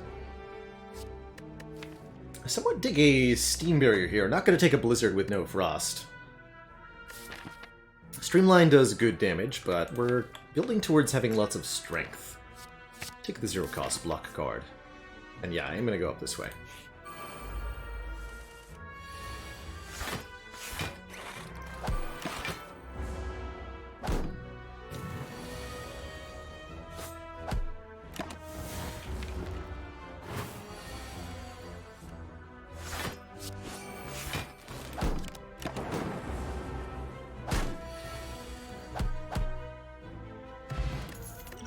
Your potion's quite good. Oh, Rip and Tear and Sweeping Beam, both exceptional with our strength that we're going to have. Rip and Tear definitely the better against single targets, doing up to 12 times 2, whereas this will be 12 to all enemies. I think I'm going to take the Sweeping Beam, actually. The draw is quite useful, and I really need an answer for Slime Boss.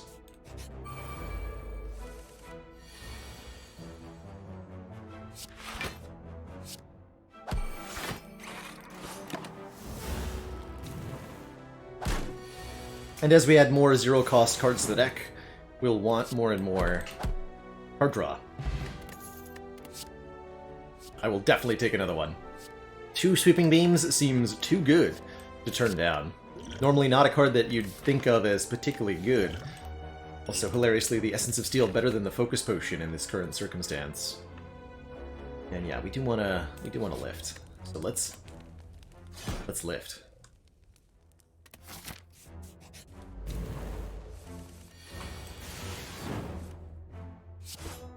I'll use it right now, actually. Feels like a good fight for it.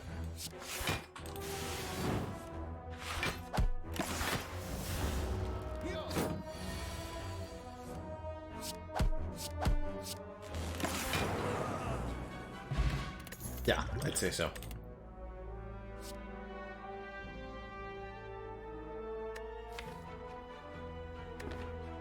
Hilariously, I think this is a Beam Cell take. A Beam Cell is incredible here, offering us really good damage and Vuln at 0 cost.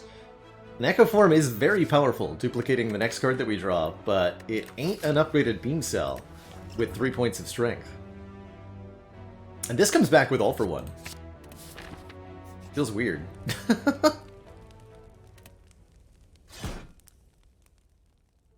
Really good Echo Form, of course. Generally speaking, it's a great relic. Love the Smiling Mask here. Or great card. That's what I'm trying to say. Echo Form is not a relic, sadly.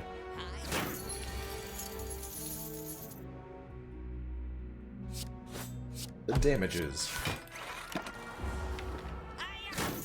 Gonna need some cool headeds for that defragment to pay off. Cold Snap would be a good pick. Oh, yeah, okay. I was gonna say, Cold Snap would be a good take too, since it benefits from the Gurya and channels a Froststorm. Perfect. Another chance and Rip-a-Tear too. But with the defrag, we'll take the Cold Snap.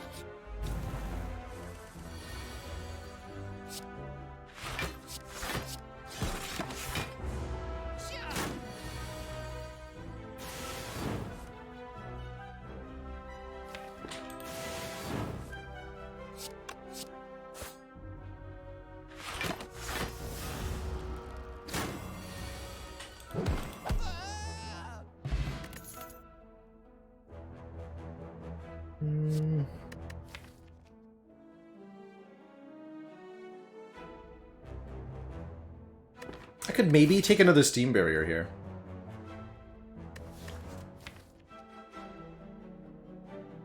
I think I'm gonna skip. Discharge is nice for when we do take damage. I don't think we're gonna consistently be able to draw enough energy to spend Turbo on, so let's not take a Turbo. And I'd like to go this way. Should be just fine for this fight. Pretty good start, but I would like to get a Frost Orb down. And ideally get rid of Ascender's Bane. Lake Claw or Zap? It's gonna be Zap. I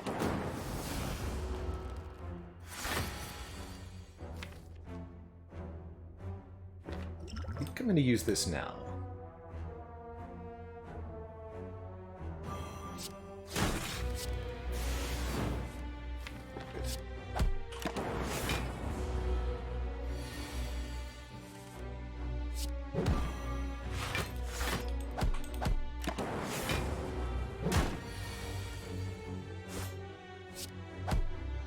Aw, so close. If it weren't for this stinky Curse of the Bell. Alright, we'll just rest at the fire. It's all good.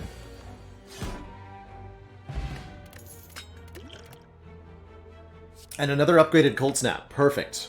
Perfect. More damage that develops our defense also. Happily. I will happily continue to add upgraded common attacks. Especially of these varieties. We might be able to get away with lifting, but I think we should rest once and lift once. We'll do the rest first. Love to see sentries here.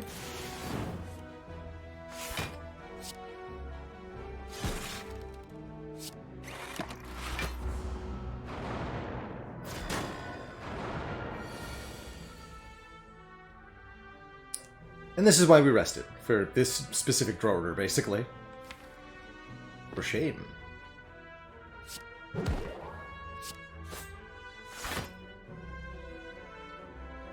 think because I rested, I don't feel compelled to try to use a potion.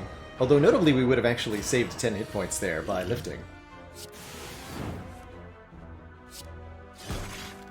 Funny how that works.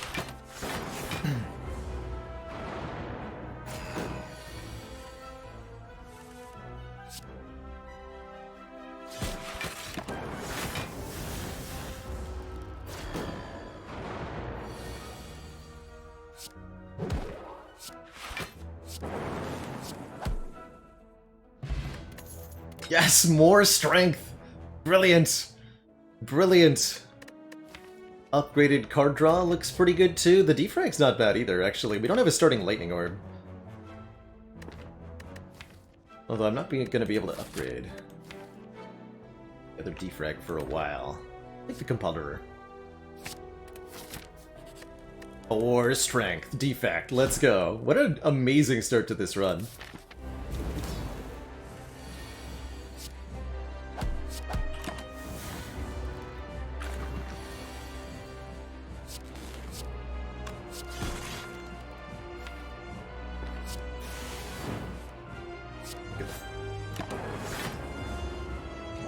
Shame about that beam cell draw order, but we're fine.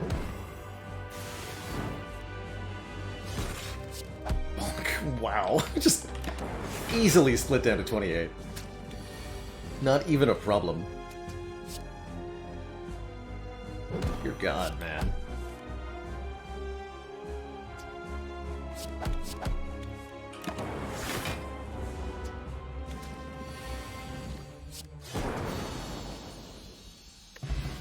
Dang. Who needs a stinky electrodynamics when your sweeping beams do 13 damage? How about a Seek to let us pull anything from the draw pile that we want, letting us get the defrag down early? Or maybe a Reboot to reshuffle, though I think of the two, I definitely prefer the Seek. Does not feel like we need an Electro here. Got it covered.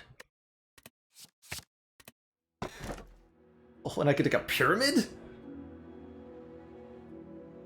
Not a bad fusion hammer, actually. But you're telling me I can have a Runic Pyramid? I'm gonna take a Runic Pyramid. Thank you very much. At the end of our turn, we can no longer discard the hand. We're already building towards a relatively low-cost stack, right? We took zero-cost blocks, zero-cost attacks. We have a couple of... we have at least one cost reduction upgrade in the Zap, which is reasonable, thanks to Compounderer. I love a Pyramid here. Gives us a good reason to take a boot sequence, too.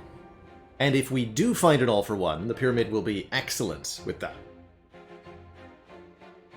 Now, frighteningly enough, we are forced to confront an elite pretty early here. Always scared when I see this at the start of my Act 2. I think going to the store will give us the highest odds. But if I go to the store, I have to fight the Empowered Elite. Let's start on this side and figure it out from there. Boy. Just give me the Thrust Orb. I'm going to use this. Draw's good.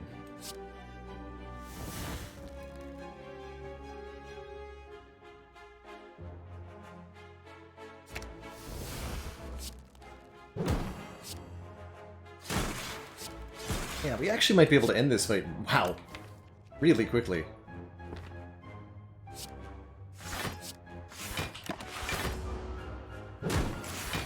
not occur to me that I had that much power.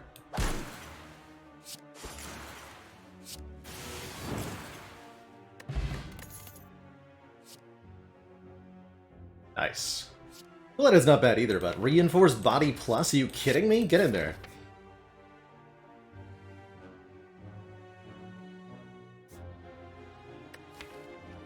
I think I want these events.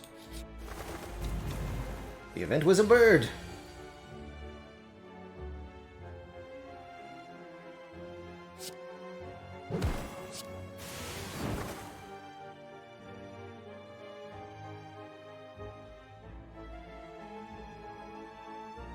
Was a bird.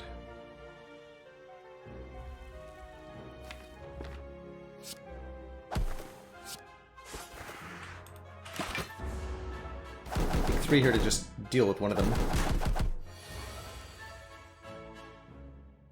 Feels right to me.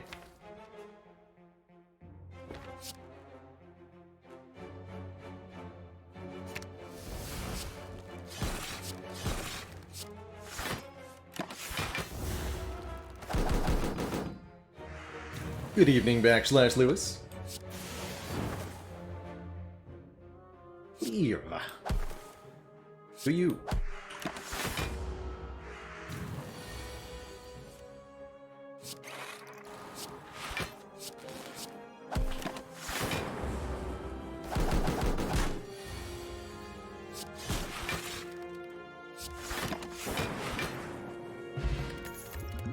Potion, another compiled river? Or another steam barrier? I think another compiled river.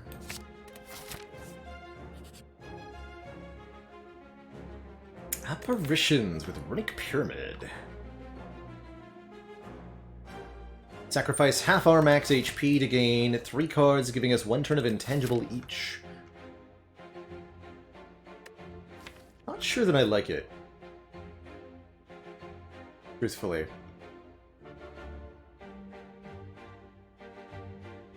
Really wish I'd taken that turbo. Oh well. Yeah, they're ethereal, so we can't retain them. We'd have to upgrade them, and we're behind on upgrades quite a bit. I refuse. Lucky? Oh, maybe I wanted to kill her on turn 1. I reckon that's an option sometimes. Definitely wanted to do that. This works too, though.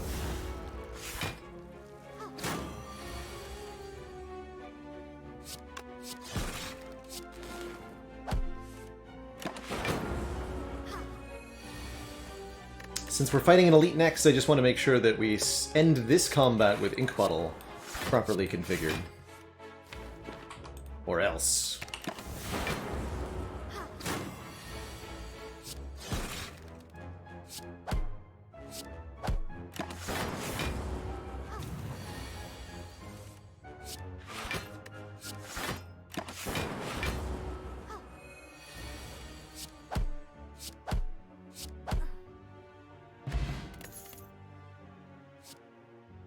There's that boot sequence I wanted. Barrage is pretty good with a, you know, with 4 points of strength, but our orb generation's not really there. Compared to guaranteed turn 1 block, you know? Take that boot sequence. I am going to go for the Burning Elite. I'm a fool. We're offered another Cold Snap and a Rip and Tear both. Dramatic Entrance could be pretty hype. And some excellent potions as well. Good.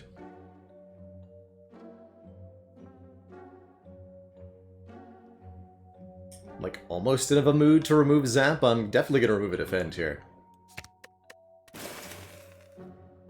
Could take Amplify to dupe our defrag, but I don't think that's great either.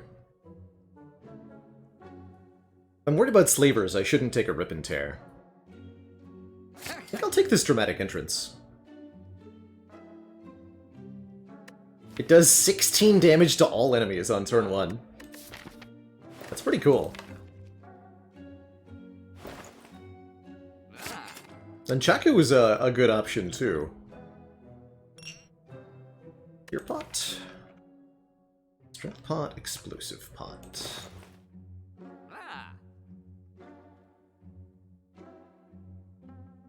One of the three.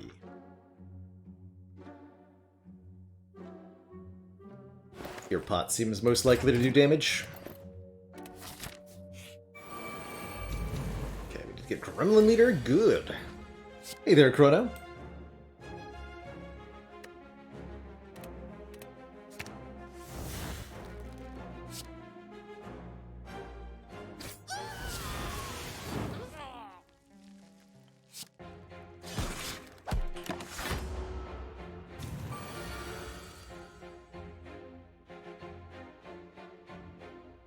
Well, that's what the boot sequence is for.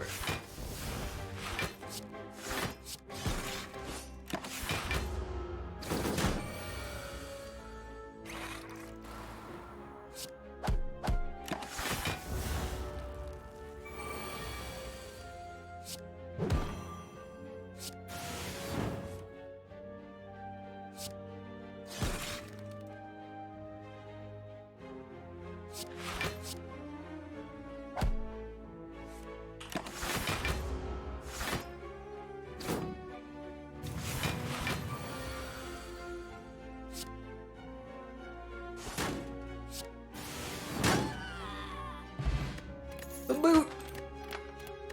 It's here. Turbo is very notably also here. But is Turbo as good as Fusion is? Channeling a Plasma Orb, giving us energy each turn and making the compile drivers draw more. Maybe. Problem with the Fusion is that it's not upgraded. But I do like it with the Seek. Gonna be upgrading Defrag first. Go up like this way?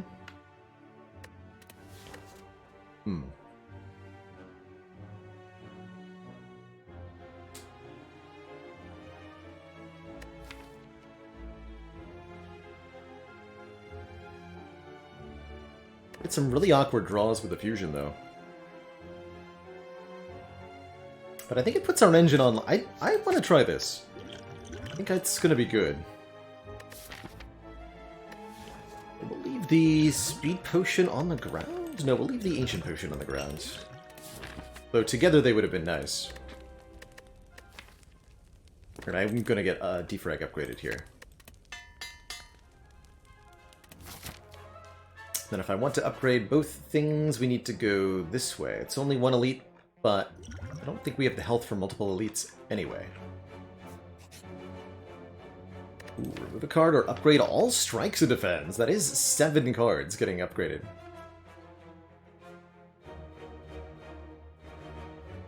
These strikes will do 13 damage. That's spicy. I'll take the upgrades. I think. Mostly for getting the 3 defense upgraded, and the remaining strikes will be empowered. But that was close. Love Bag of Marbles with our turn 1 dramatic entrance. That does way more damage now. Now does 24 damage. Boop. Oh my, the devastation.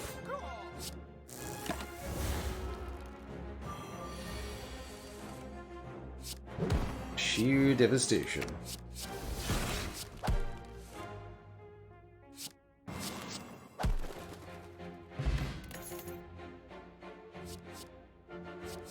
Cycle Plus. Now that's potent too. Letting us exhaust a card and gaining energy equal to its cost. Second Reinforced Body also feels pretty good to me. I think I'll take the Recycle. Mostly because of the free upgrade on it.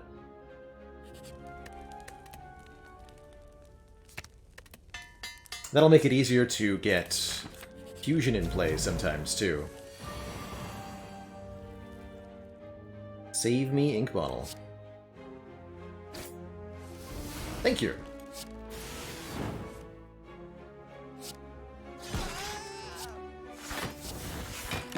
How's that for a turn 1?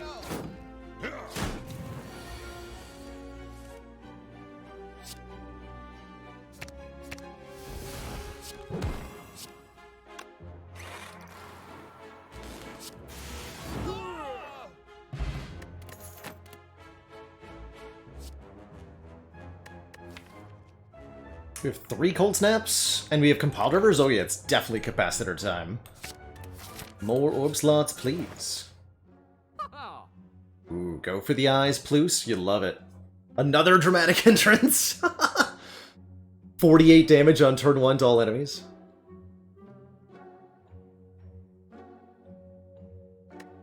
Oh, I want that go for the eyes, though. Big time, I want that go for the eyes.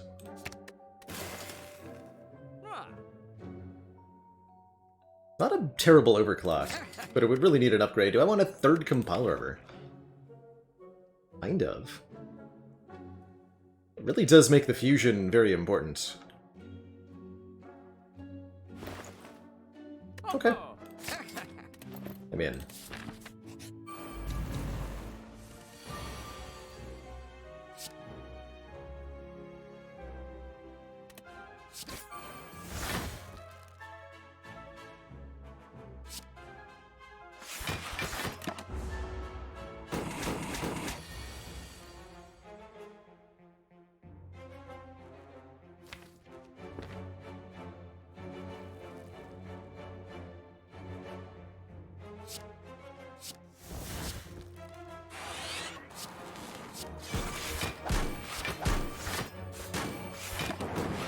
Hey, we got boot value. Good for us.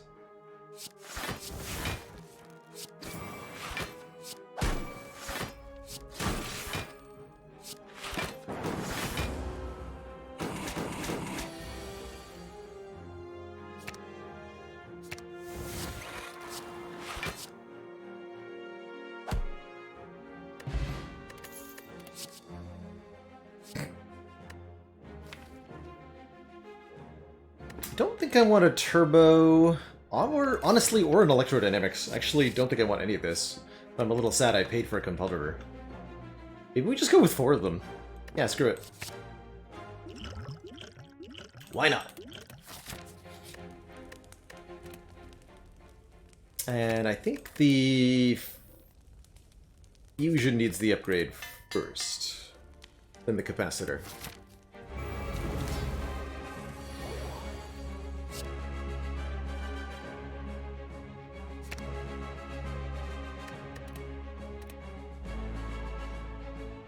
Get the first 2 orb types in play first. Oh, we got all 3. Nice.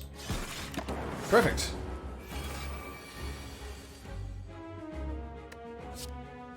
You'll love to see it.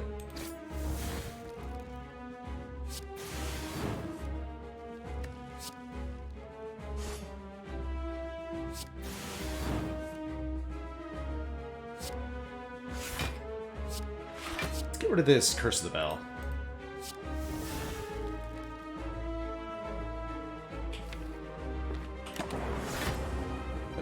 Leave the last card unplayed.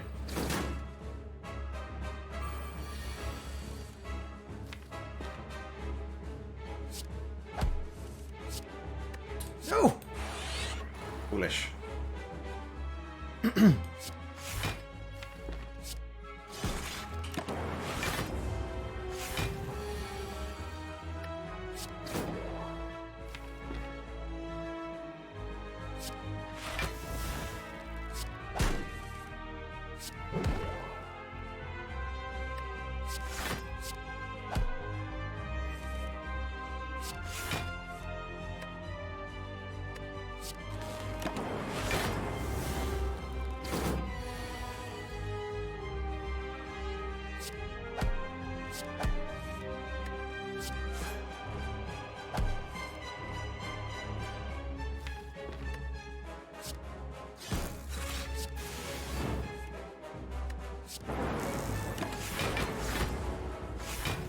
Beam time.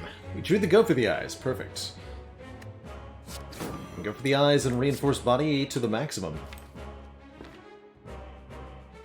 Let's also see if this draws the recycle. I guess I can guarantee a recycle draw. That's worth doing, right?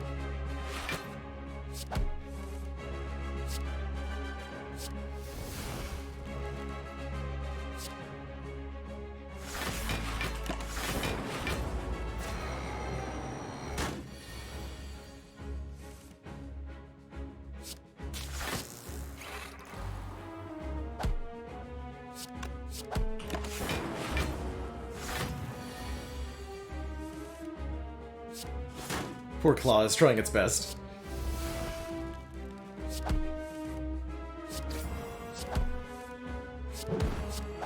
GG. That went fantastically. That went absolutely fantastically. Feels like the deck just needs a capacitor upgrade and maybe one more base energy per turn, and it's gonna really hum. And a bank of preparation, but... Or a few more card removes. Do I want a rainbow? Or yeah, a barrage would be good at this point too, as well. Rainbow gets the compile reverse set up nice and quick. And just give us the 4th orb type. But I don't really want a dark orb. But I guess with 4 compile reverse, I should probably consider it. Alright. Vision. Oh, whoops. Actually, did not mean to click on the vision there. Am I gonna roll with that? Sure. I'll roll with that. Especially if I can start with a plasma orb at the start of each combat. Be a nuclear battery. There's the orb. And the energy that we wanted. Perfect. I'll take it. Welcome, Fission, to the deck. Udar. Let's see, we need an upgrade on Capacitor, probably maybe on Fission too. Fission would be a nice upgrade. So that leads us in a... Go to this fire. Actually, most upgrades is on the left side. That's kind of deficient in other ways.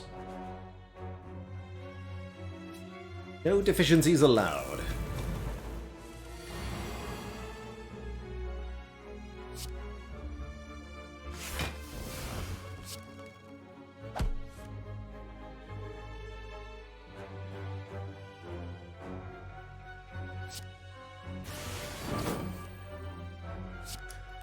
Alrighty then.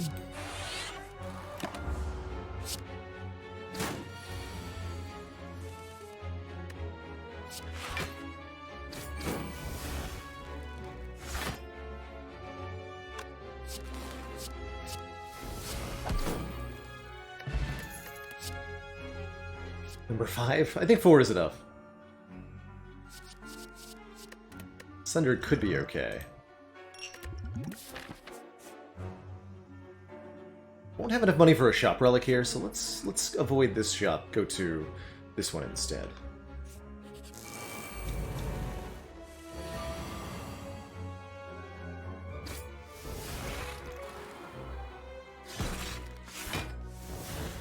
Ooh. Well, then you're all dead.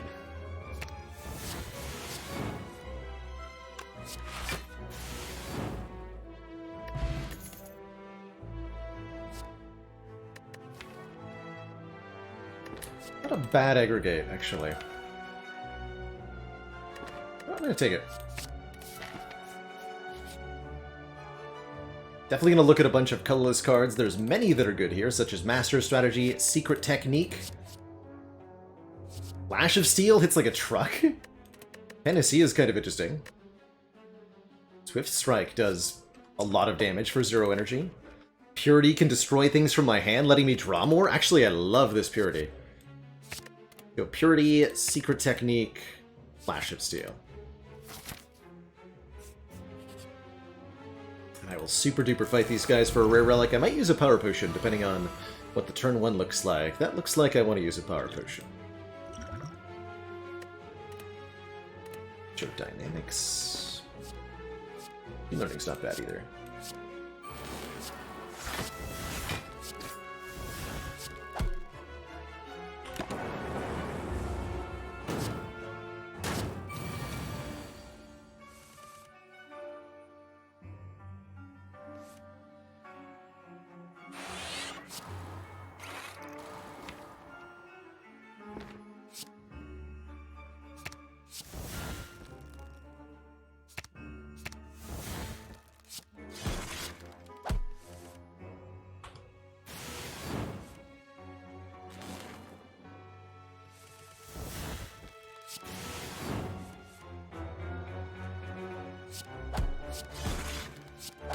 No problem.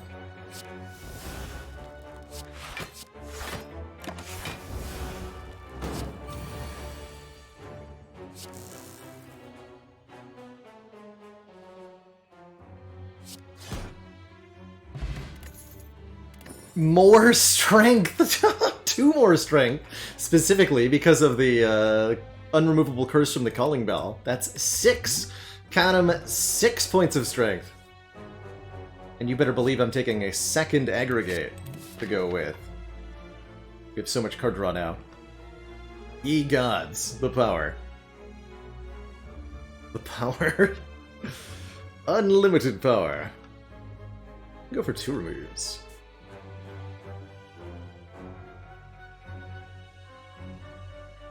Go this way. 8.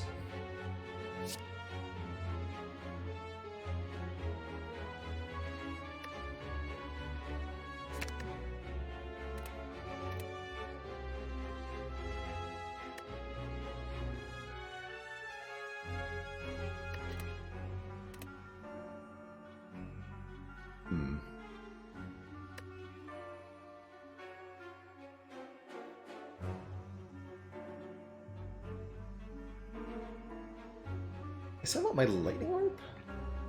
Surely I want a Compulsiver next turn. This turn.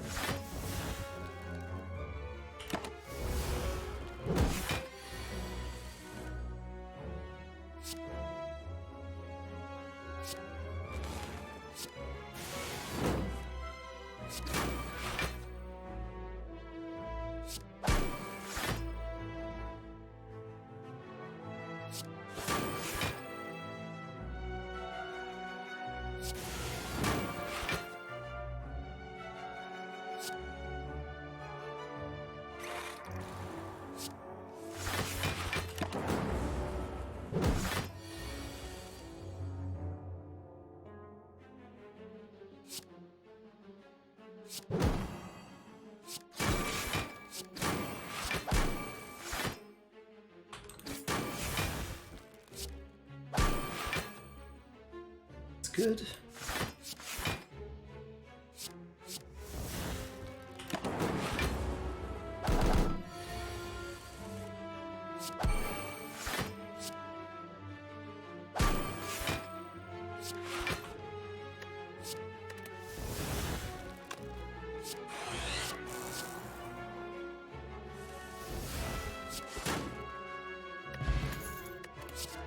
Was supposed to use the regen potion there. I guess I'll take this focus potion. Don't want these cards. Okay, we'll use the regen potion now. Well, I can still remember.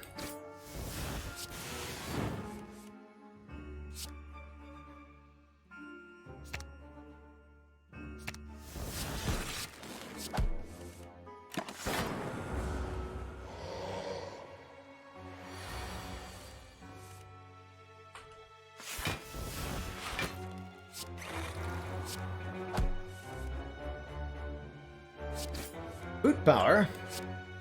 Good.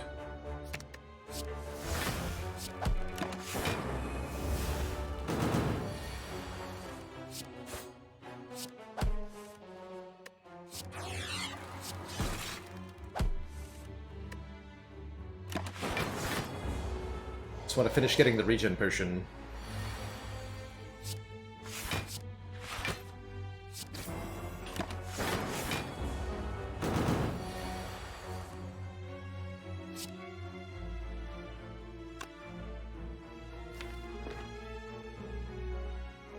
Okay, we can kill next turn with the boot? We can.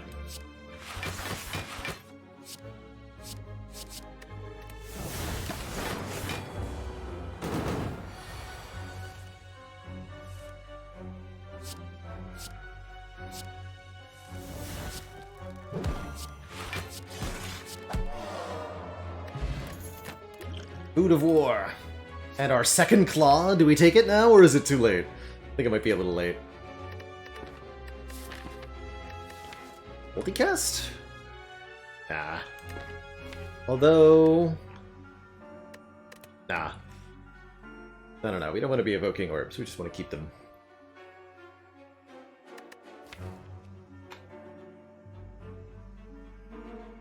Yeah, we actually definitely don't want to claw on. Sorry, chat. No, you had your hearts up. Hopes up. Hearts open. Wasn't to be. Don't kill me, thank you.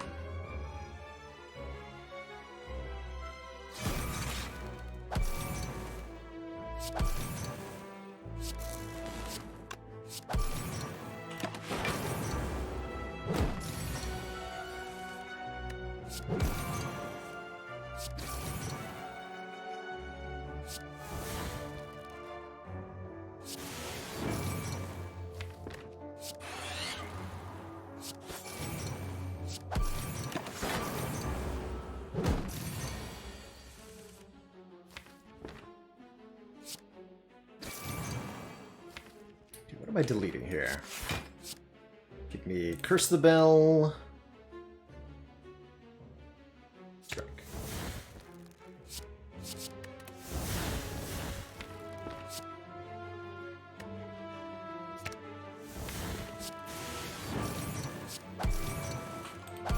This deck has an illegal amount of card draw.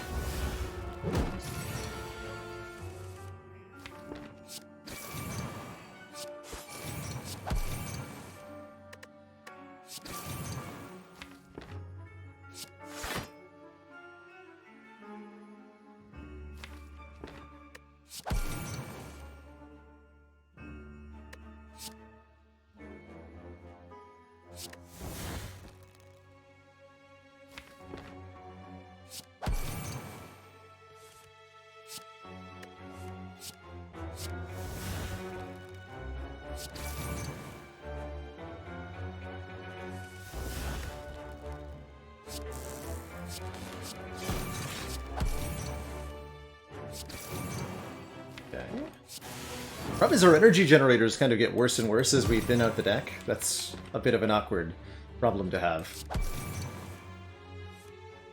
And yet they're still positive, so maybe it's fine.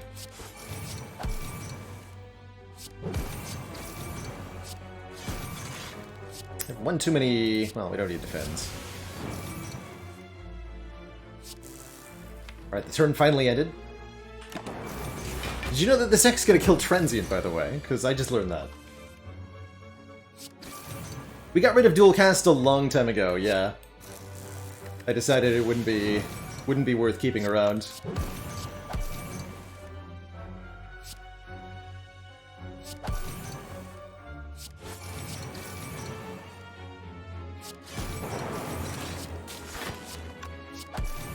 Eight.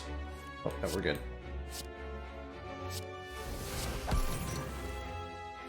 GG Transient. Wow.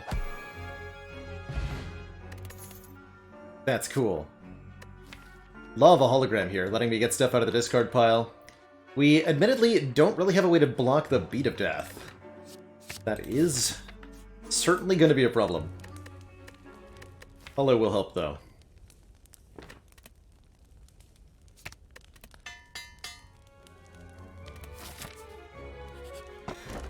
Oof, gotta take the blue key over the pantograph. That stings a little bit. Just a bit, though. Greetings, Repto. Smell your daggers later.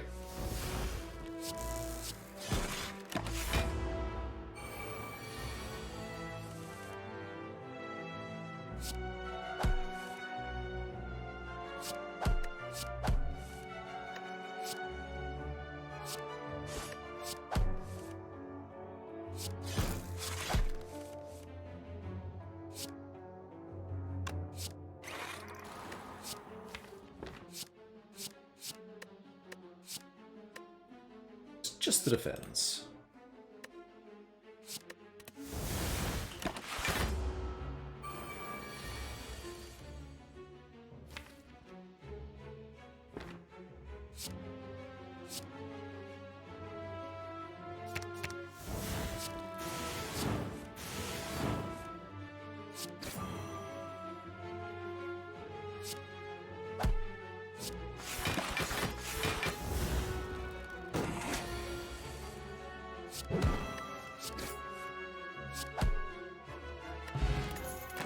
Oh, gold-plated cables causes our rightmost orb to trigger its passive one additional time, notably giving us an additional energy on turn 1 with the nuclear battery.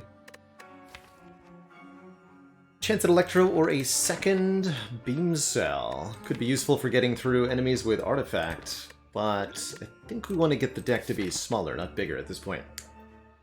Buzzmancer, thank you so much for the 23 months. The Mancer train get. With Naked Mancer from earlier. All aboard. Keep Manson. Don't think I want any of this. We just need to scale up more, really defensively, more Frost Orbs. The cables could help a bit. Cables could help quite a bit. Another Reinforced Body could also help quite a bit. Have our recall just in case we needed to rest. A card remove here. There's the bag of prep that I wanted to see. I will happily take that. Like, super happily. Drawing 2 additional cards on turn 1. It's excellent. Sway Saraz, thank you so much for the 8 months. Almost to that Twitch child. Our child.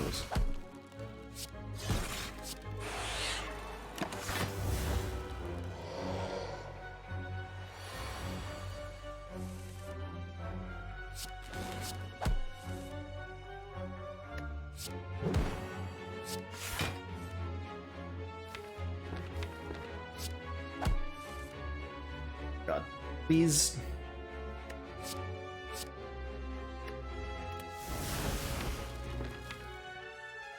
Please give me a real Blanc. Thank you.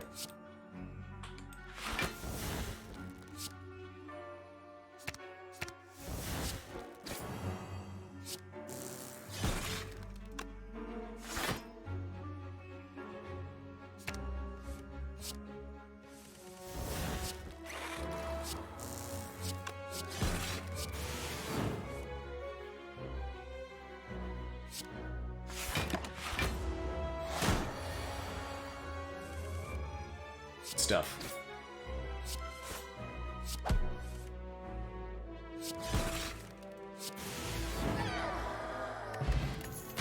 Boat Thingy further helps with our turn 1s, and there's the second reinforced body that I was hoping we would see. Yes, good. Good, good, good.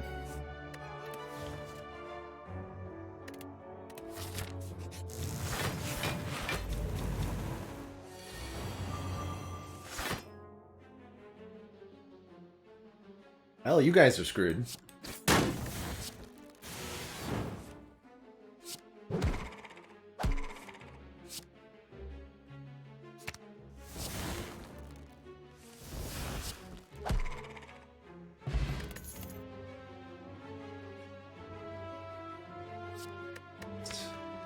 Don't have enough powers to make the force field good, right? We only have 2?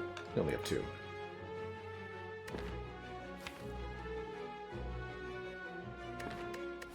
The chill is okay. And I do get to upgrade. Let's upgrade probably Fission, although the reinforced body upgrade looks pretty good too. Upgrade the Fission. That way we evoke the orbs, notably the plasma orbs, giving us a huge boost of energy to use with one of our 2 reinforced bodies.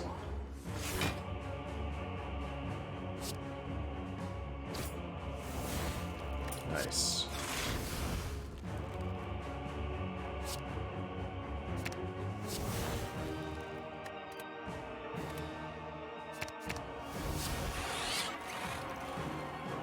Set up nice and easy here.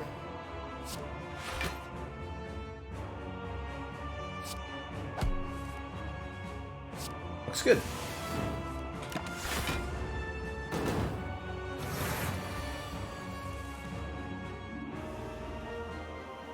It's not time to aggregate yet. I don't think.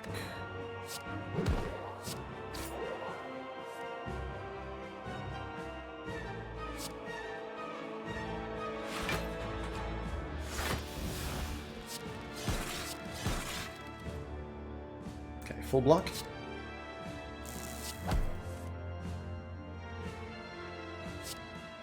Change my mind. It is aggregate time.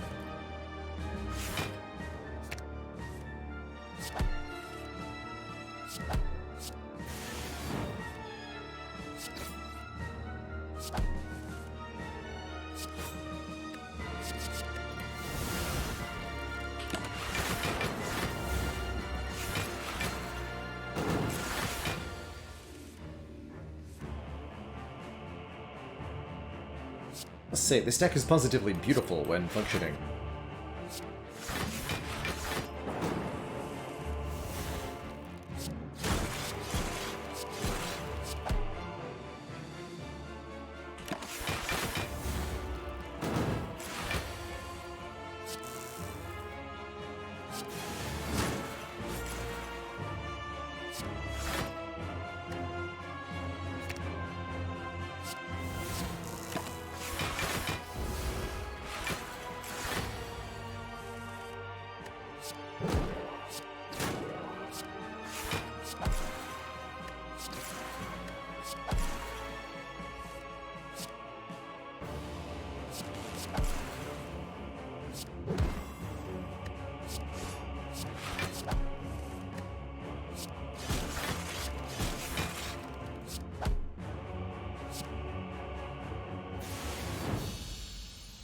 GG.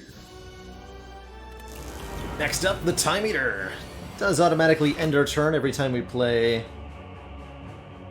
6 attacks, or 6 cards, rather. Definitely want to play our attacks on turn 1 while it's vulnerable. This is 21, so we take 1. 1 sounds good. Howdy, fast-ass bandit.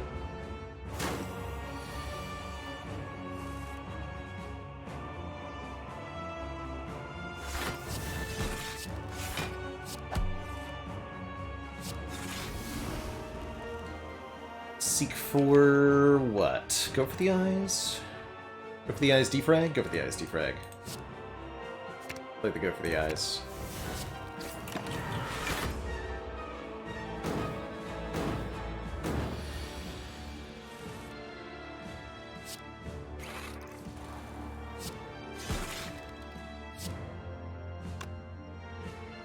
Some energy on this turn.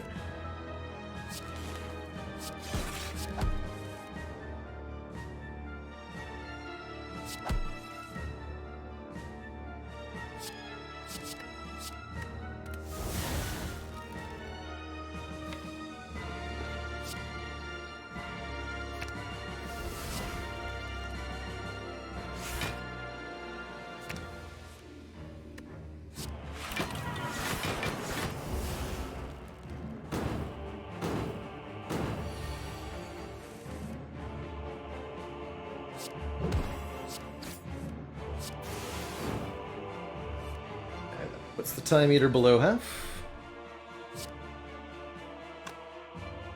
So I'll rotate out my orb now. 6.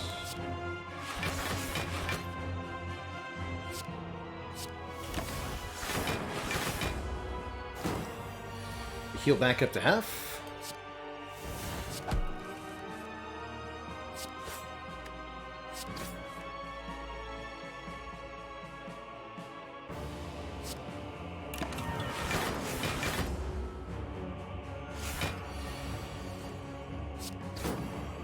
Here we go again.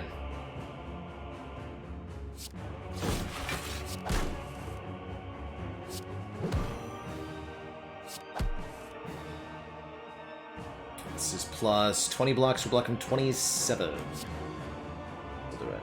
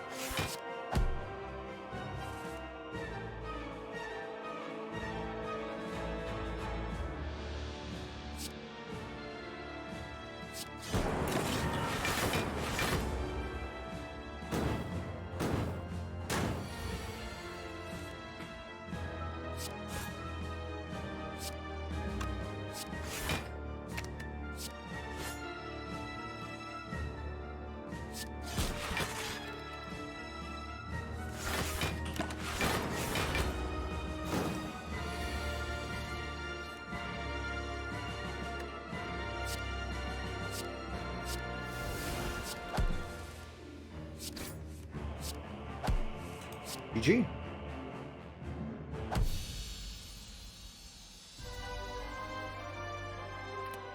Tooth on tooth thump, a deep, pulsing dread can be felt throughout the defect. Is this the heart of the cards, the source of this 6 friggin' points of strength on a robot? That is ridiculous. I think I'm gonna upgrade this, although making this reusable is also very good. Let's do that. Reusable secret tech. Get another capacitor, which I particularly like. The emotion chip or Torii relics would have been pretty good. Blind could help make sure that the heart stays weakened, which we're going to struggle to do. 38 card deck with only Beam Cell, go for the eyes. It's possible, but not easy, to make sure that heart stays weak. Blind would go a long way towards making it guaranteed. In neither case can I buy a removal alongside.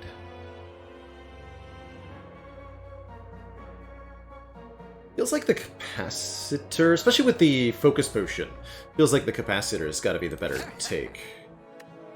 At least I hope that's the case. 6 points of strength ought to make short work of these nerds. That's also my hope.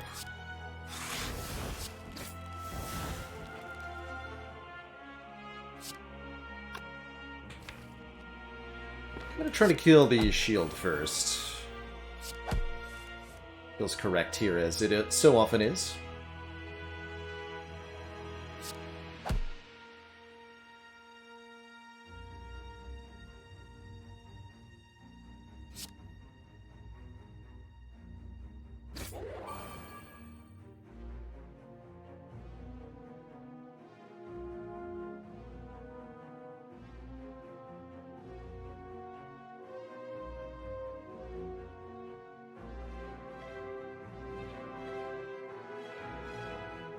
I'd like to have that Plasma Orbit start this turn.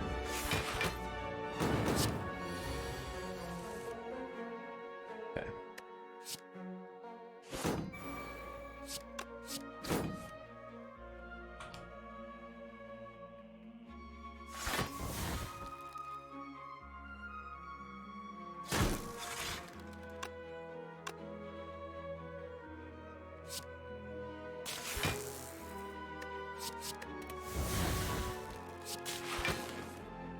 Yes! Dude, we got Secret Technique into Seek. Here we go.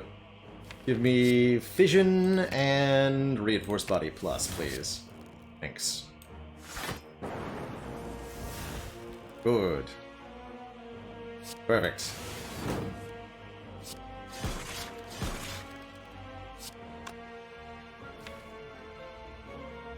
I'd love to see it.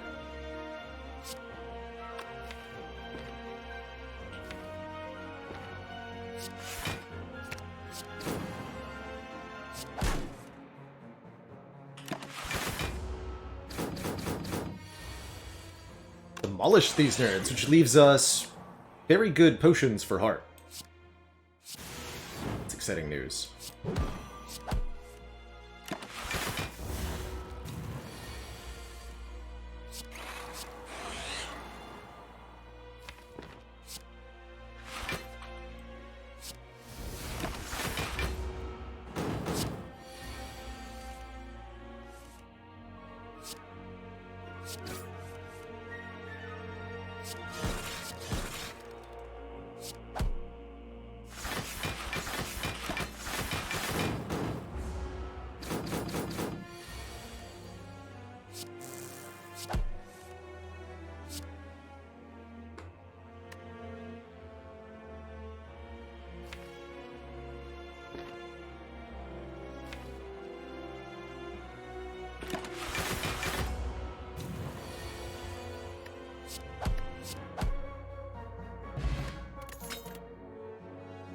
Alright, and there's the second weak source that we needed. I wanted that blind. In addition to the capacitor, we can take it by getting another Go for the Eyes. Sorry, Claw, but Go for the Eyes way better here. We need the weaken big time. Big time. Alright. Potions. We have a speed pot and a colorless potion. Colorless potion is this. An Ash is nice damage. I don't trust Mayhem one bit. Although, what's the worst that could happen? I guess just beat of death devastation, right? Pick up an Ash. Wait.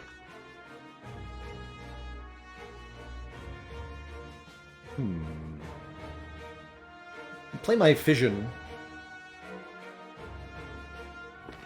Yeah, I'm gonna go with no.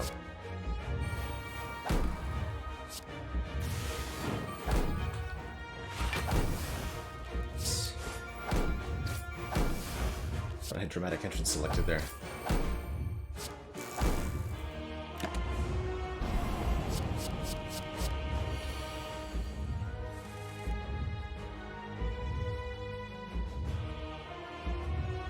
Okay, thankfully immune to Frail. Remembering that we have a speed potion to help us out as well. This could be a good turn for it. Saving at least 15 health this turn. I'll go with it's a good turn for it.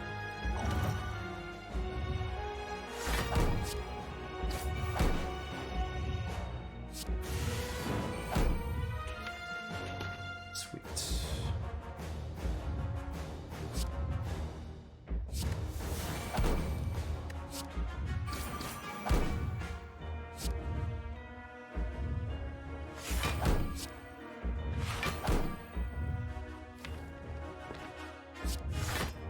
Just weaken up into the next cycle.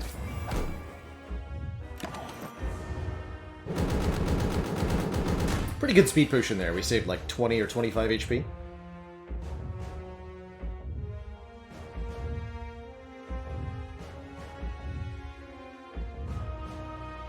Nib is coming up.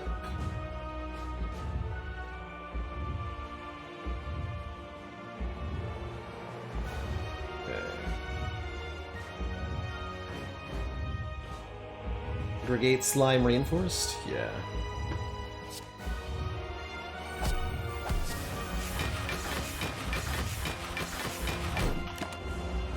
Calipers would be good here.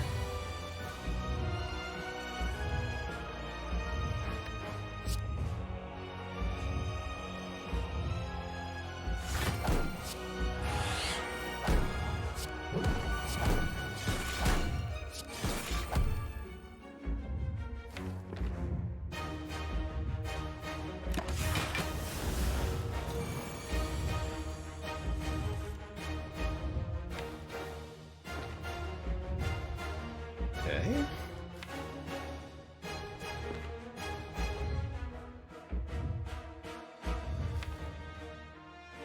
This turn's pretty spooky. Still like... Oh man, the weak is wearing off next turn, so it's a full 4x15 next turn too. Beat goes to 3 on the end of turn 7 Prankster, the second time that the heart buffs.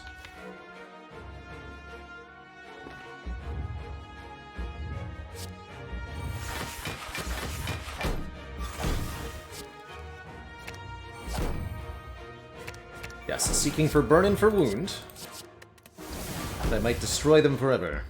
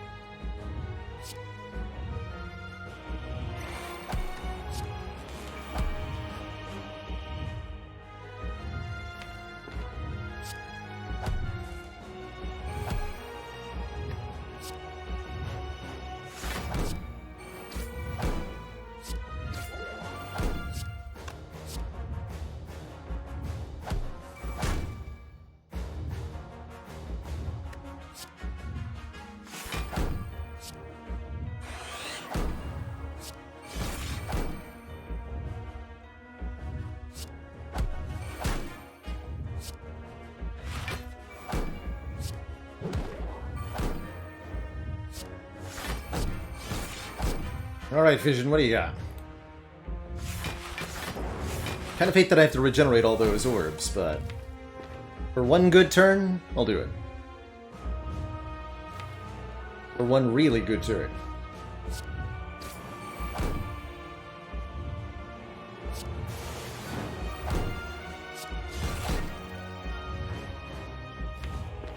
Okay, that puts a Frost Orb in front. Secret Technique for...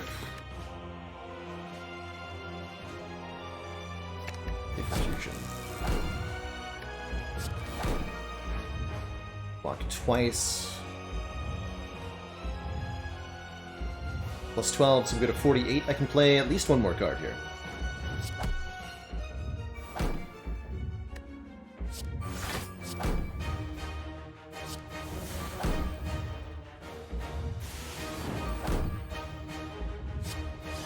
Okay. We'll stop there. Felt pretty good.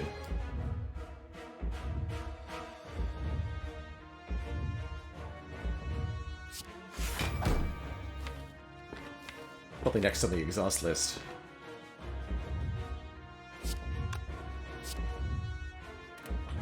Aggregate now. It's our last turn before Beat of Death becomes 3, so I think pretty important to make it worthwhile.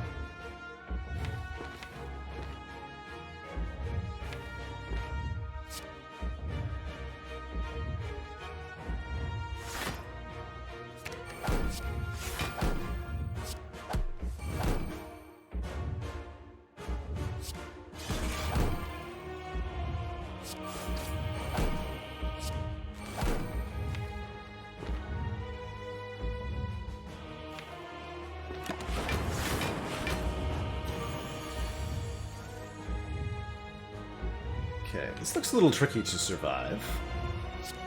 Beat of Death is now 3.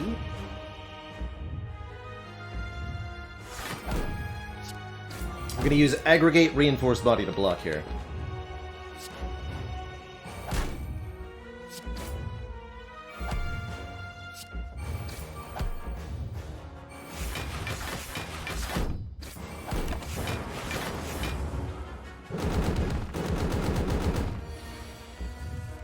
Not too bad.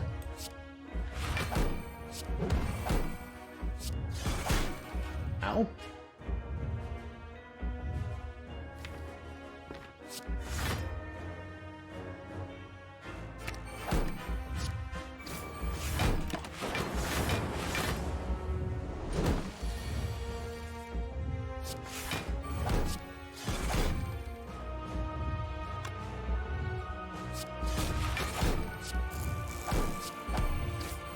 GG, everyone. GG.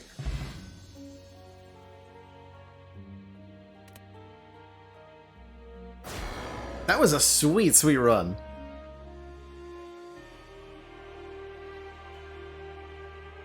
Can't believe we got 6 points of strength. Absurd. GG, we're 3 for 3 on these. Love to see it. And 3, again, of the most difficult ones, scratch Calling Bell off the list. Heck yeah. What a run.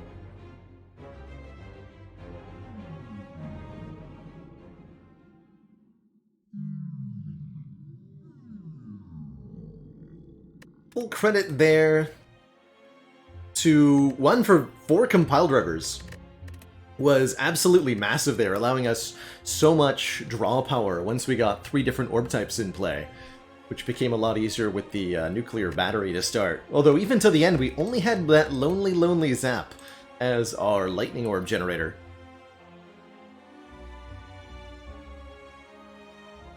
And then a couple of aggregates for energy generation. This ends up being a kind of deck core, a set of cards that allow you to generate quite a bit of value, both card draw and energy-wise. Starbucks, thank you so much for the 4 months. You keep watching, I'll keep streaming. GG. Alright. So, filter the Spire, config, deactivate, the calling bell. 23 relics remain to get wins with. What is going to be next? Watcher's up to the plate here. Sure, she'll do just fine. Before the Watcher begins, though, I'm going to take a quick bathroom break. When I return, the Purple Lady sets out. Be right back, everybody.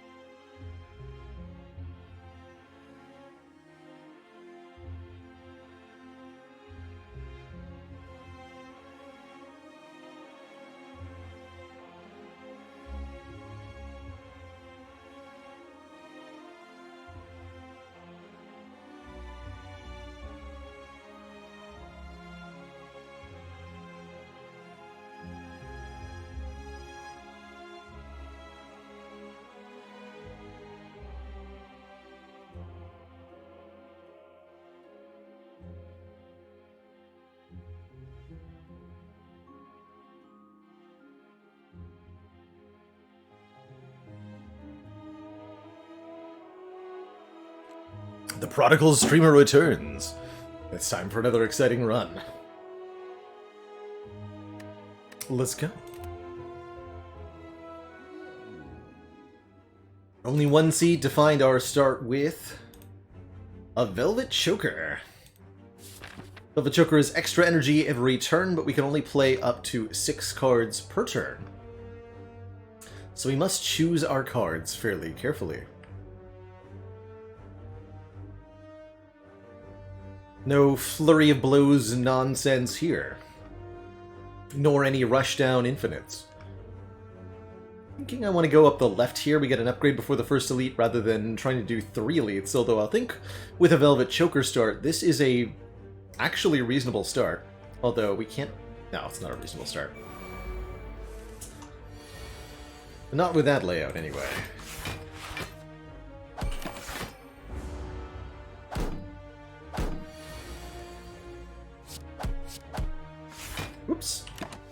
Hotkeys.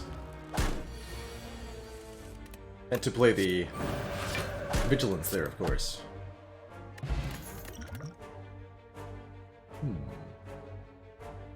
Include slaps pretty early on that would prevent us from needing to take too many other cards, which I quite like. I don't mind a Crescendo or even an Empty Mind, although Empty Mind with Velvet Choker not the greatest card. Let's grab that Conclude. Very good damage in an AoE. Can end many, many fights outright, especially if you can get into Wrath for it. Oh, that's fine. I would have ended up doing that anyway. No with Choker. Don't think I need a Flying Sleeves because we have Conclude. But I want Retaining Wrath. I think so. Yeah, I'll take a Crescendo here. Crescendo is not a card I often get opportunities to take, but I quite like it in a situation like this. Simply knowing that you'll have the Wrath on the turn you need it for, say, the Conclude is pretty invaluable.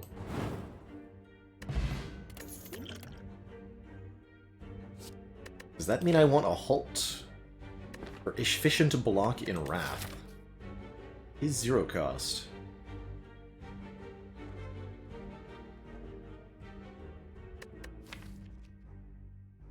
I'll do it.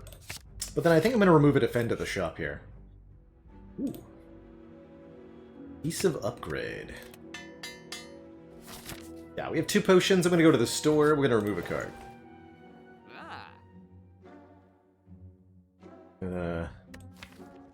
Move a card. Promised. I promise. Battle Hymn would have been okay. And our second upgrade will be... maybe Crescendo, actually. I think Vigilance and Halt are both pretty good upgrades, too. This one gets +4. Go with the Vigilance upgrade. And I'll look for opportunities to say that I wish I upgraded Crescendo.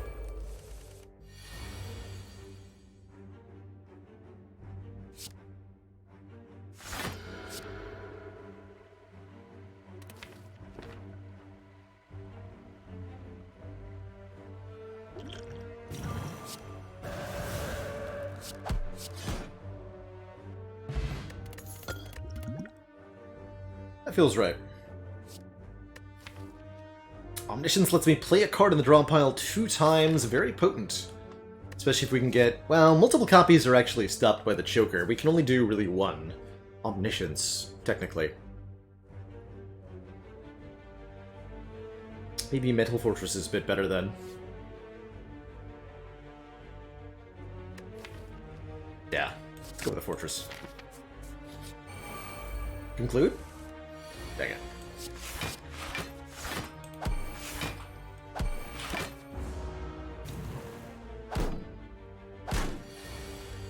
Conclude!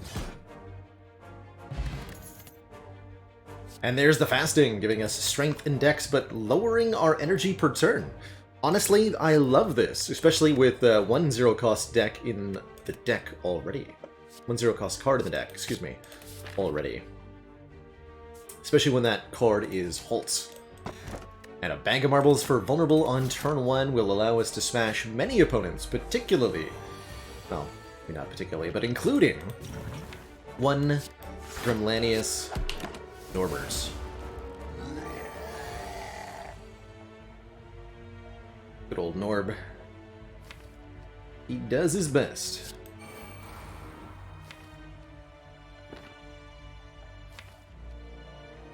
So, next turn... Fasting, Eruption, Strike, Strike, which is something I'm allowed to do, would be... we would have 5 points of strength, so 14 plus 22 plus 22 is 58. It's 26. 84. Okay, so that is a next turn kill even without using Wrath. So we can play the Defend. Do this.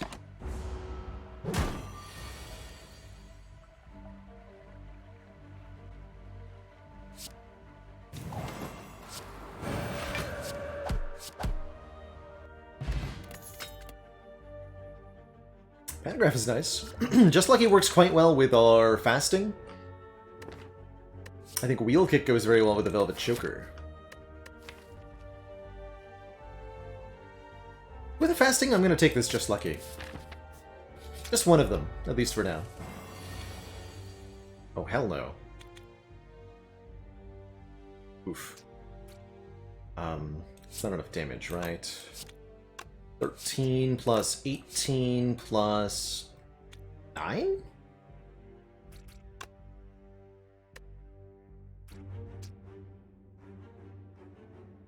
Oh, that is easily a split, actually. Alright.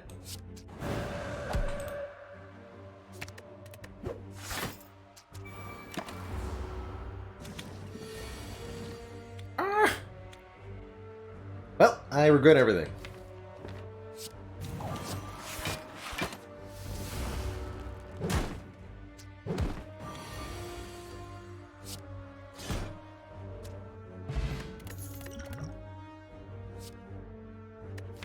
Kick or a protect? Ooh, the wheel kick. Empty Mind was decent there, too.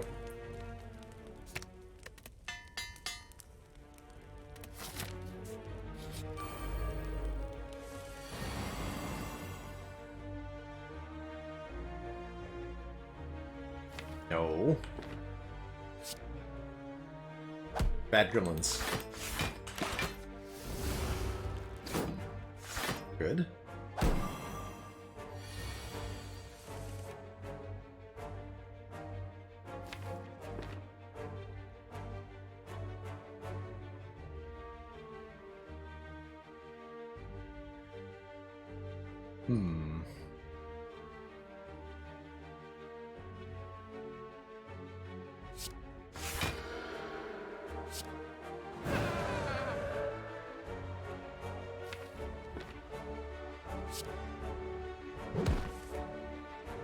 Perfect. Blocks for one. Oh, that's all I needed.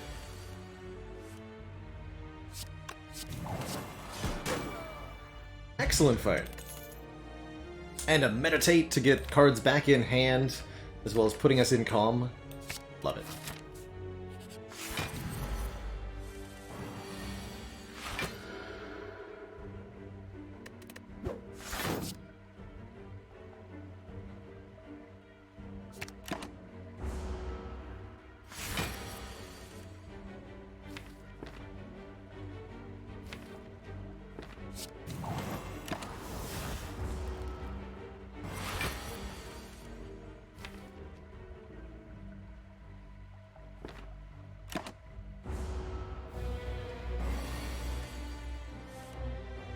Oh god.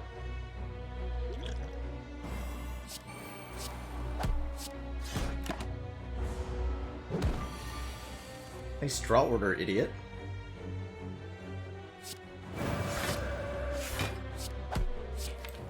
Alright, you're good.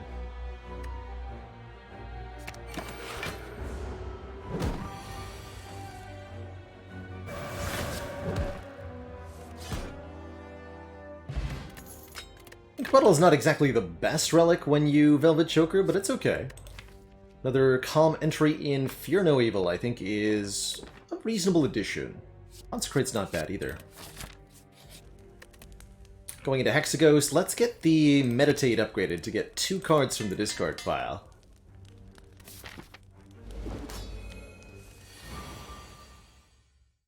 Not the 2 cards I wanted, but okay.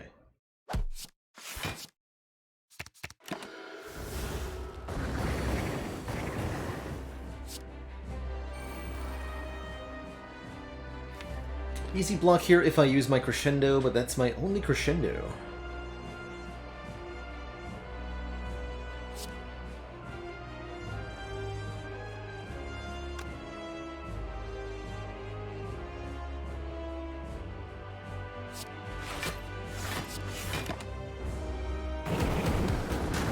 Keep that around for a minute.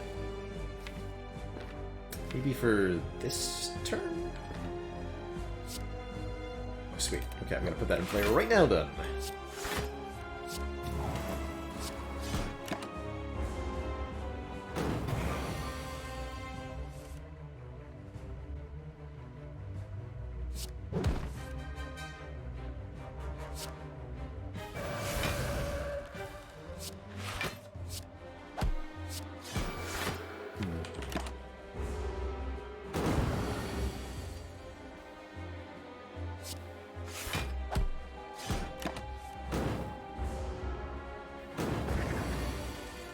that just shuffled the deck without my eruption.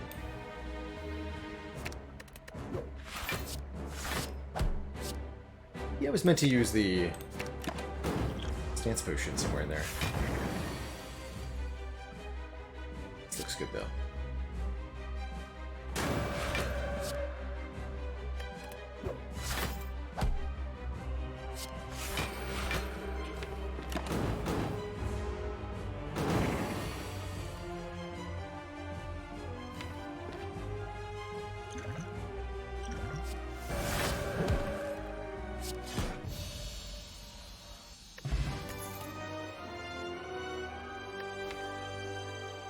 Establishment could work with Meditate to do some interesting things. Giving us a discount on cards when we retain them. Maybe we're just meant to add bigger and better cards, though. To Ragnarok. Can't go wrong with Scrawl, either. Drawing until your hand is full is always helpful. On for the reflection, Scrawl. Card draw. Though I'll note that Ragnarok could have been hella good. How about a Snecko Eye?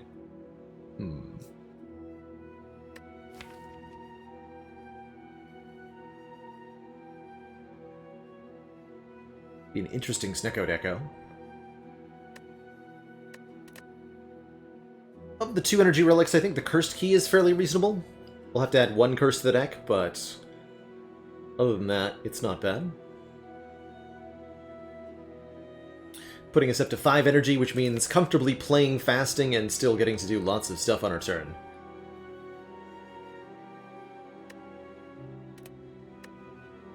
I think I'd prefer that to the variance of the Snecko Eye here. Alright, Collector at the end of the act, not too much of a intimidating problem.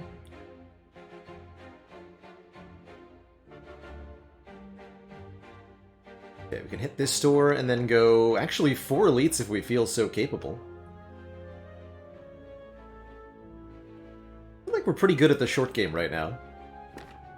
Especially with another card removed.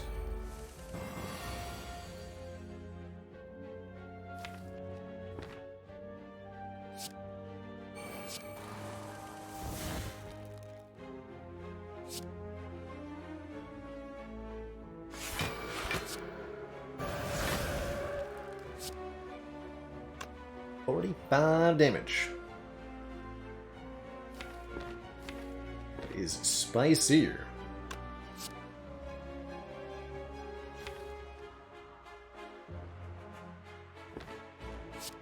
Decide if I want to play the Meditate or the Strike. I think I'll play the Meditate.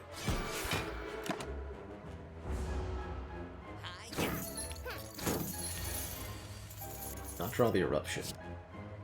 Or did I?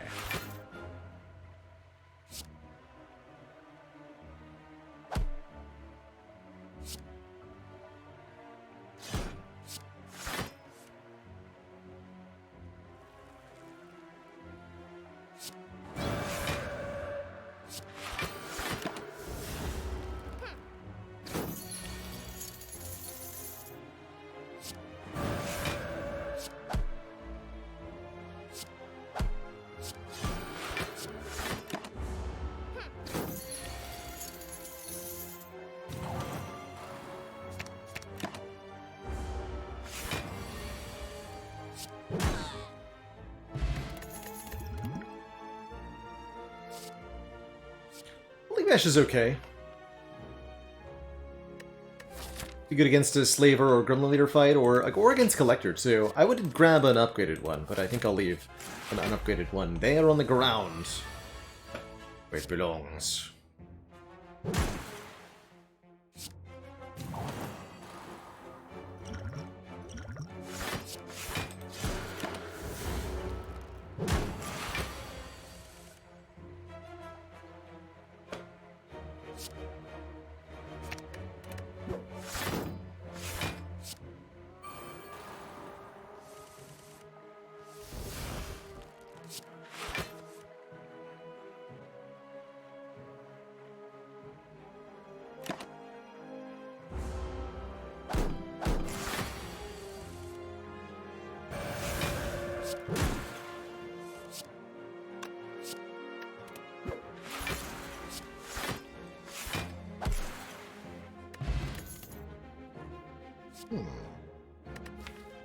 Divinity's not that helpful, I don't think, with Choker.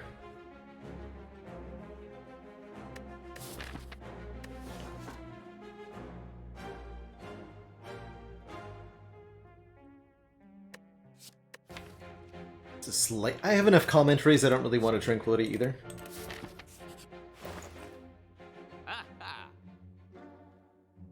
Dolly's Mirror.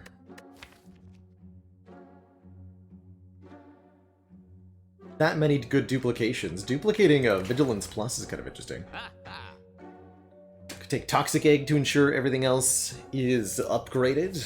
I don't really think 2 fastings is a good idea, not without the ability to remove their debuff anyway.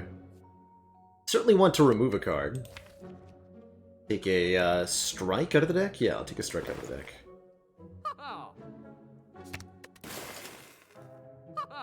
Wave of the Hand could be a nice way to apply Weaken to enemies.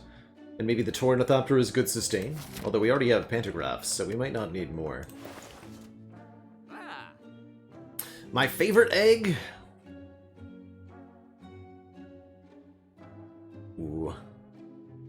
I think I'm personally a fan of the frozen egg. Weighted powers are so fun. So many different strats to use with them. Yeah, I'll grab this Wave of the Hand.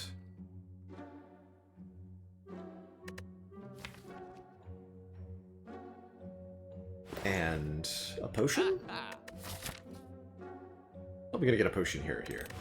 We're fine. We are fine.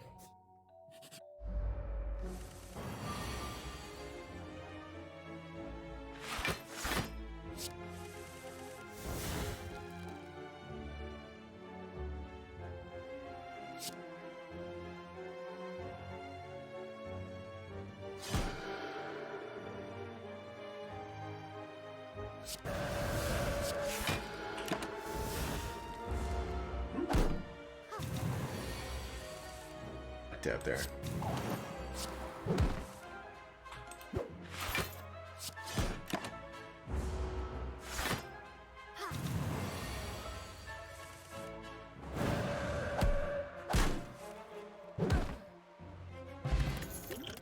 Yeah, let's get a potion.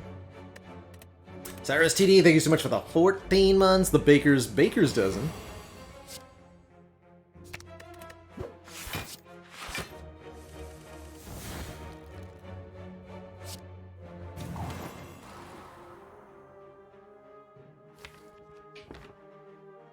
Baker's dozen.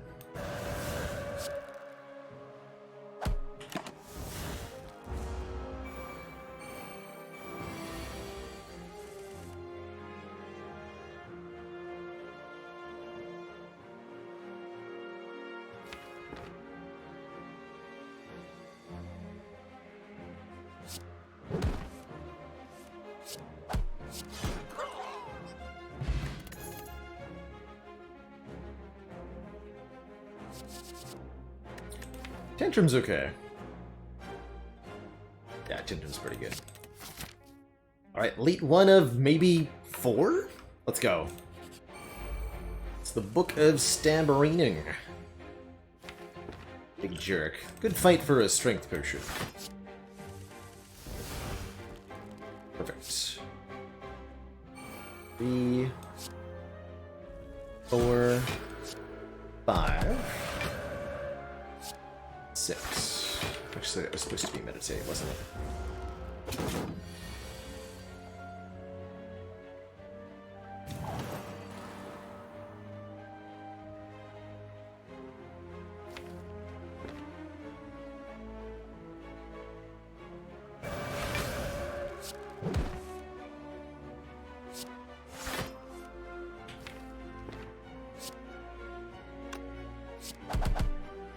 Oh. Neat. Spirit Shield's pretty efficient block, especially after a Scrawl. 2 energy block for 3 per card in hand. Yeah. Don't really want a devotion here. Said no to mantra a few times. Many, many good upgrades at this point. The Spirit Shield, the Wave of the Hand, the Mental Fortress, the Tantrum, maybe even a couple energy upgrades, believe it or not. Despite our 5 energy, we can't hit Velvet Choker's limit consistently. Start by upgrading the Tantrum. I need more damage.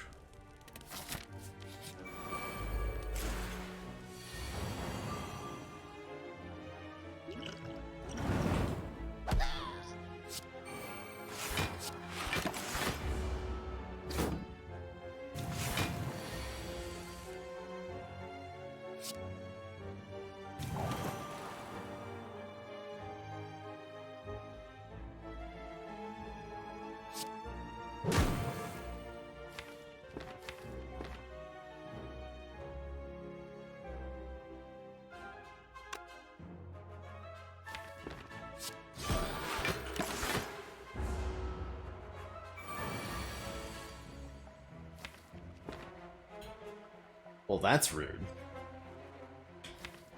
I guess if I draw the Vigilance, I can do stuff? Damn.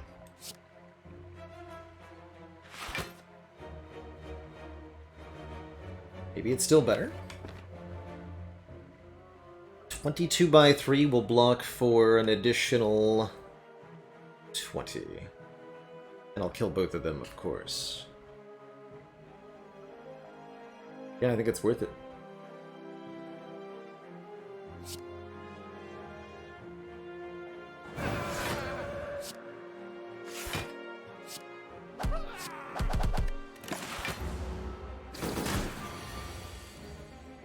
Our turn.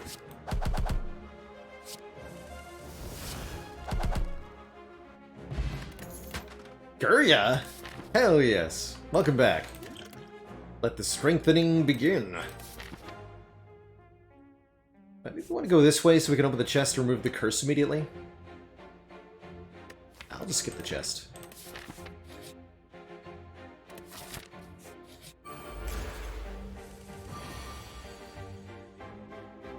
Yikes.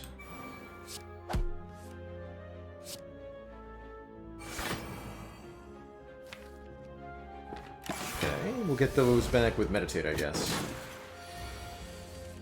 Yeah.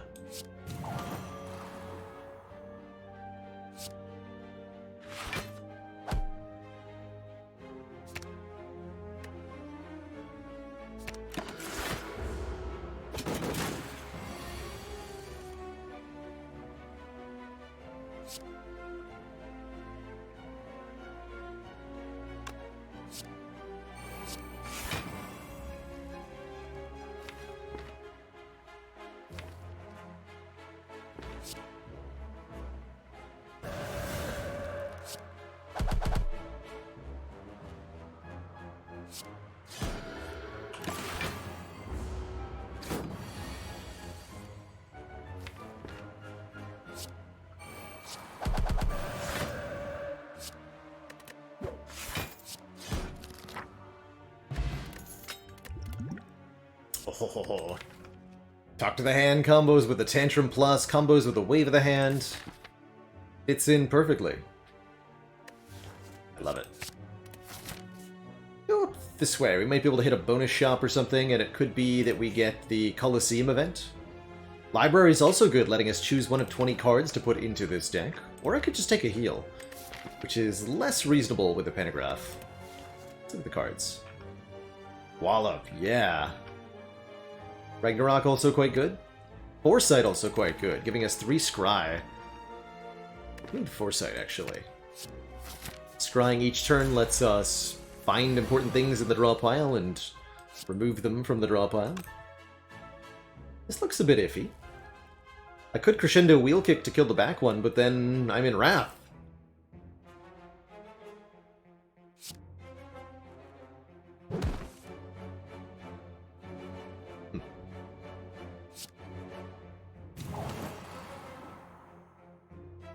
This Miracle Potion's pretty bad.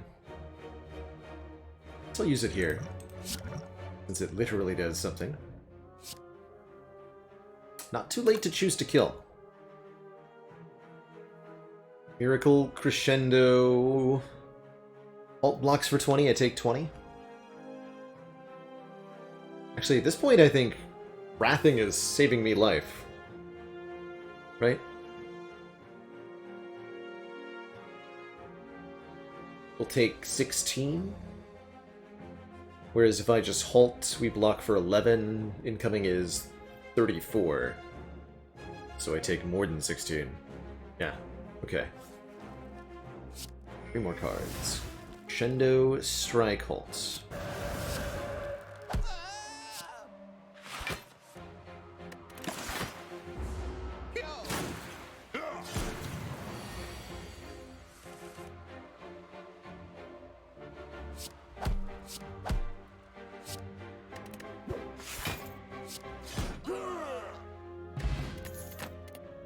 Thingy.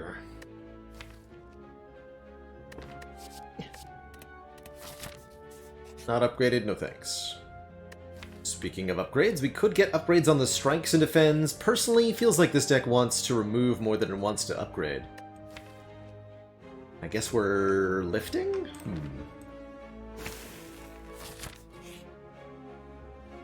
Not gonna take a Ritual Dagger, not this late into the act, right? We won't be able to scale it at all. Take the cash instead. So, do I upgrade Wave of the Hand, Talk to the Hand, Foresight, Mental Fortress, or do I lift for the point of Strength? I think I'll take the Strength. It's going to make our Tantrum slap so hard. So hard. Good.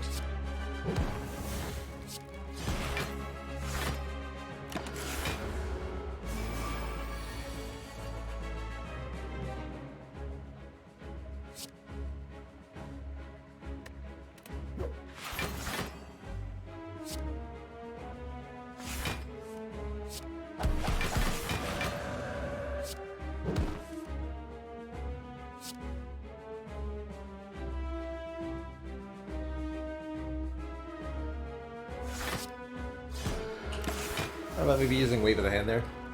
But it shouldn't have mattered one way or the other.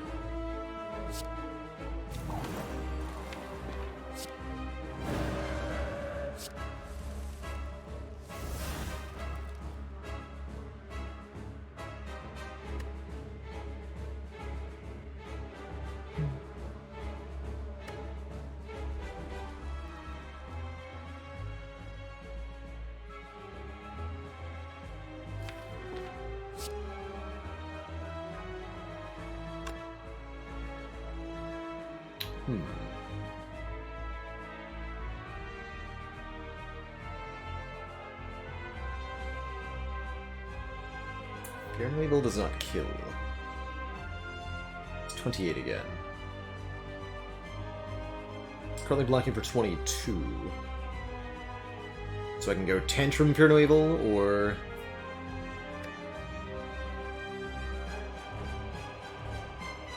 There's a couple of ways to get there. None of them let me put a power in play, though. It's okay. Let's do it this way.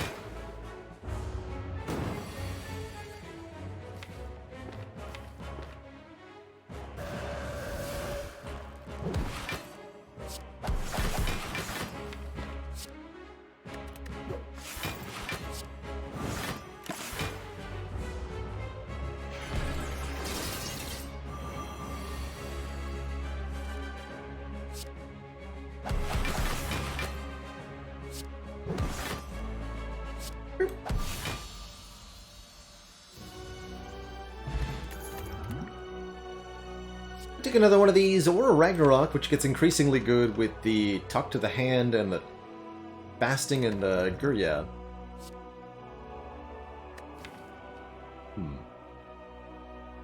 Tough to avoid, though. Would this deck take 6 energy? I think it might. Although, what additional downside am I willing to saddle myself with? Way rather have like a Runic Pyramid or an Empty Cage or really anything. I don't think I'm going to take it. Can't get it upgraded, which kind of matters a lot. Philostone. Actually, Slaver's Color would be a good 6th energy. But I am personally more inclined to go in the direction of transforming and upgrading 3 cards. Getting 3 new random upgraded cards, who knows what they are.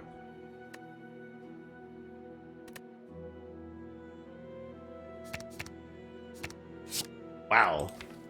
3 upgraded uncommons, a Meditate, another Meditate, a Like Water to give us block if we end in turn in Calm, and Nirvana for block whenever we scry, currently only with the Just Lucky and the Foresight, but this heavily encourages us to pick up, say, a Third Eye.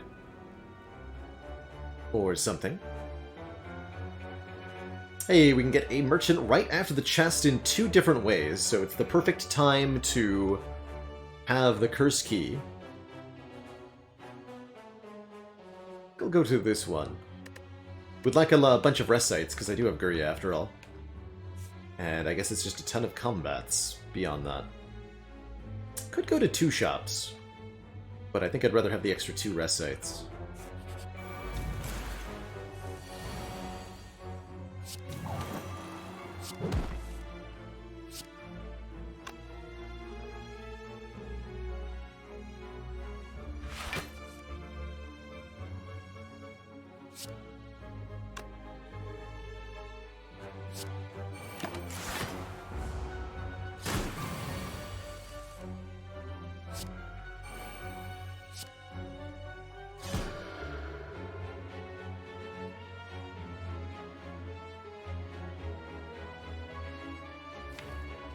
Dang it.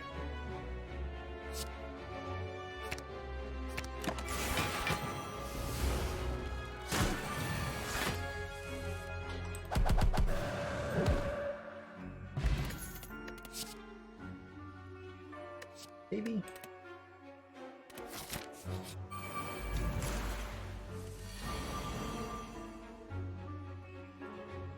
Ah!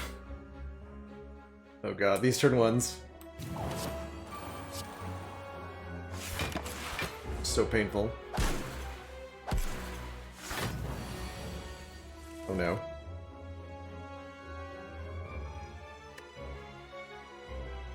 One to all, huh? Actually, can I just murder everybody?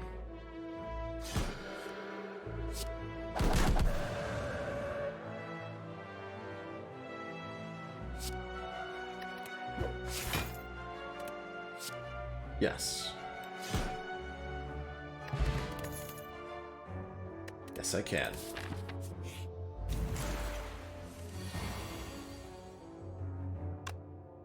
I bottled this crescendo at some point? What happened here?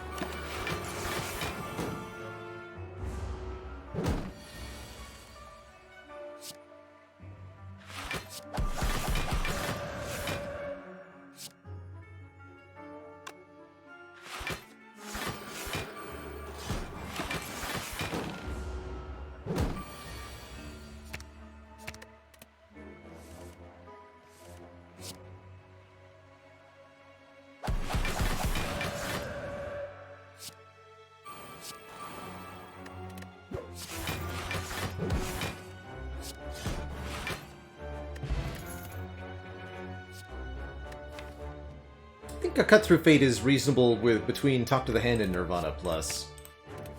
It says scry on it, and that's good enough reason for me here.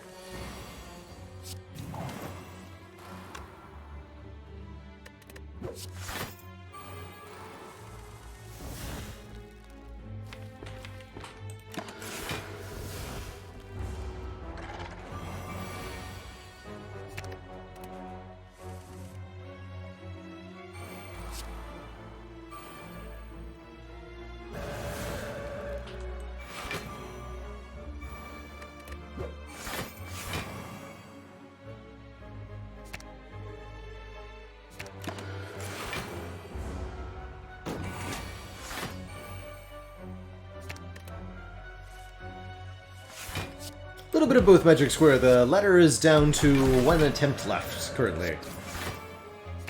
On the small ladder. Decided to try something else today. Just feeling inspired. Seems to be going pretty well. Been getting a lot of positive feedback today on this format. So I like it. I like it a lot.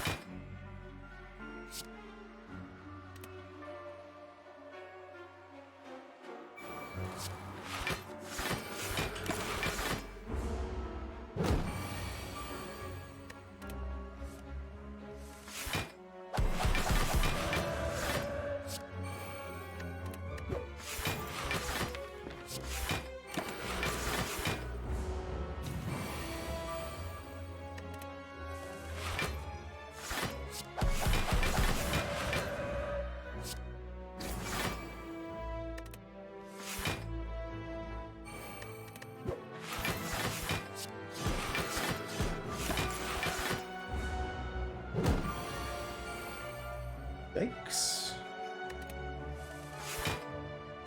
I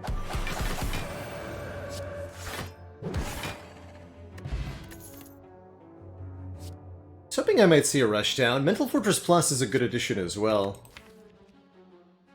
I'll take the rushdown though, giving us 2 draw whenever we enter Wrath. We can't use that to do silly things like go infinite, but we can use it to improve our consistency dramatically. Uh-oh, 2 spikers. Oh dear. Well, now that's a bit of a problem.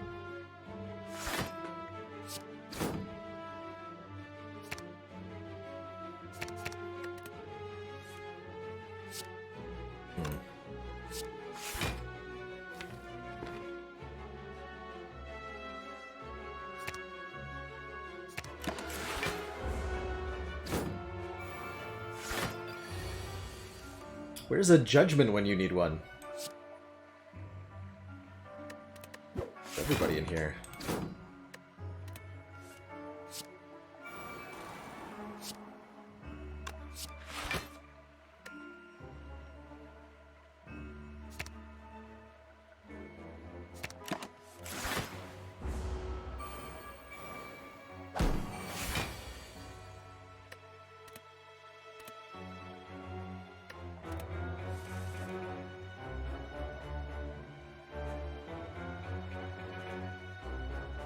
Thank you, Captain's Wheel.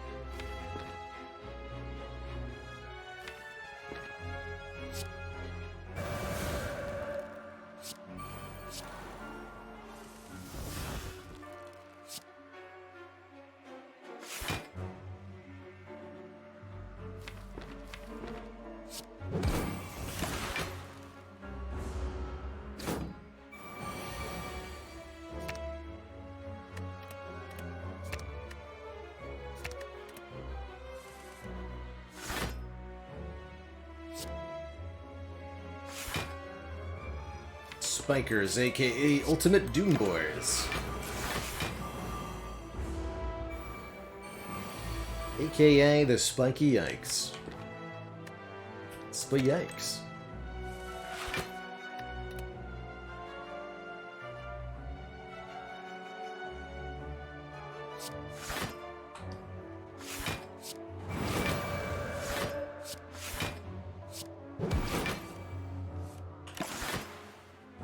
Fist of Rage, thank you so much for that quarter century, those 25 months of support.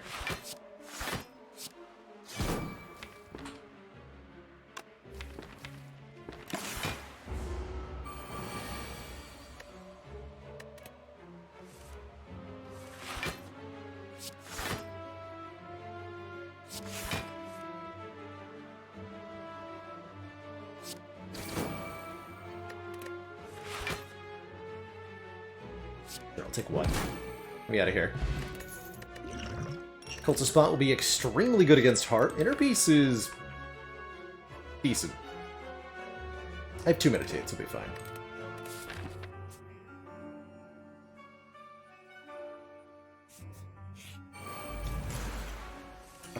Reptomancer. Greetings.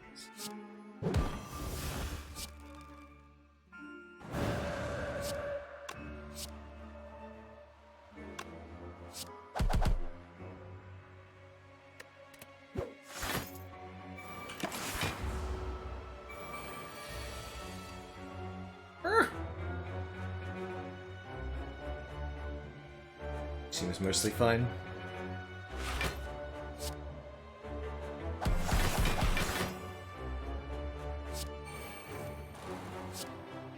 Well, not maybe mostly. It seems very painful, in fact. Like, dead painful. GG. Sometimes that's how it is with the Watcher. Guess I wasn't allowed to go into Wrath on turn 1. And given that I had to kill those daggers, I also wasn't not allowed to go into Wrath on turn 1. GG. GG. Watcher's the only one out then, funnily enough. A victory from the other 3 characters. Got snookered. Alright, well, let's rotate to Clad. Try again.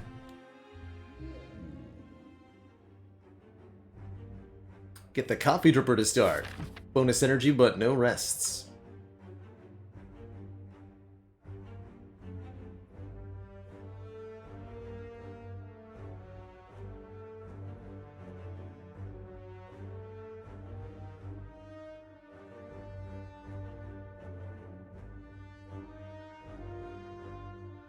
This is not enough elites.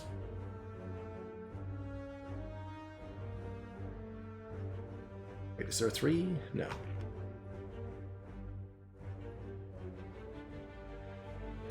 Screw this going to stores early thing.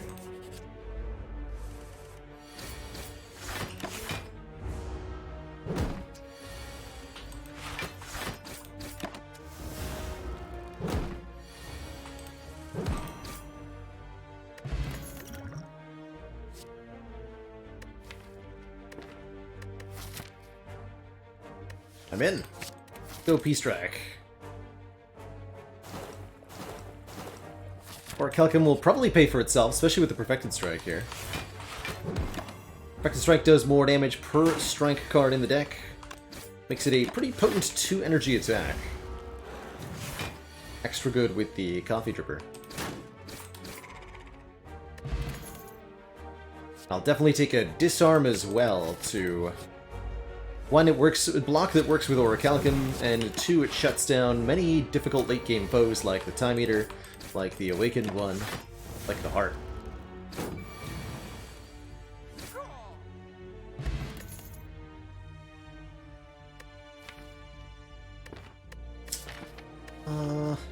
Guess I'll try a True Grit. Don't really like either of those cards.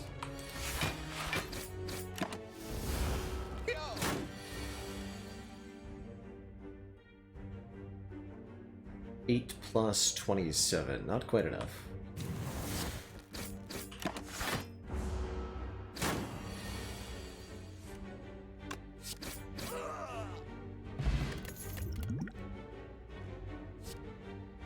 Power Through is nice and chunky, Blanc. Gives the True Grit something to target. Don't want to flex nor a Heavy Blade. Flex needs lots of card draw, the Heavy Blade needs strength, we have neither.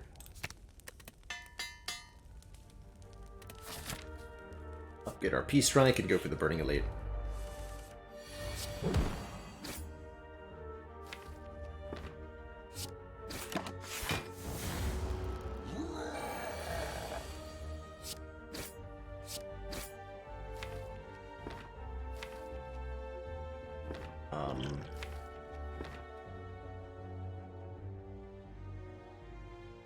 So I'll just use the fire pot then.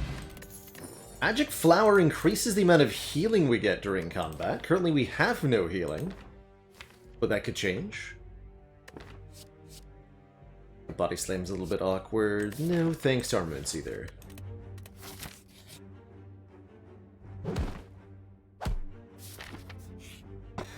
Ooh, Paper Frog makes Vulnerable more effective. That's a good reason to upgrade Bash now.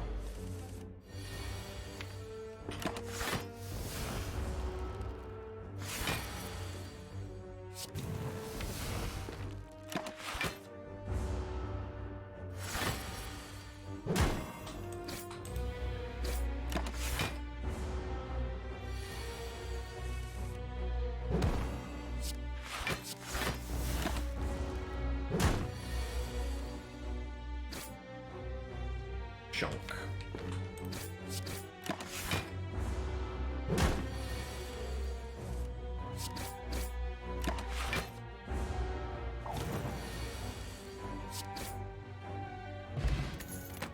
Good thing he's back. Been seeing quite a bit of it lately. Another chance at armaments, another no thank you from me. Would love another strike card. Any kind, really. You know?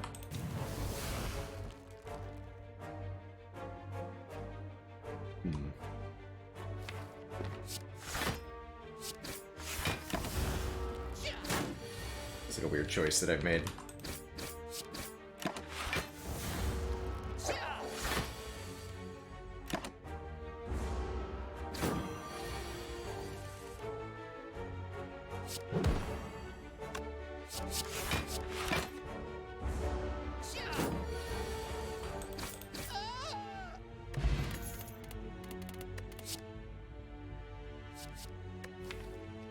A little bit of AoE feels good. Let's grab this cleave for this slime boss fight. Your potion with Paper Frog's really good, so we'll take the block pot over the Gambler's Brew. Gonna upgrade our Bash, given that we have Paper Frog.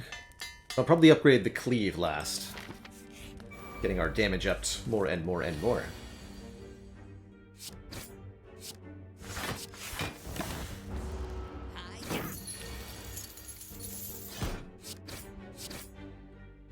Don't play the defend, because the Orichalcum blocks for one more.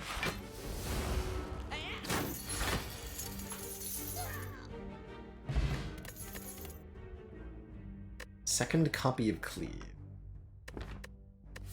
Clothesline's reasonable too, giving us some weaken. It's all unupgraded stuff, though. Not allowed to rest anyway, so... Wild Strike? It's my least favorite strike card. Fortunately. I think I'll grab a second cleave for Slime Boss, because I am a oh, never mind, we're fine. Get a full heal by discarding either Power Through or Cleave, actually? I don't want to give up either of those. I guess the Power Through is acceptable. I'm going to risk it for the biscuit here. Let's give up a strike here. And I'm going to try to beat the Slime Boss anyway, with an upgraded Cleave. Happy to use either potion. Beer pun.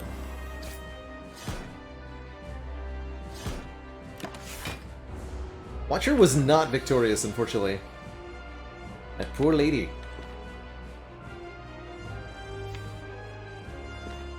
Okay, we'll split now, because that way we can Captain's Wheel for the resulting slimes.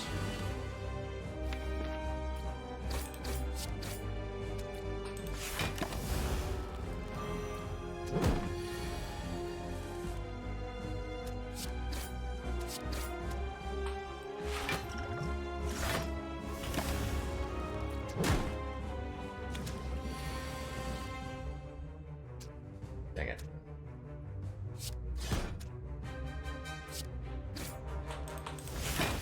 Alright, on to the next attempt. GG.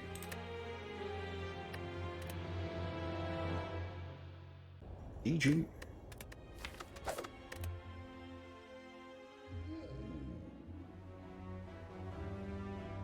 An Ecto start with the Silent. Tyler was able to handle the Sozu start last time, so maybe an Ecto start is within her grasp. I'm gonna go for an Act 1 Burning Elite here, too.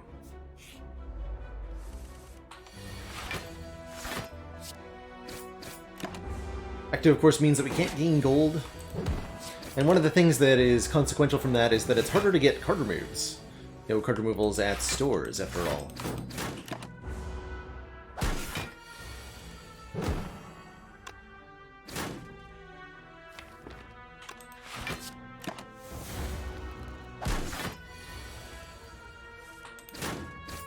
Please die.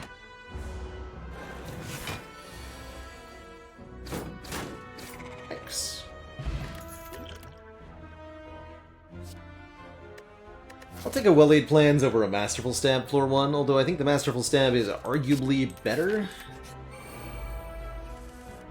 I don't want to deal with it in the late game, but I cannot remove it.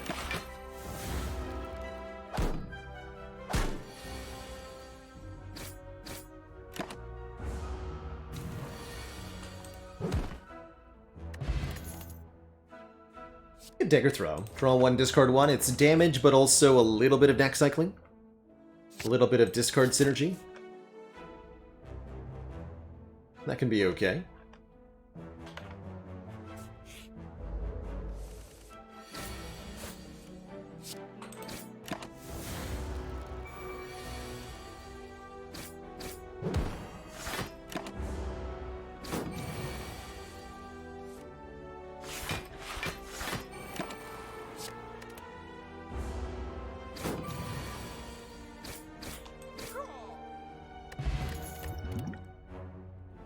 Card draw also helps with the Ectoplasm.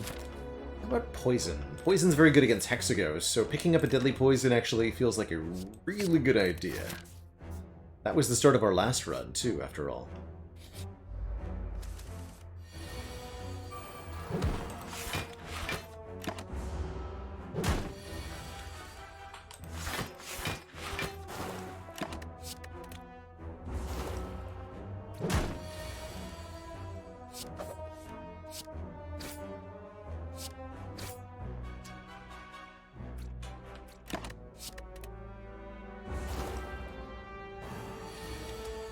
One more strike would have split there. Automatically splits on this turn, so we'll go as much damage as we can get.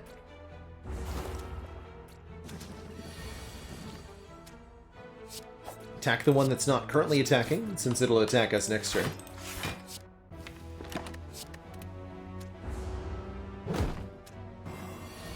They might both attack us next turn.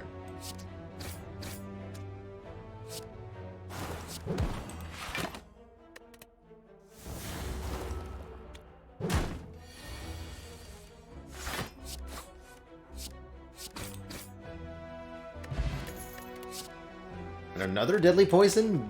Yeah, I'll take 2. Again, going into Hexagos, we really want more Poison. I think I'll take a Strength Potion over the Liquid Memories. We don't have any really strong cards to get out of the discard pile yet. Like fetching Survivor, maybe. It's not that helpful.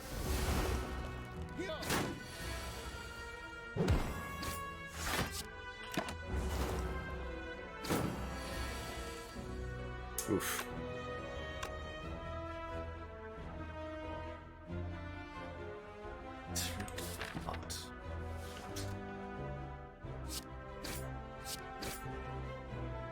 Oh, yeah. You know what? We'll do it.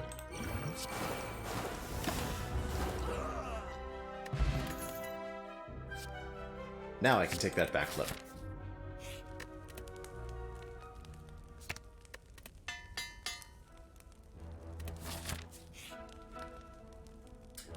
Well, bonus elite. I'm down.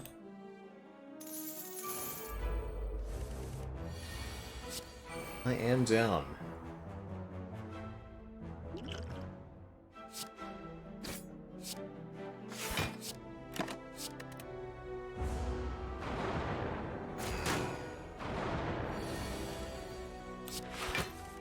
Seems like it might ruin me a bit.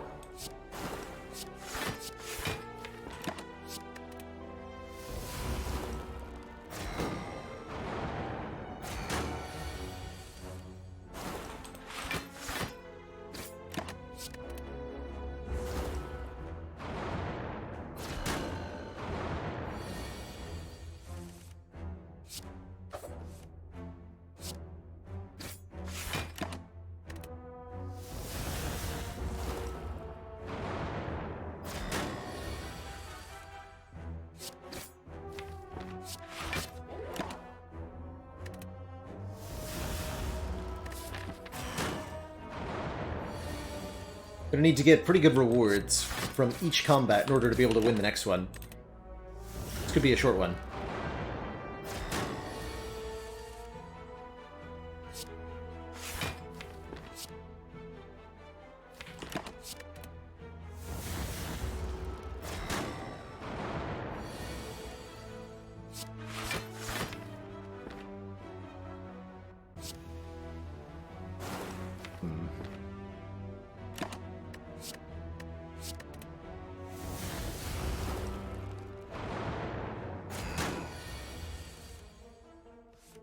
Right.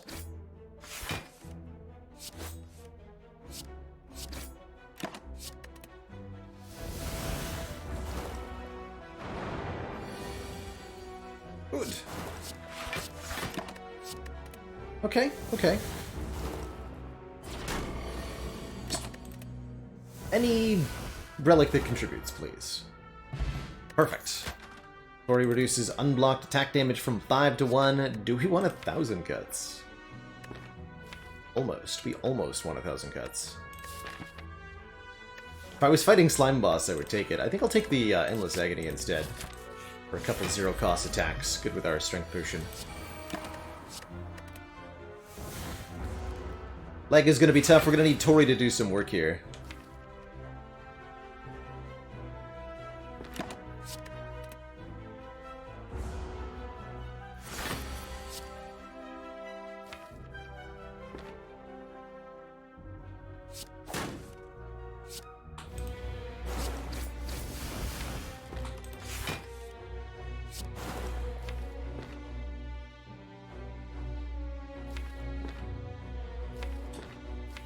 Play this Hope to Defend.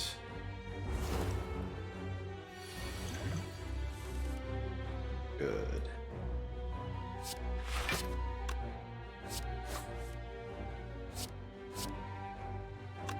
Dang it.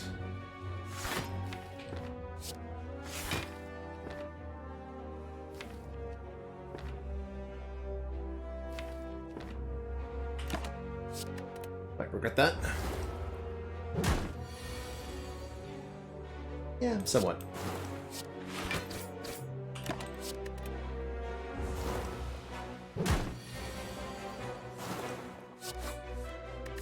The third one that's going to be a problem, of course.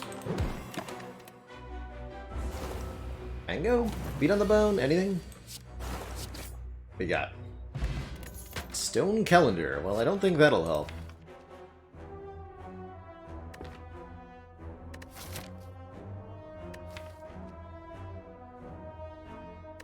Lure could help. If it's not, we might just perish very quickly here.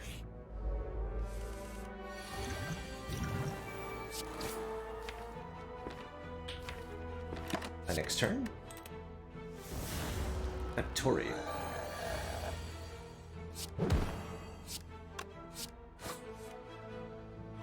Hold on.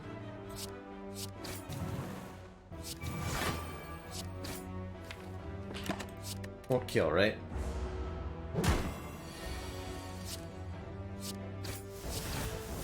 Oh, but we're so close! GG. Don't feel bad about the choices that we made. Not one bit.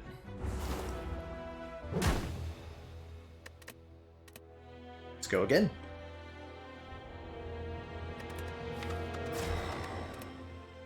All the way back to the Defect. With the Black Star. Giving us additional relics from elites. Could fight as many as 3 elites this act. I think I'll try for it. With no consequences on loss, I appreciate that I have the freedom to be aggro with my scrap.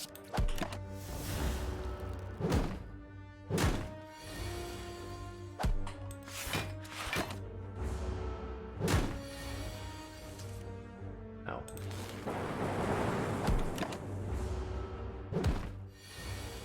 Problem with Black Star is, of course, your first 3 combats might just end you.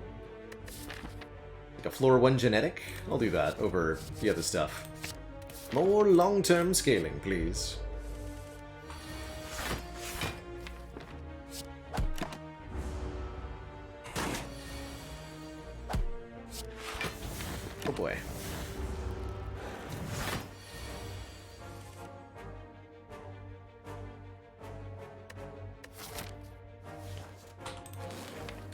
Ouch!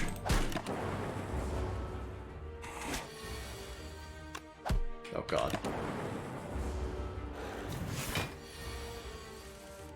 Okay, we're good. Horrifying. Useless. Oh dear.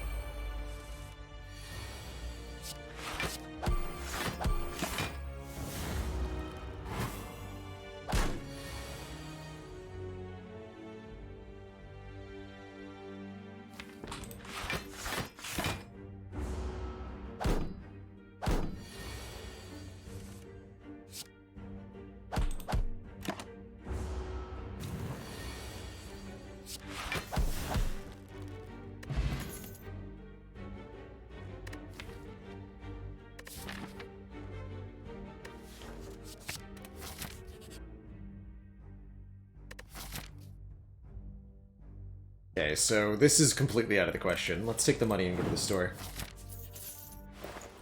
Yes! Haha! Easy.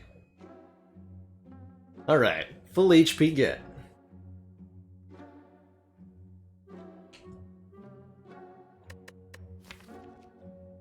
Still don't have much of a deck, though. Streamline helps. Streamline definitely helps. Tempest is decent. Which do I prefer? Fighting Guardian, I'll prefer a Tempest. Take a Tempest.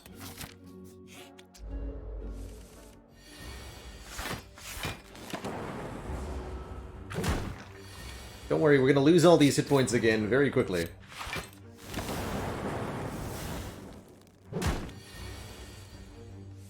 Fear not. Crud. Bath? Who needs it?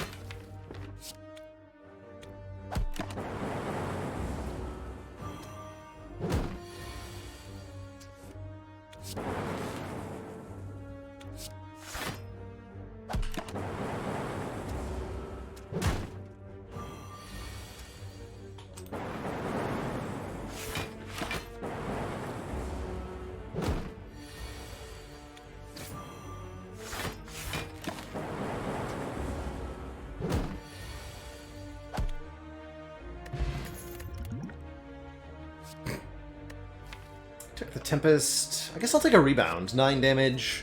Letting us put something back on top.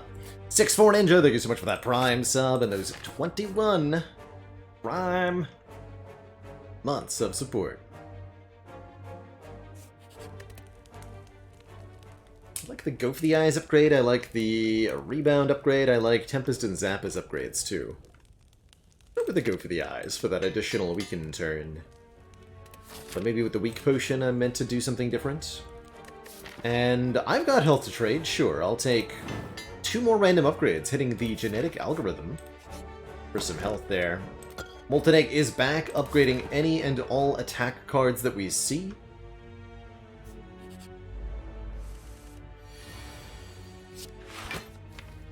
You again.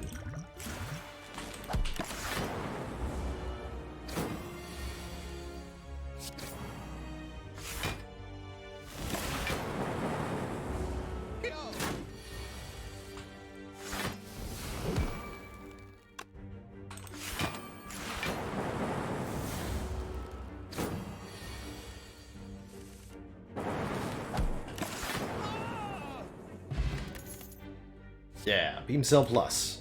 Love it. Easy Vuln. Easy zero cost.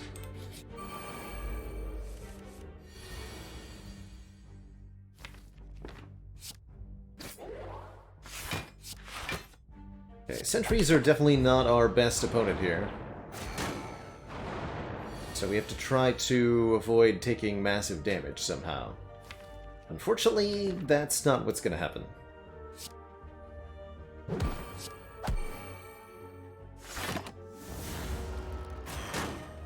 Fortunately, there is a rest site.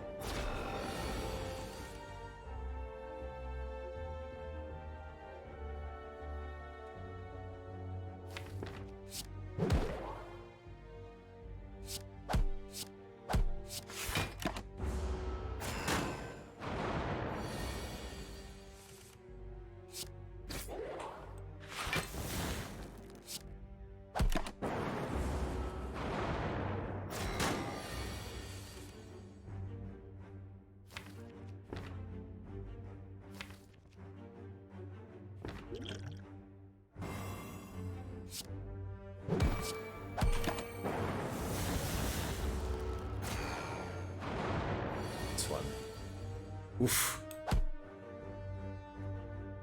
Maybe? Get him! No! I think that's PG then? Yeah. Unfortunate. Shouldn't have taken the upgrade too, I guess. We were 3 hit points short of winning that fight.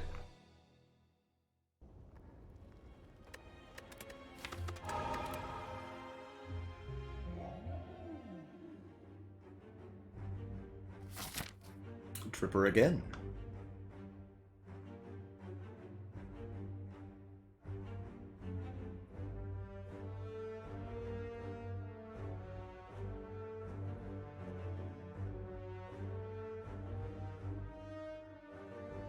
That's way too early to fight.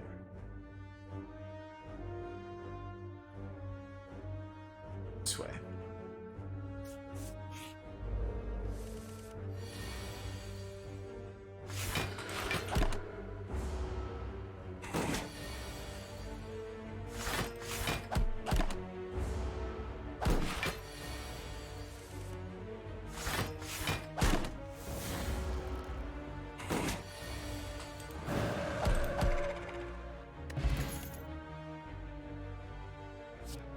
Foreign influence. Card I like quite a bit, giving you a random, well, a choice of random cards, which can include Hand of Greed, by the way. Sweet.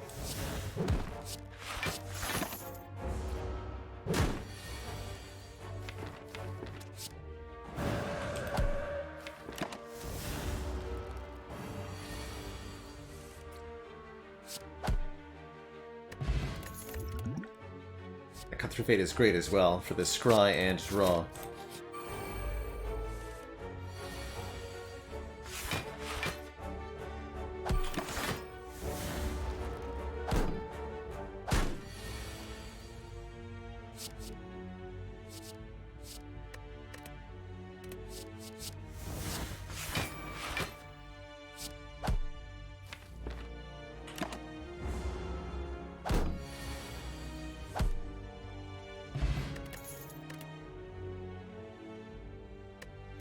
Wheel Kick. Very, very good damage for 2 energy. Follow-up's not bad either with both the Foreign Influence and the Cut Through Fate in the deck, but I like the big, chunky damage and draw that a Wheel Kick provides. Immolate.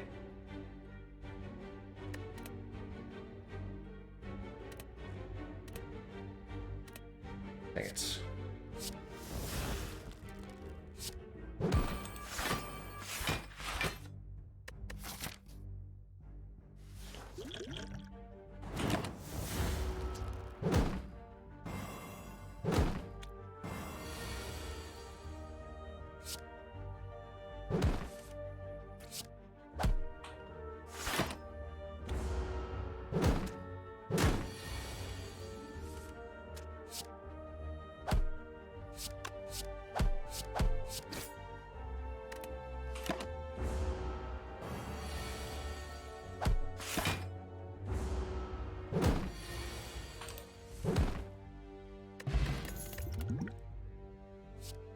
Love me a third eye. The scry is super useful, and it's block besides.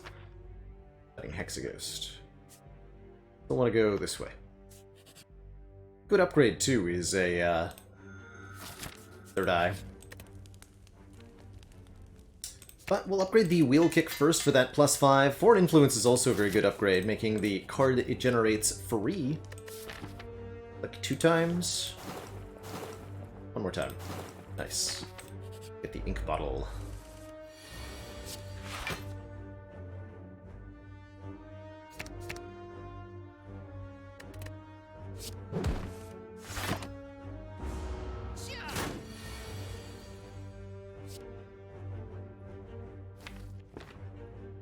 Sneaky Strike does not work the way that you want it to. With Cut Through Fate here. So discarding a card does not make the Sneaky Strike line up. Or light up. Excuse me.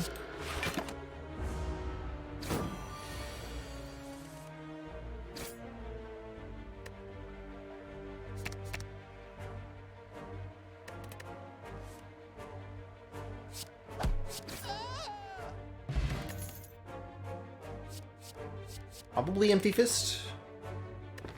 Weave is pretty okay. Actually, Weave is quite good with Third Eye and Cut Through Fate. Let's take a Weave. Gives us card draw with the ink bottle, keeps coming back to our hand every time that we scry.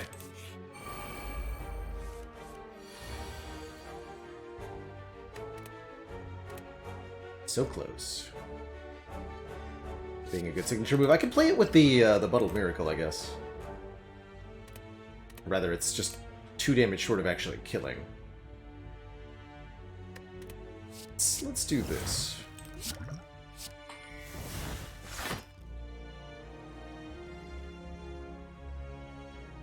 And that'll kill next turn.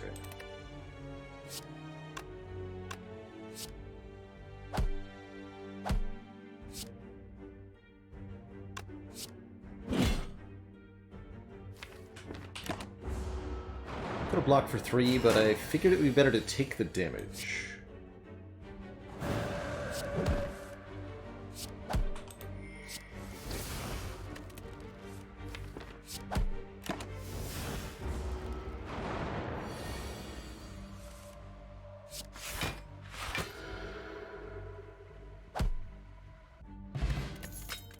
Nib is an excellent first relic, especially with a wheel kick in the deck. Does this deck want a Warship? We want to try to add Divinity in here. You know what? I'm going to do it. Although Swivel is maybe more reasonable. Let's take our first Mantra Generator. Get to 10 Mantra. And you'll be rewarded with triple damage and +3 energy.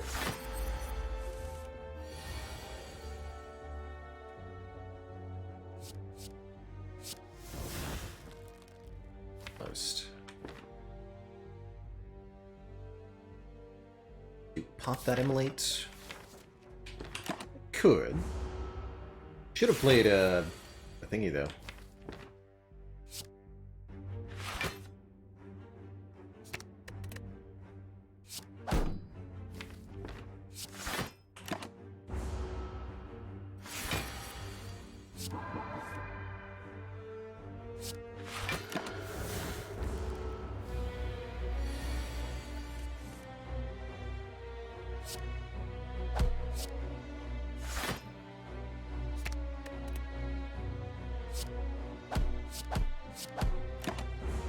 Ow.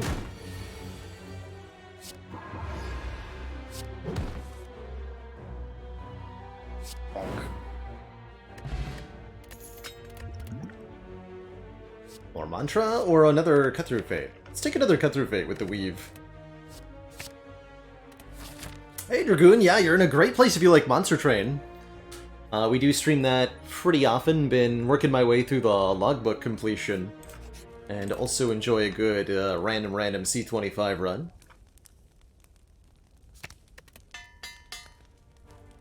Lots of good upgrades here. Knob should be a free fight.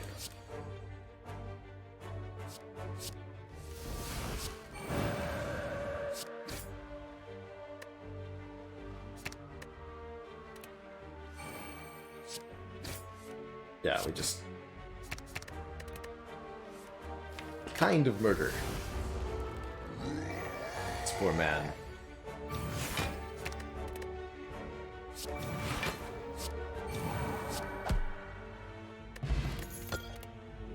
More energy is good. Hard draw could be good. Study is an interesting option here.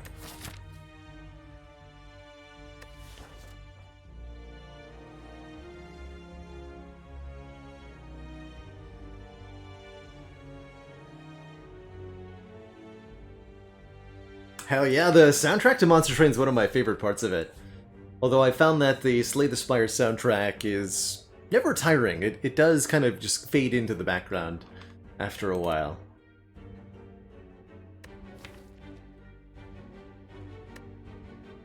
I am going to take a study. Study puts an insight into the draw pile each and every turn. Kind of a weird card, but if you can get it into play, which does kind of require an upgrade, it's a surprisingly good form of scaling for the Watcher.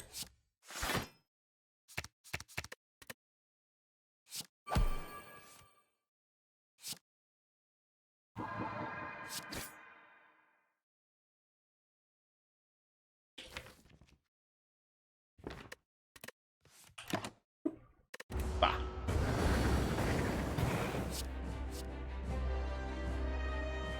The Sash Whip this turn, the second weave is definitely kind of hilariously tempting.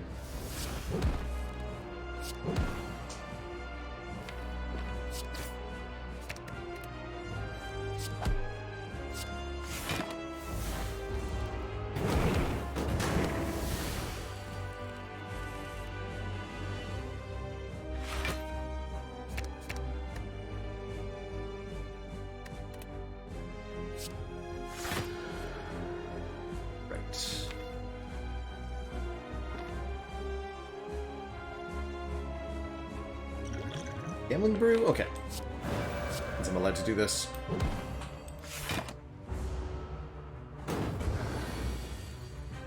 Mostly because of Worship.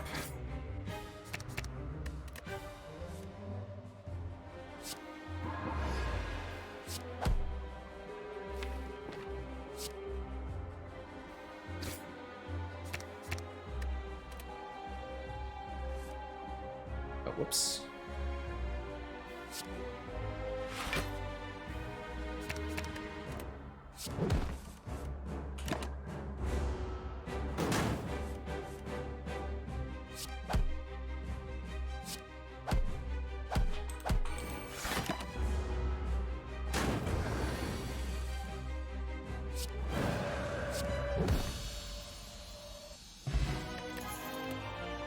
Hey Nitro, yeah, the runs have been amazing so far. We were able to get Sozu, Calling Bell, and Empty Cage all out of the way, which has been fabulous so far. Deus Ex with an ink bottle is pretty okay. You could definitely make an argument for Brilliance since we do have Mantra, or Omniscience letting us duplicate a card in the draw pile. One of the best Omniscience targets in my experience is Worship, because Omniscience Worship is instant divinity. So I'm going to go ahead, take an Omniscience, not take a Velvet Choker. I guess we're taking a Fusion Hammer? Not being able to upgrade these cards is woeful. But I think the Busted Crown would be far worse.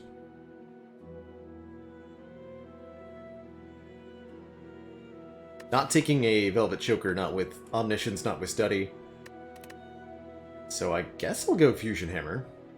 Coffee Dripper? Well, actually, hold on. That's kind of bad. Maybe I do take Busted Crown.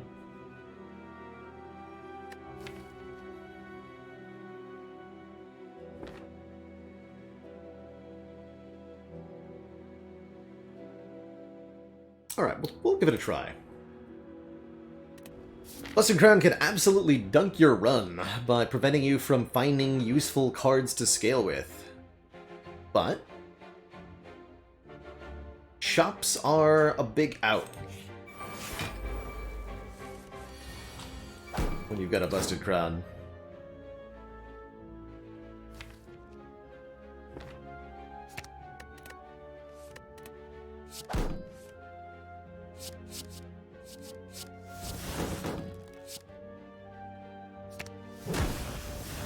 And we're strong enough right now, especially with our 5 energy.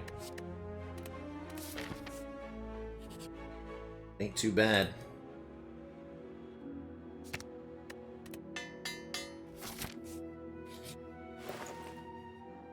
Gotta love a bag of preparation. For more cards on turn 1. Probably combine that with a card removal. Tantrum's okay. Don't like it as much with this Worship, but it sure is good with Akabeko, right? Definitely take this. Definitely remove a card.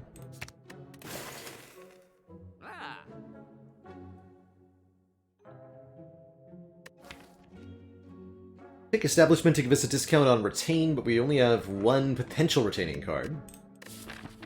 And Busted Crown says we're not likely to get more.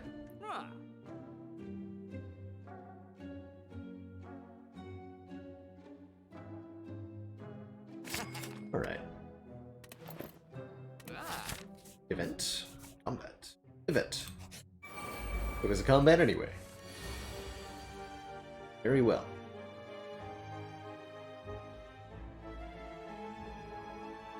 Pendimaka Beko, by the way, something to play around.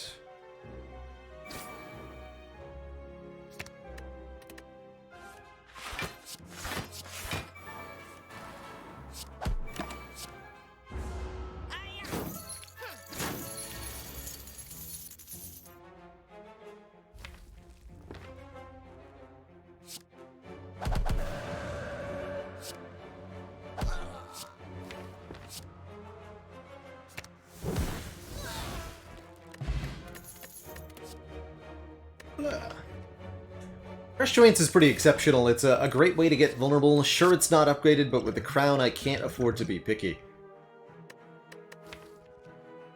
Flex Pot's very good. For this upcoming elite fight. Ooh, for this upcoming elite fight, excuse me.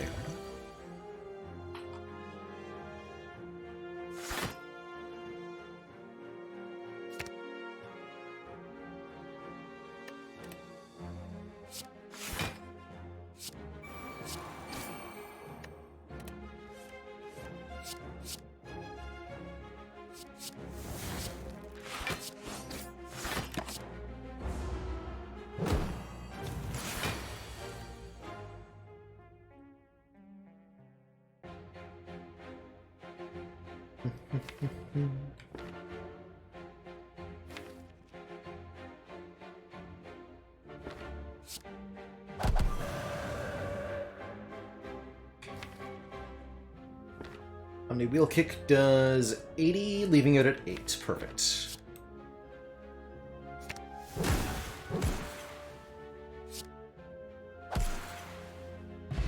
Hennib, Akabeko, charge for the elite. We're going to absolutely stomp this fool. Don't need a flurry of blows when we have the weave.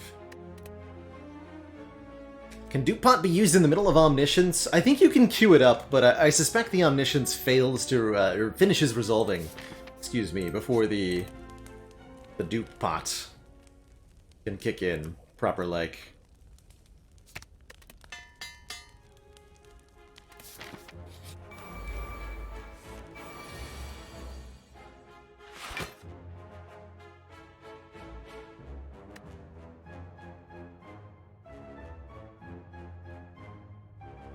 Akabeko Pennib Tantrum, huh? With Flex Potion? How much damage is that, actually? That would be 3 plus 13, 16, 32 3 times. Wow. But I have to discard 4 and influence to do that. I guess that's okay. That's so much damage, I think I have to do it.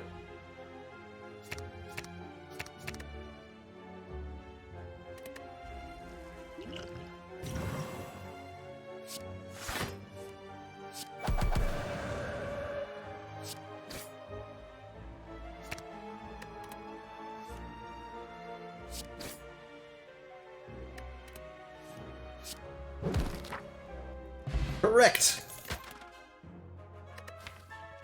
Sash Whip's also nice, a way to apply Vuln for, or it's not Vuln, Weaken. Not quite as good as Wave of the Hand, but you don't always get offered Wave of the Hand. I'd go for that Burning Elite next.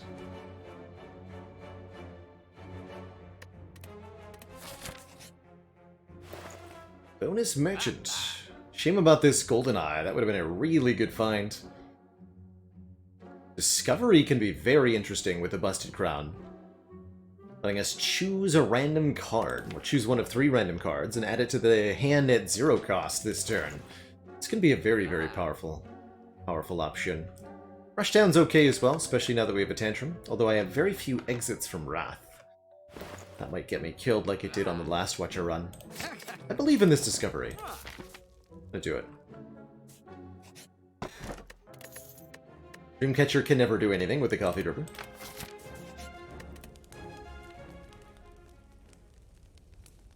And I'm going to upgrade the Tantrum for one more hit. Particularly with the Akabeko. Alright, here's hoping this doesn't go particularly poorly. This looks good. Yeah, looks good.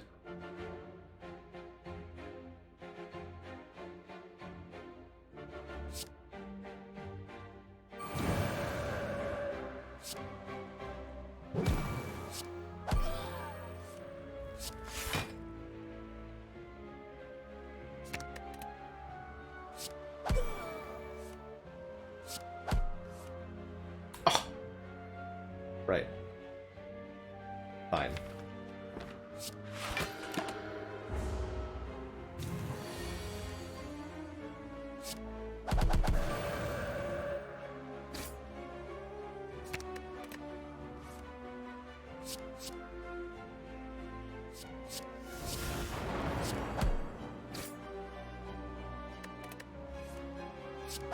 Trusting you, Discovery. What do you got today?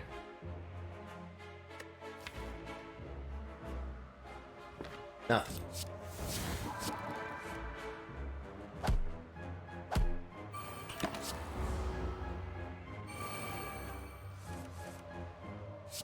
Big number.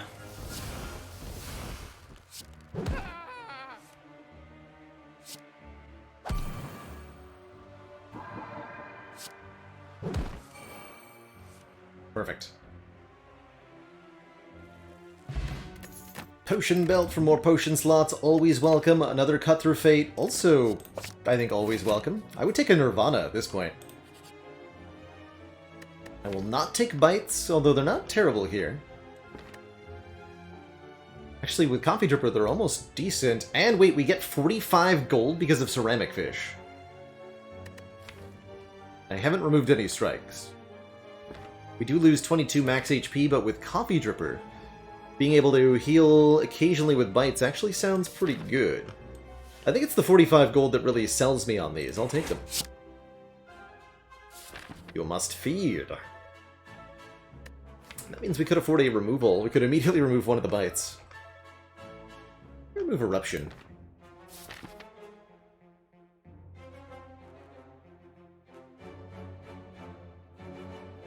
I'll save cash for the next shot. We're ahead of the curve here.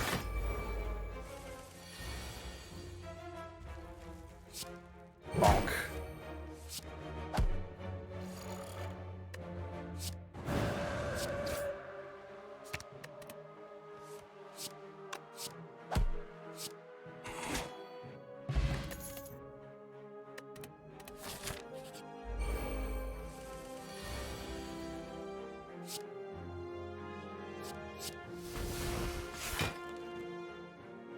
Take a draw.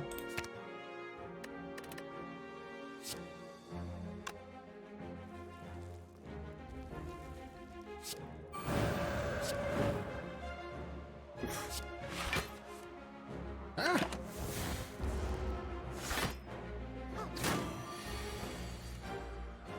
Worked the way I was hoping that it would.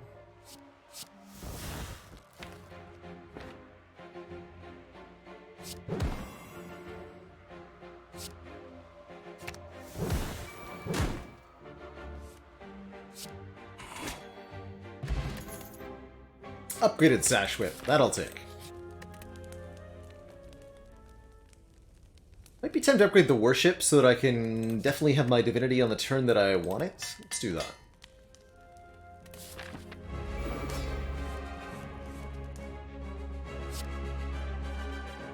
All for one. How interesting.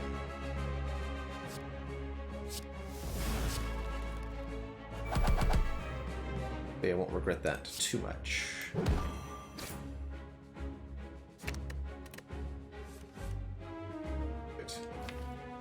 Have to use that since it's basically my only exit.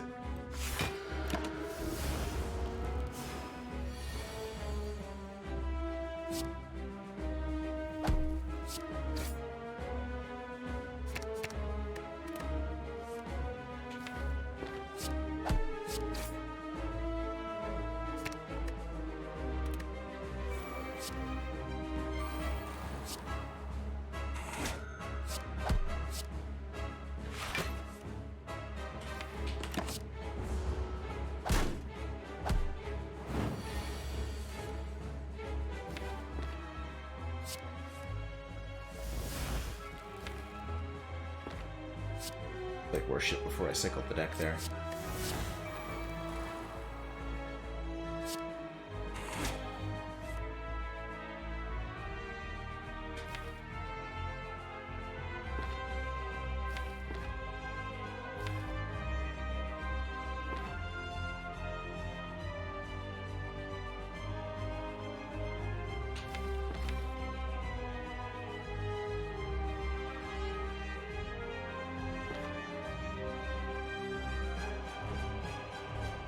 I just dupe on it.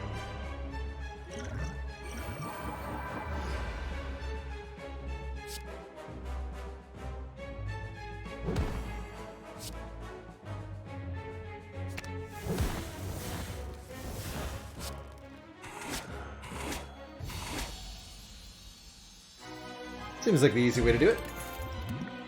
Maybe that was overkill. Maybe it wasn't.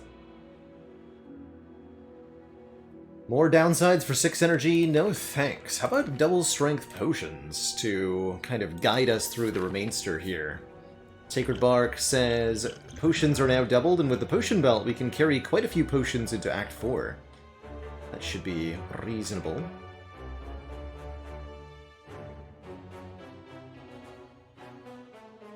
Interesting act layout.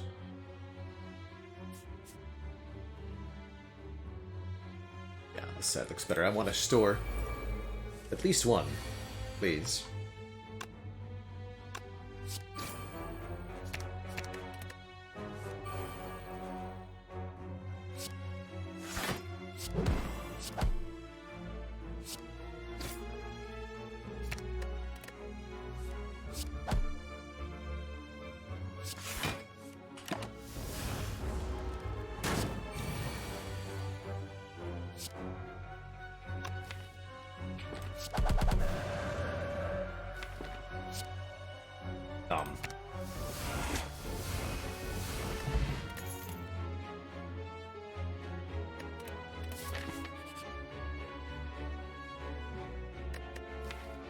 Okay.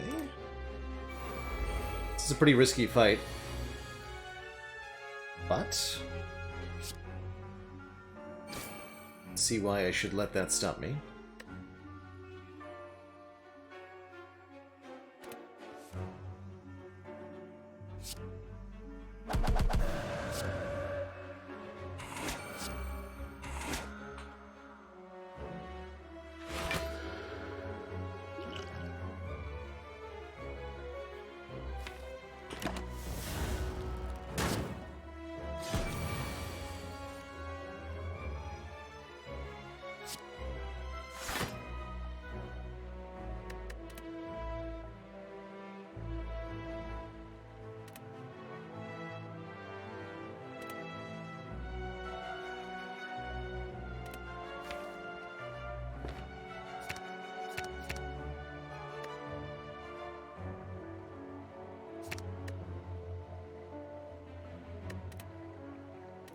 Okay.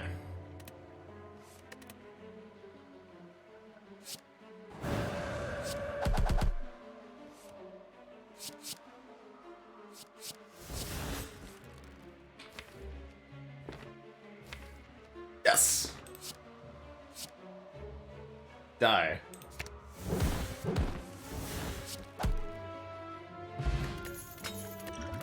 Old coin for some big dollars here. Does encourage us to maybe go to 2 shops.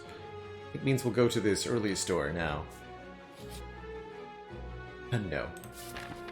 I pay you that much gold, Mr. Lord Red Mask, I'm sorry. Not today.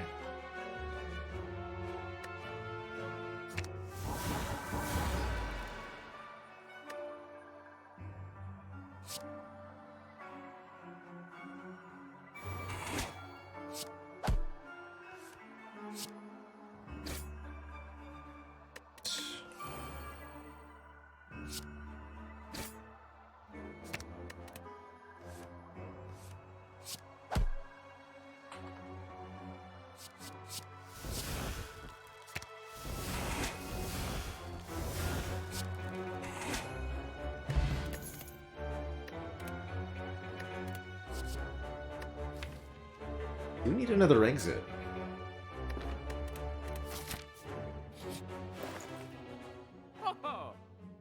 Empty Mine will definitely do. 2 Snecko Whales that are each draw 10 cards. That's kind of interesting. Yeah, I'll take both the Sphere Evil and the Empty Mind. Still lacking a way to block the late game. Kind of lacking a way to block right now, even. Or Scry wouldn't hurt, of course. I'll take the Foresight, Empty Mind, and the Fear of No Evil, along with 1 card removal. 1 bite. Do I also take the Ornithopter, heal 5 whenever we use a potion? I think so. Don't feel the need for the bronze scales doing damage back to heart, though. Our potions feel comfortable.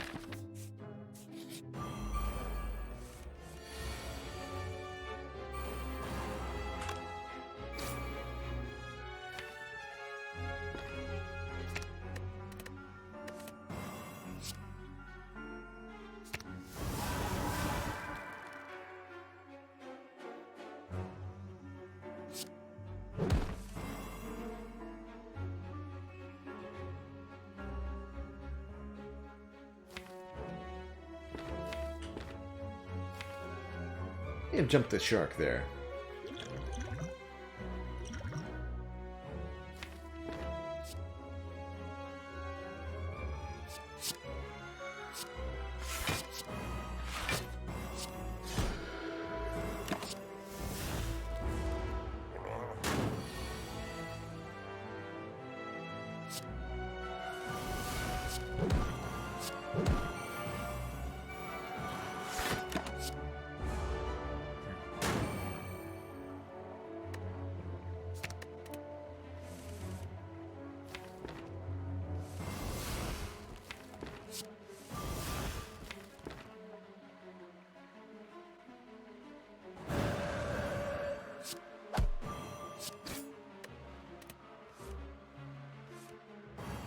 Trigger bottle again.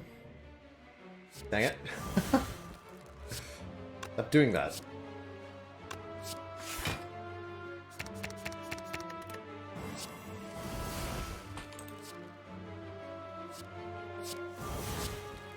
Sands of Time does really good damage here.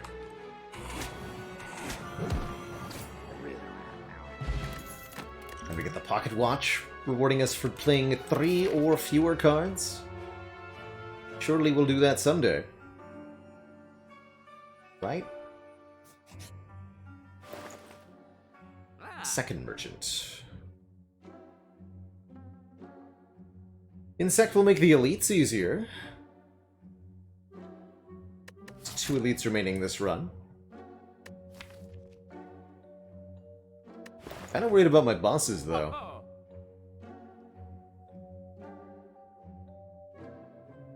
Like, Time Eater's just gonna murder me.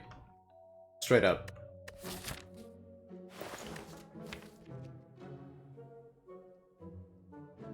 From full health. It's a bit concerning.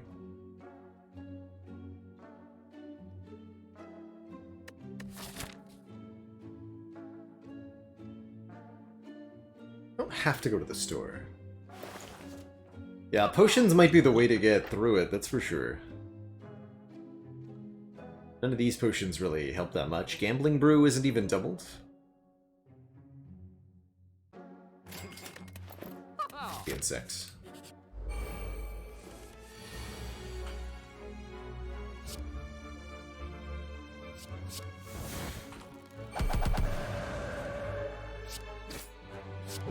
Alright, I have no strikes, of course.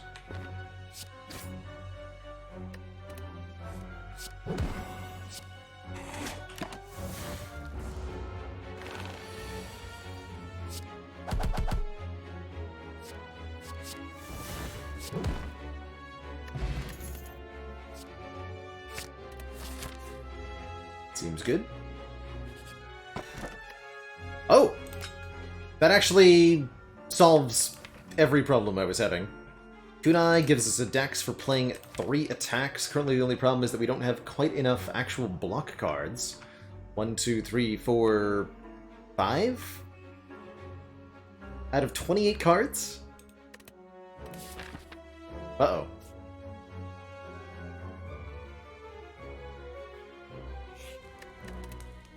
Yeah, we just need, like, another third eye or something pretty desperately. Maybe we can get one. Perhaps should not have disregarded the just luckies that we saw.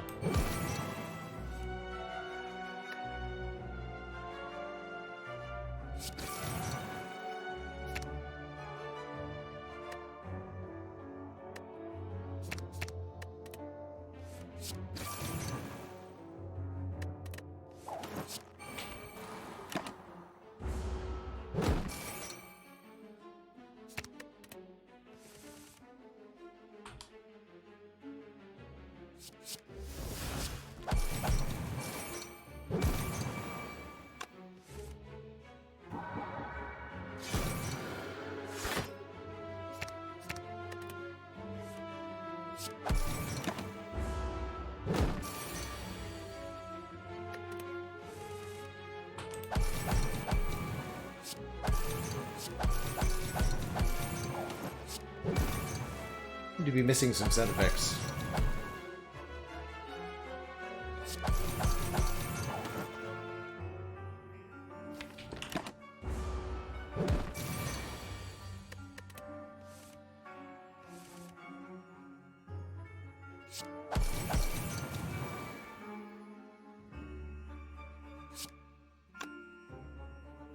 Two.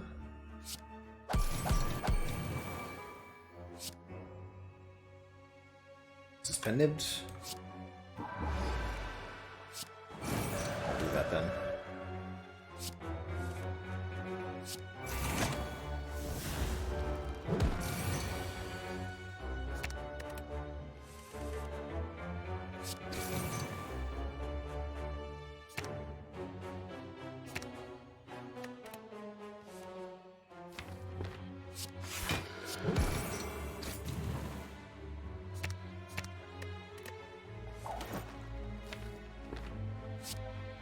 X.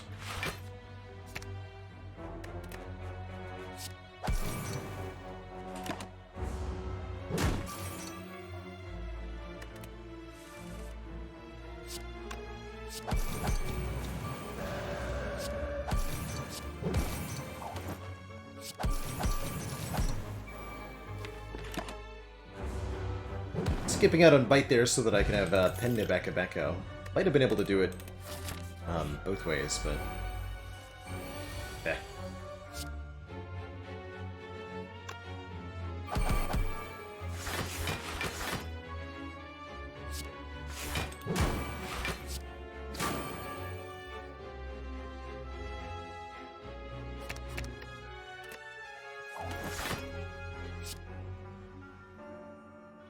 Dang it.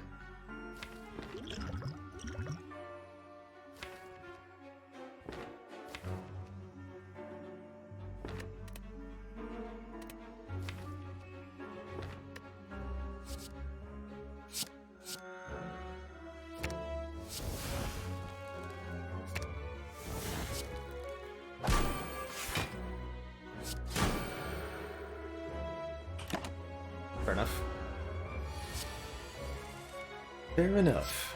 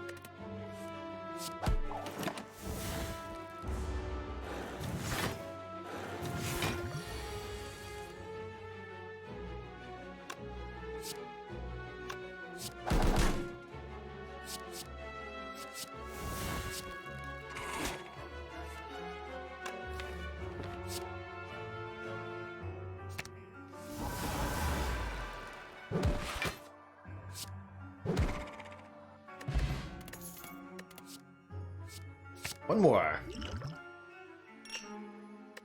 Flex Potion is very, very potent. That could get me past almost any combat, potentially.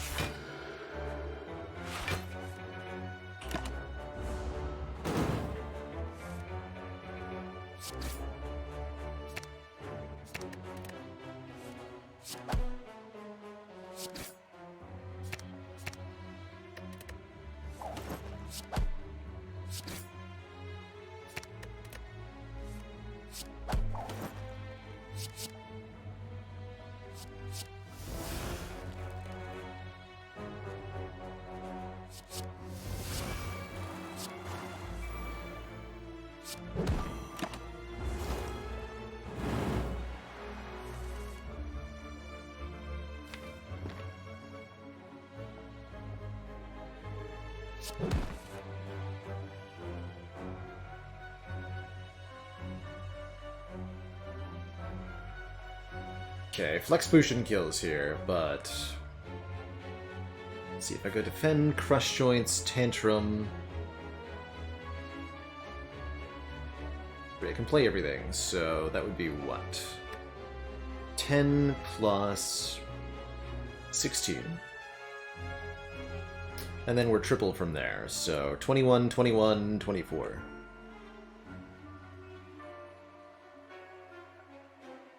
$92. Okay, that's lethal with no potions used then.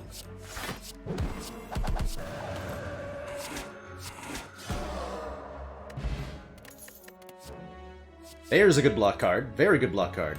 Yep. That helps quite a bit. And we'll bottle our Foresight so that we can always have our Scry right away. I think that's the best power to bottle here between Foresight and Steady. We'll even upgrade our bottled Foresight so that we can Scry 4 each turn. Surely that's got to be good. And with 4 decent potions, hopefully we can at least survive our Act bosses for a little while.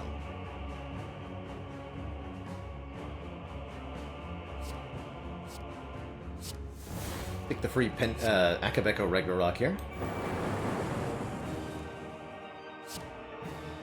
Dash is also a great addition.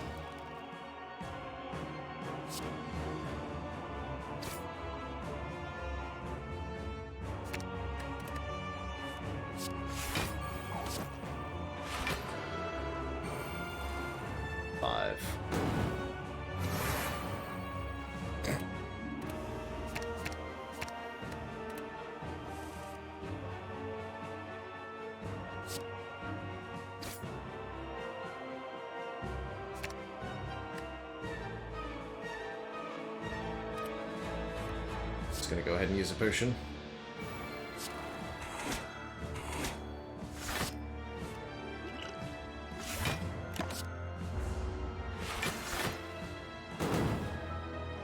Always buy more.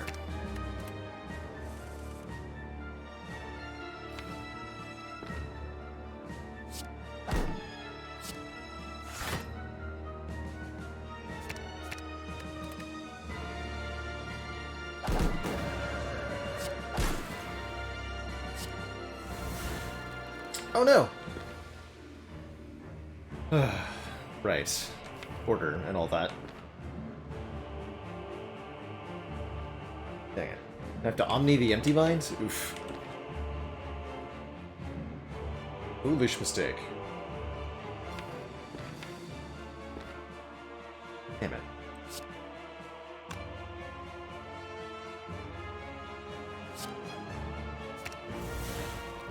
That means we don't get to worship either.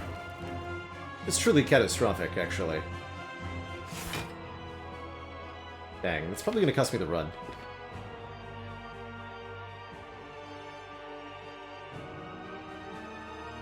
Blah.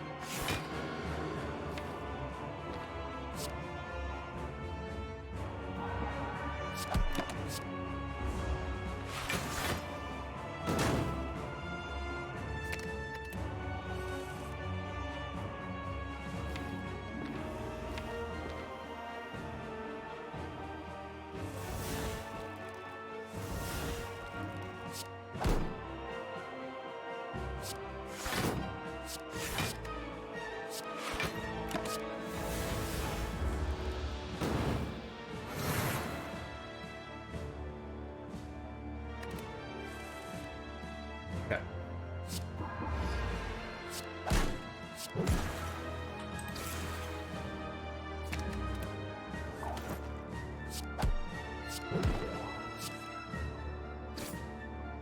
Good.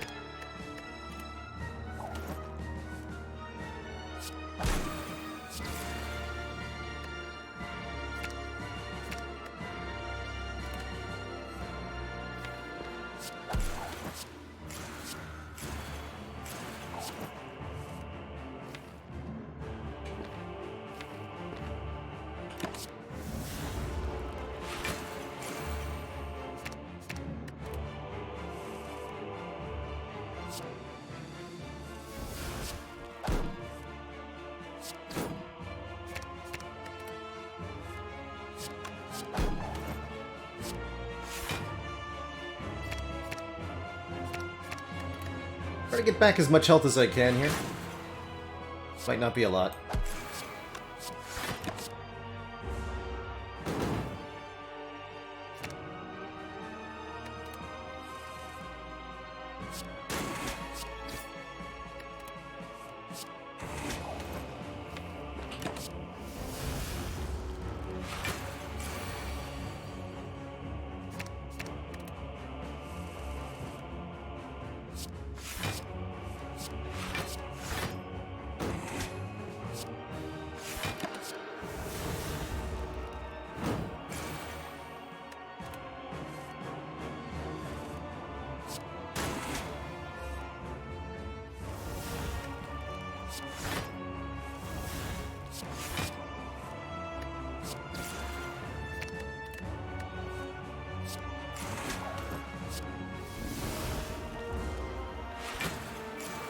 Why does everyone go for Donu first? Because Donu buffs the strength of both of them. Once Donu is dead, they stop increasing their damage each turn, and it makes the fight a lot easier to deal with.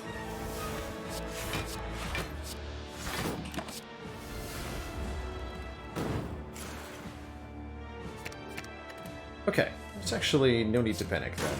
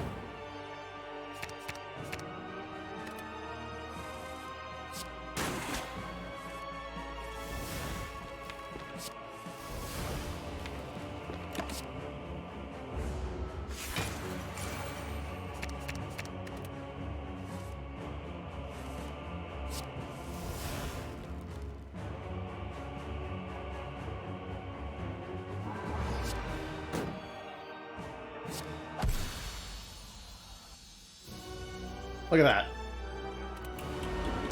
Double nines. With the Tantrum on turn 1 to do 22 by 4, I'll take advantage of that.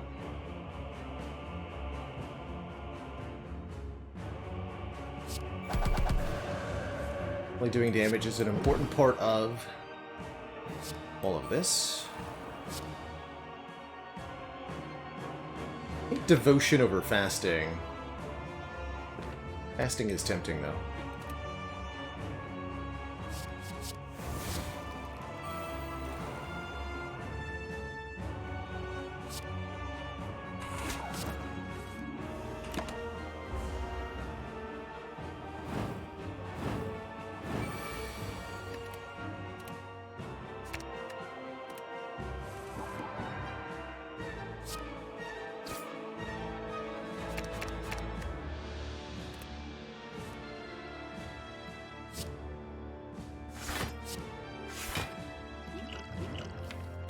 Maybe needed a dex potion there. Thank goodness.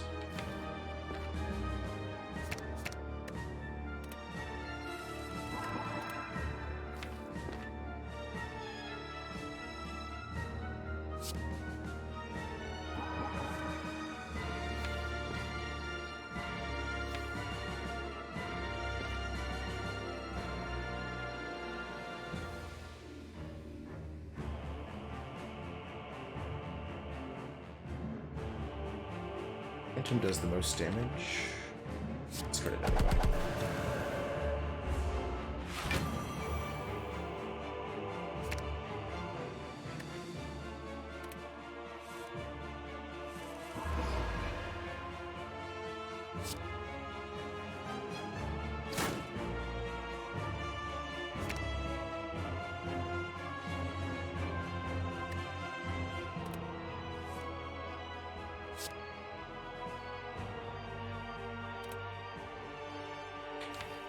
Well, this is terrifying. If I Flex Potion, can I maybe kill this turn? With a Pennibbed Wheel Kick. How much damage would that be? Currently 45... Hold on. Calculator.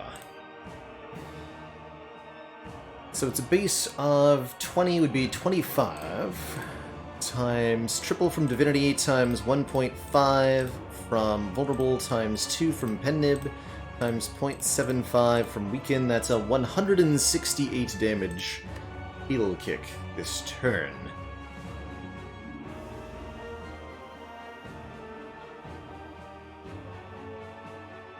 And then all the other stuff. That doesn't sound like it's quite a kill, but it's very close.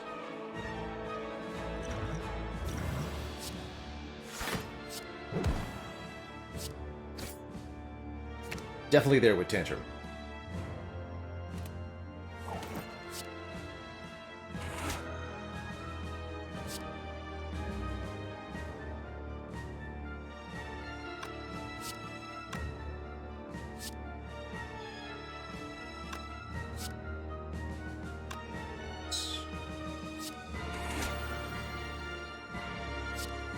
$87 times 4.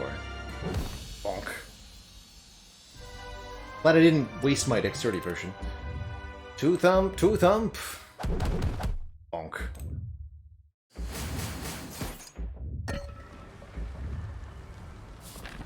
Okay, we have enough money to buy both of our potions back, which is very, very important here.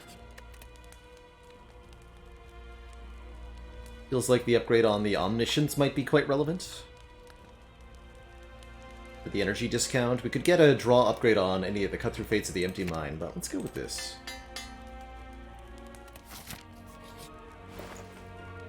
Oh. 40 damage Fire Potion, 8 Plated Armor, Essence of Steel. Those are both decent. Not amazing, but decent. And then we have 4 Strength, 4 Dex for the Heart Fight. Seems reasonable. Preserved Insect plus 40 damage Fire Potion means we can almost assuredly kill one of the elites on turn 1. Or at least turn 2.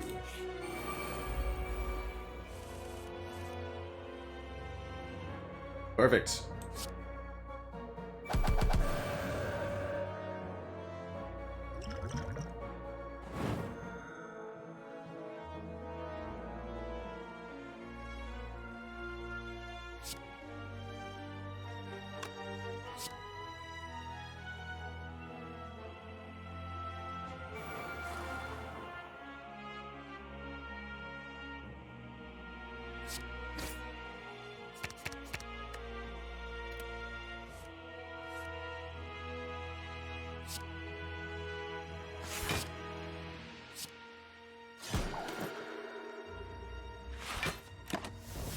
Scry away the wound, the burns. Lose the crush joints too.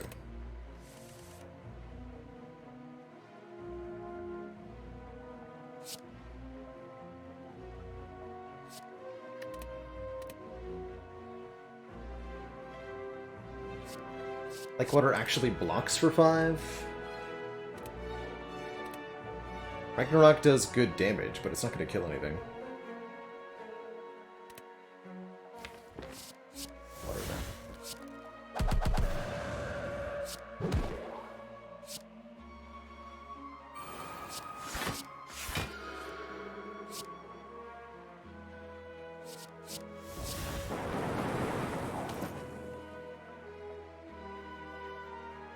Take 20.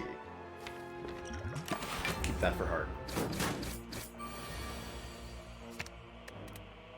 We can get back some of our health with the bites. Not a lot, but a little. And a little goes a long way.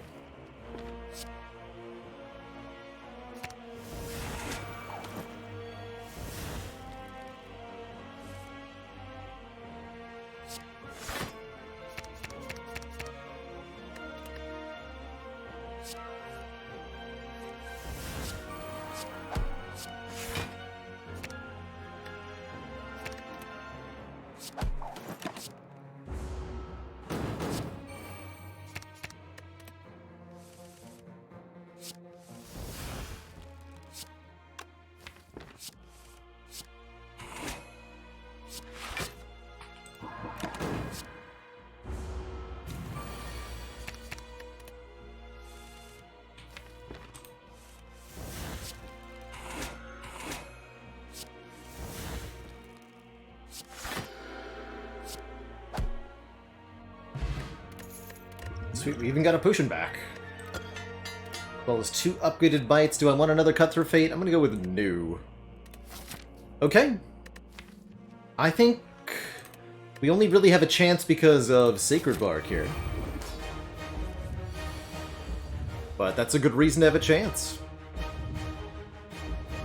With Stance Potion, I am allowed to Tantrum turn 1, and I think I'm going to, because we're going to need the damage. And we want the Kunai proc this turn, too.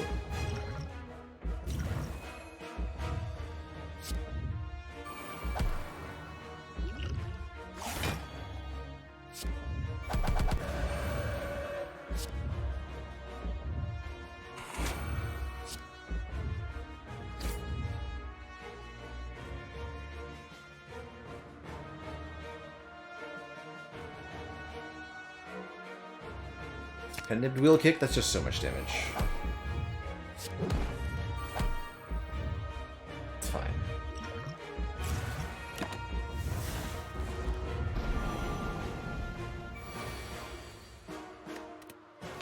Anything that I want to Omniscience from the draw pile? Particularly.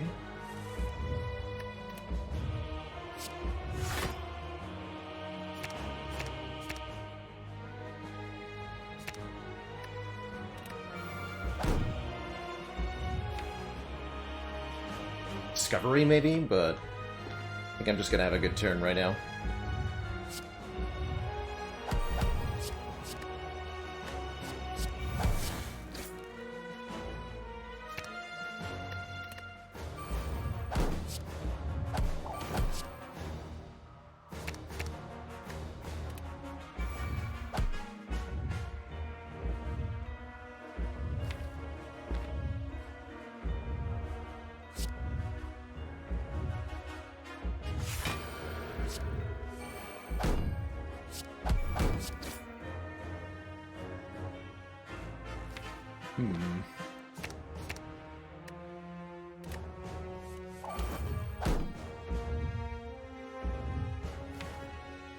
I'm completely screwed.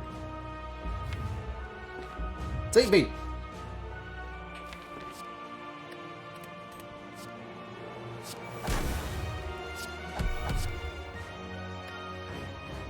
Please save me.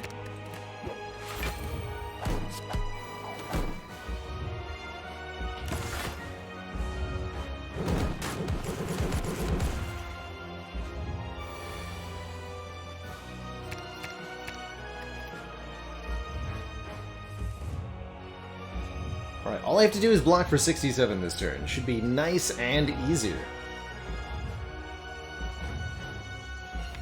We got nothing.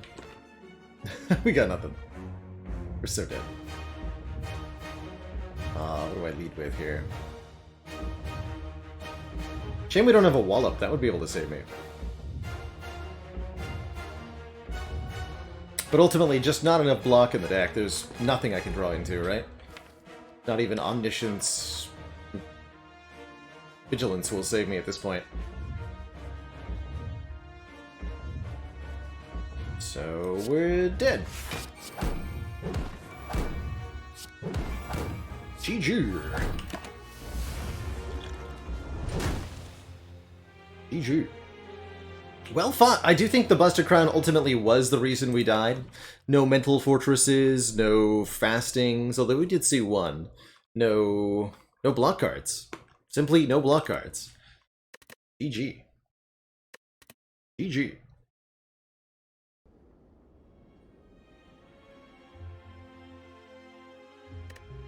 Well, we got our butt kicked during the second half of stream, but we did clear 3 of the 26 boss relics with our first 3 attempts there. That was pretty sweet. You can see overall that the challenge will be heckin' difficult. Boss swap runs are tough. So I'm interesting that we ended up losing 2 Watcher runs in a row. Tough stuff. Very, very happy with the first 3 runs, though. This Defect run in particular was super, super, super fun with all the upgraded attacks. That is going to be it for me today, everybody. As a reminder, we will not be live tomorrow. No stream tomorrow, but there will be a stream later this week on Friday. So we'll be back on Thursday.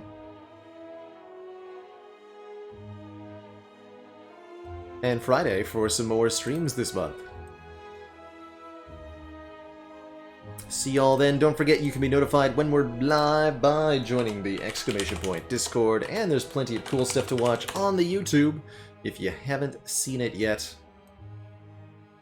Alright folks, thanks so much for watching. Ta-ta for now.